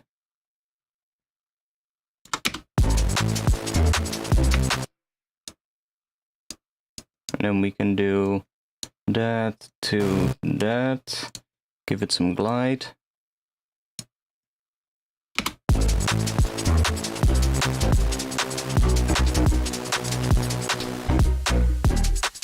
Bum, bum, bum, bum.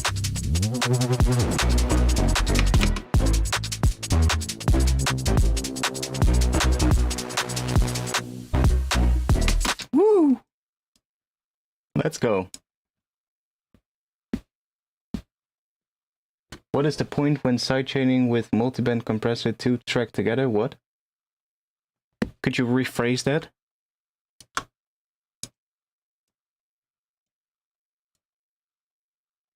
Could you rephrase that? Because I don't really understand what you're trying to ask. Like, I don't sidechain with a multiband compressor. 4 bars.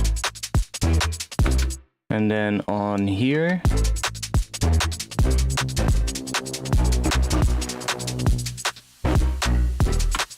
Bum, bum, bum, banana. It's maybe a little bit low at the start. Let's do that.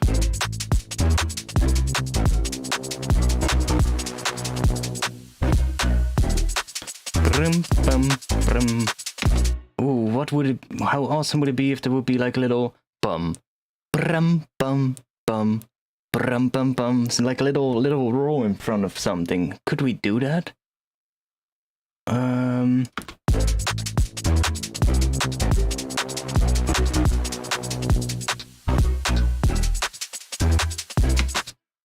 Brum.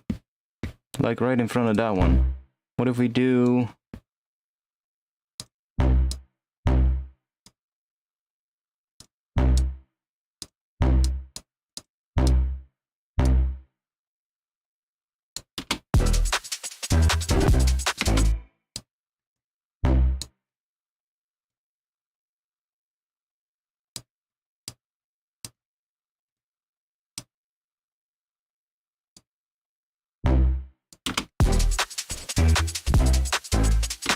Oh.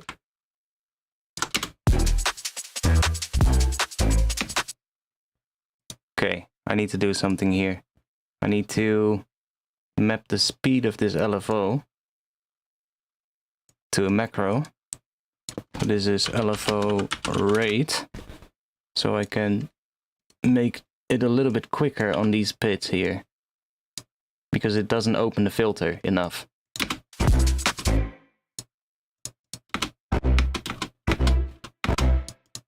I don't even hear a fucking thing.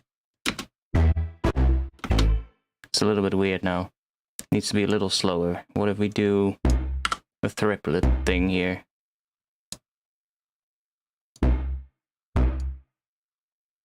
What if we do that?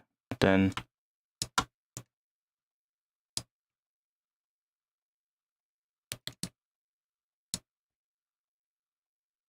that.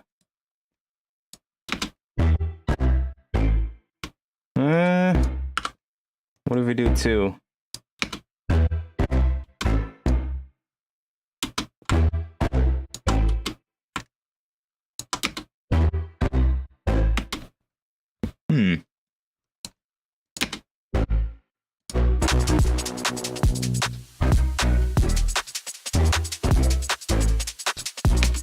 does kind of do it.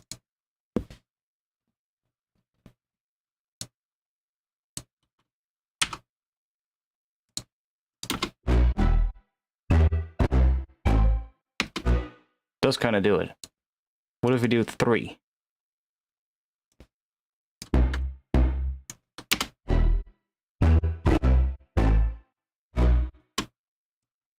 See, it does kind of do what I wanted to do.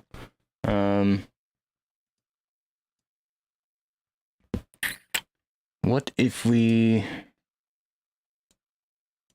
I don't want to affect the volume. Fuck. What happened? Where is it? Oh, there. Let's put you here. I don't want to affect the volume like as it is. I just want to affect the volume of these bits. So I'm going to try what happens if we automate the volume of these so that they're quieter than the main hits.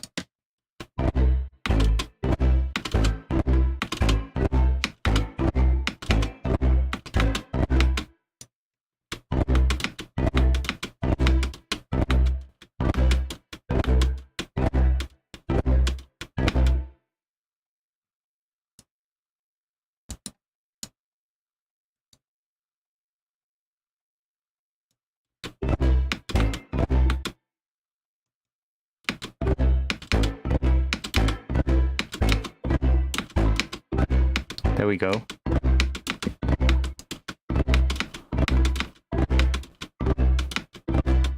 It's kind of doing it.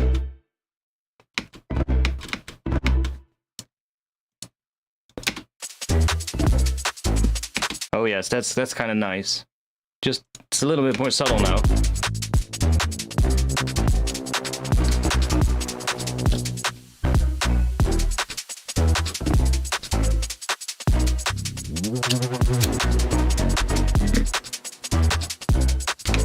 And then do it again at this section. I kind of like that.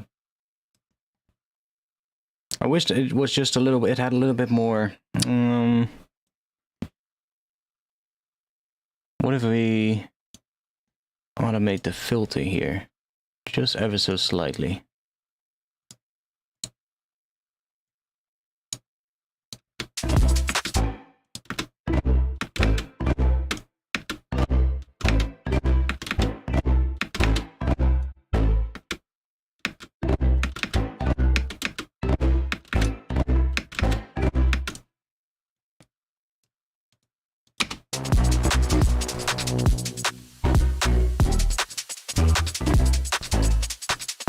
Yes, I like that. Okay, let's see. You rephrased the question. What is the point when sidechain? You have a little arrow in the multiband compressor in Ableton. You can use MIDI signal from another track, no matter. Forget it. Oh, that's actually quite useful. That's actually quite useful. I can show you on this sound actually. I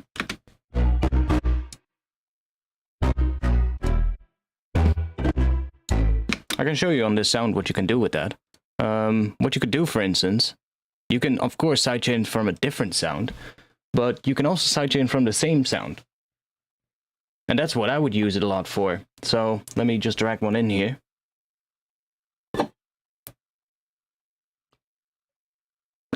Yo, come on. Okay. So, like you can, for instance, you don't have to use a multiband, for instance. You can also turn it off, the 2 bends, so you just get a single bend. Just to demonstrate, we can use this as a gate, for instance.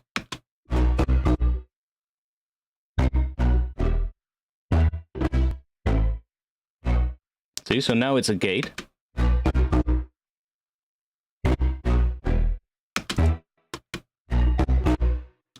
See, it's cutting off the reverb tail now.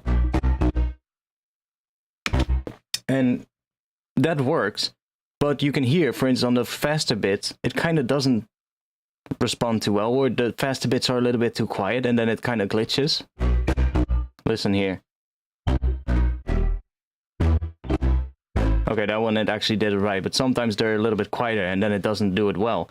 That's what you could use this for. You could do sidechain and you could say, for instance, this is track number 28. So you can say, for instance, track number 28 and you can choose that and then you can say, I want to get the pre-FX one. So that is just the sound that is coming out of Serum without any other effects applied to it.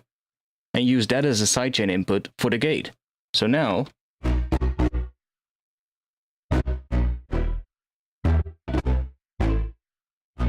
we're really cutting everything off, basically, at the end.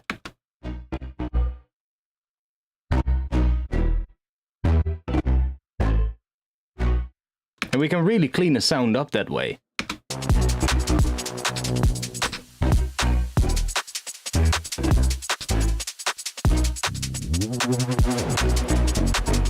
Like, this is a pretty extreme example right now. I'm really over-exaggerating it at the moment, but... See, we're going from this into this.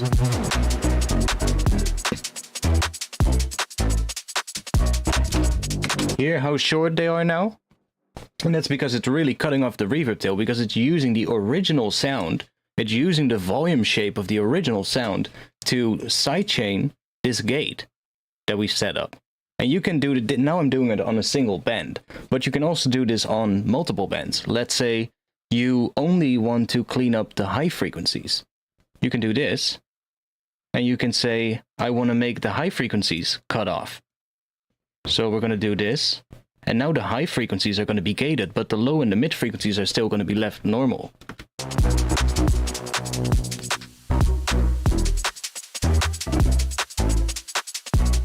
Or you want to do that the other way around.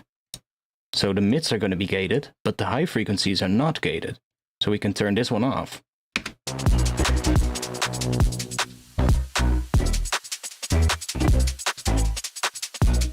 Here, now the low frequencies and the low mids are really short.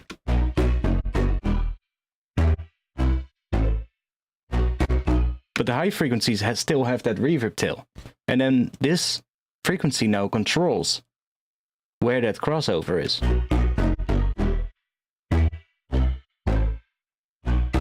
So now we can make the bass, for instance, and we can also, for instance, make sure that the sub is really tight and really snappy, while the rest of the sound, the mids, have some reverb tail, which is really nice.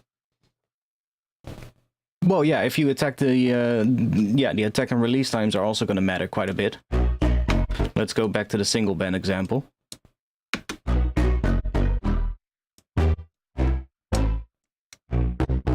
You can even make it distort. See, now we basically created a distortion.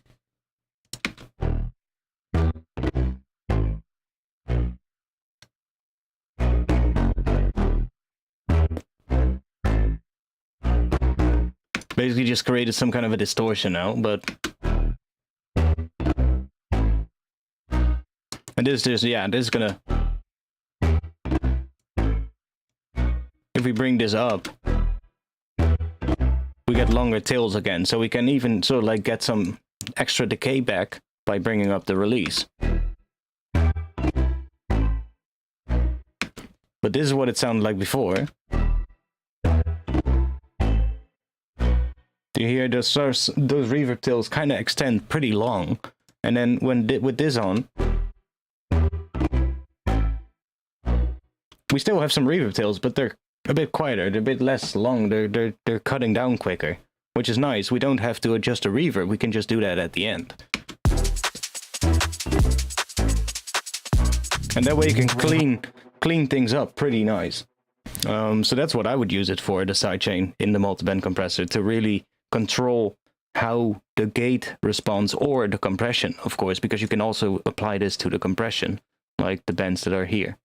You can also do it to that. Like, we can also compress the shit out of that, for instance, and use that. Now it's sidechain compression. See, so it ducks down every time this hits, but this wouldn't make sense, because now you're ducking everything down when this hits, right? When the sound hits, so that makes no sense. That's using the same sound as sort of like you're putting this thing on, really only makes sense if you use it as a gate, which is actually what I think it's really helpful for, because it's a really good gate. But yeah, otherwise this thing is just good. It's just nice, but just keep in mind, you know, if you use it like the OTT preset, it's really gonna mess with the phase a lot.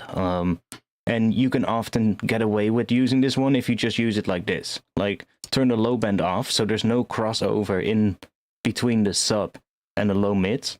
And that way you kind of don't have that very horrible phasing issue. And there's only some phasing happening around the frequency that you set here. But because it's so much higher up, you can kind of get away with it. And then you can kind of still use the OTT preset, just do something different. And it usually sounds a lot better, in my opinion. And if you then need some sub, I don't know, boost it with an EQ or with a multiband compressor, like a good one. That's linear phase. Like a Fab Filter. That one, for instance. That one does the job pretty well. But this is a pretty nice thing. I'm not going to get too much into doing that right now. That's something I would do later when I have the full track. Everything is sounding big, and then I just get into it and you know, think to myself, like, okay, how can I clean this up a little bit? Maybe get things sitting a little bit better. That's when I would bring stuff like that out. But it's actually a really powerful tool, the sidechain input. Same thing with the sidechain on Sooth, for instance, like the plugin Sooth, that one that takes out resonances. It also has a sidechain input, so you can do the same thing with that. You can sort of like tell Sooth to take out resonances exactly when it has to by using a sidechain input, which is really cool. Which I don't really do a lot, but if I get to mixing the tracks I'm working on now, that's probably going to be quite helpful. Yeah, the crossovers are really important. Like, the thing with that OTT preset, the crossover is set so fucking low. It's like, what, 88 hertz or something like that?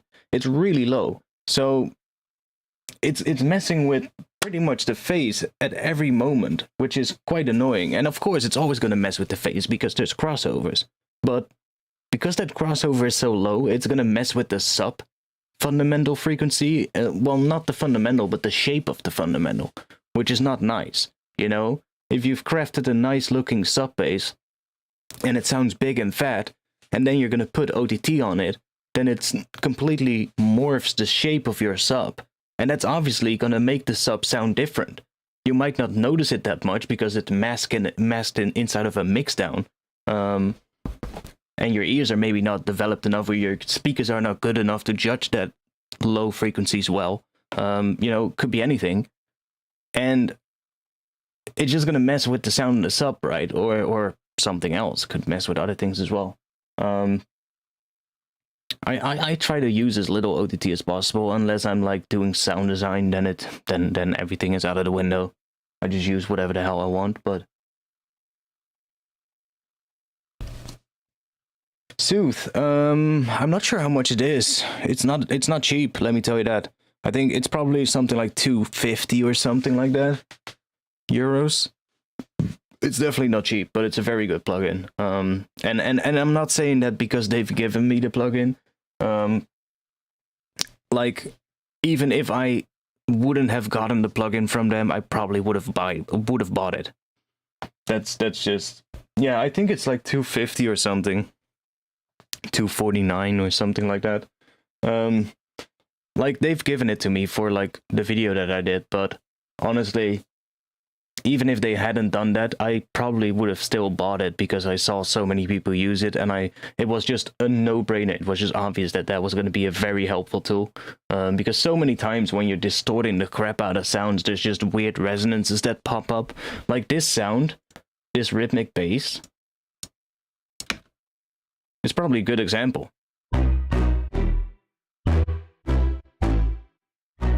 There's probably some resonances in there that are not going to be that nice. And when we're actually going to get to mixing this track, I might want to have to take a couple of them out. Sooth could be helpful for that. Honestly, I have another tool that could be very helpful for that, because I actually did something. I set something up. I thought that was pretty smart. That's safe. I decided to set something up. I was like,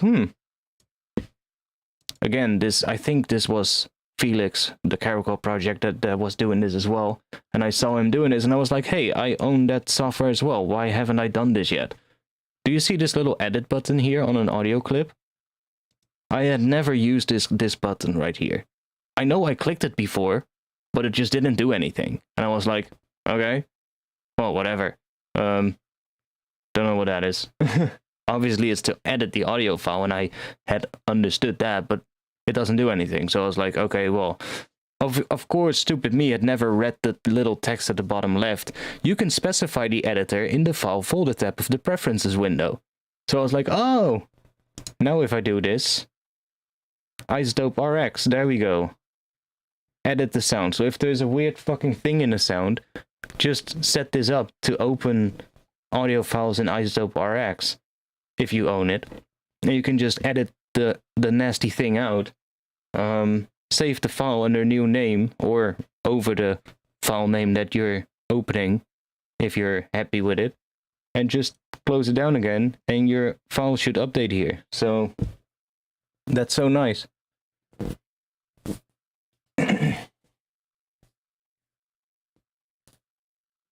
Felix, where can you hear what he makes? I'll just put his name in the chat. If you just search that on YouTube, you're gonna find his tunes right away. You're gonna find his tunes right away. He's doing pretty good. Let's just say that. He's doing pretty good lately.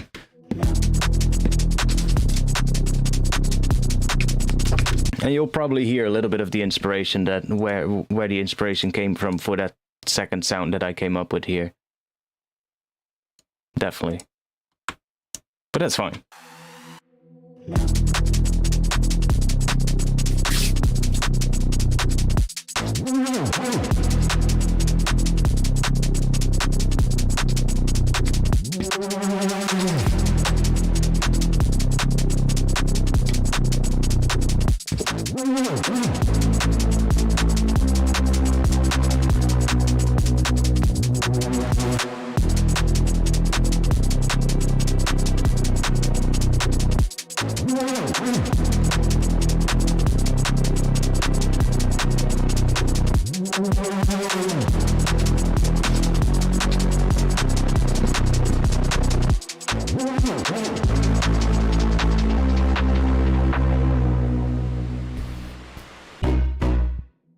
Okay, I'm gonna end the stream here though. It's 1:41 a.m. right here. It's time for me to stop. So thanks for being here. I hope you guys will liked it. I'll see you guys again next week. Friday, 8:30 p.m. Amsterdam time. Join the Discord server. I'll drop the link in the chat right now. Join the Discord server if you want to help support. You can support me on Patreon. It was a really good stream, and I love where this tune is going, so yeah, we're gonna be working on this a bit more in the coming weeks probably. But that was good. That was fun. Thanks for being here. I'll see you guys again soon. Peace.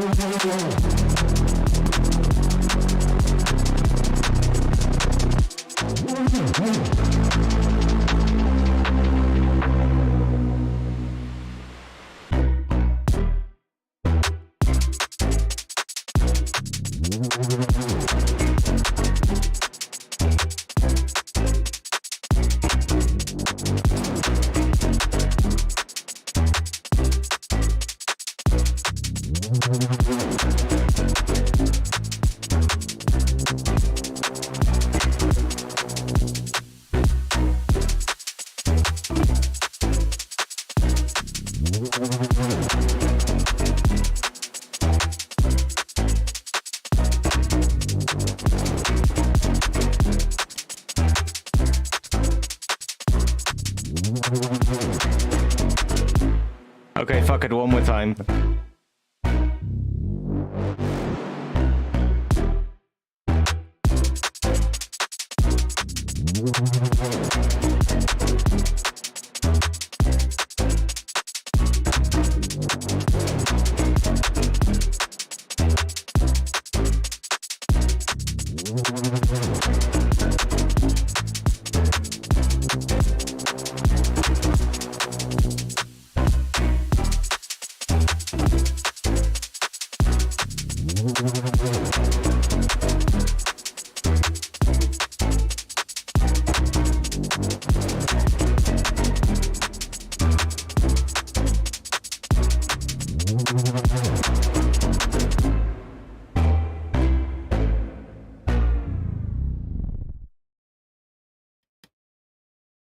Peace out, guys.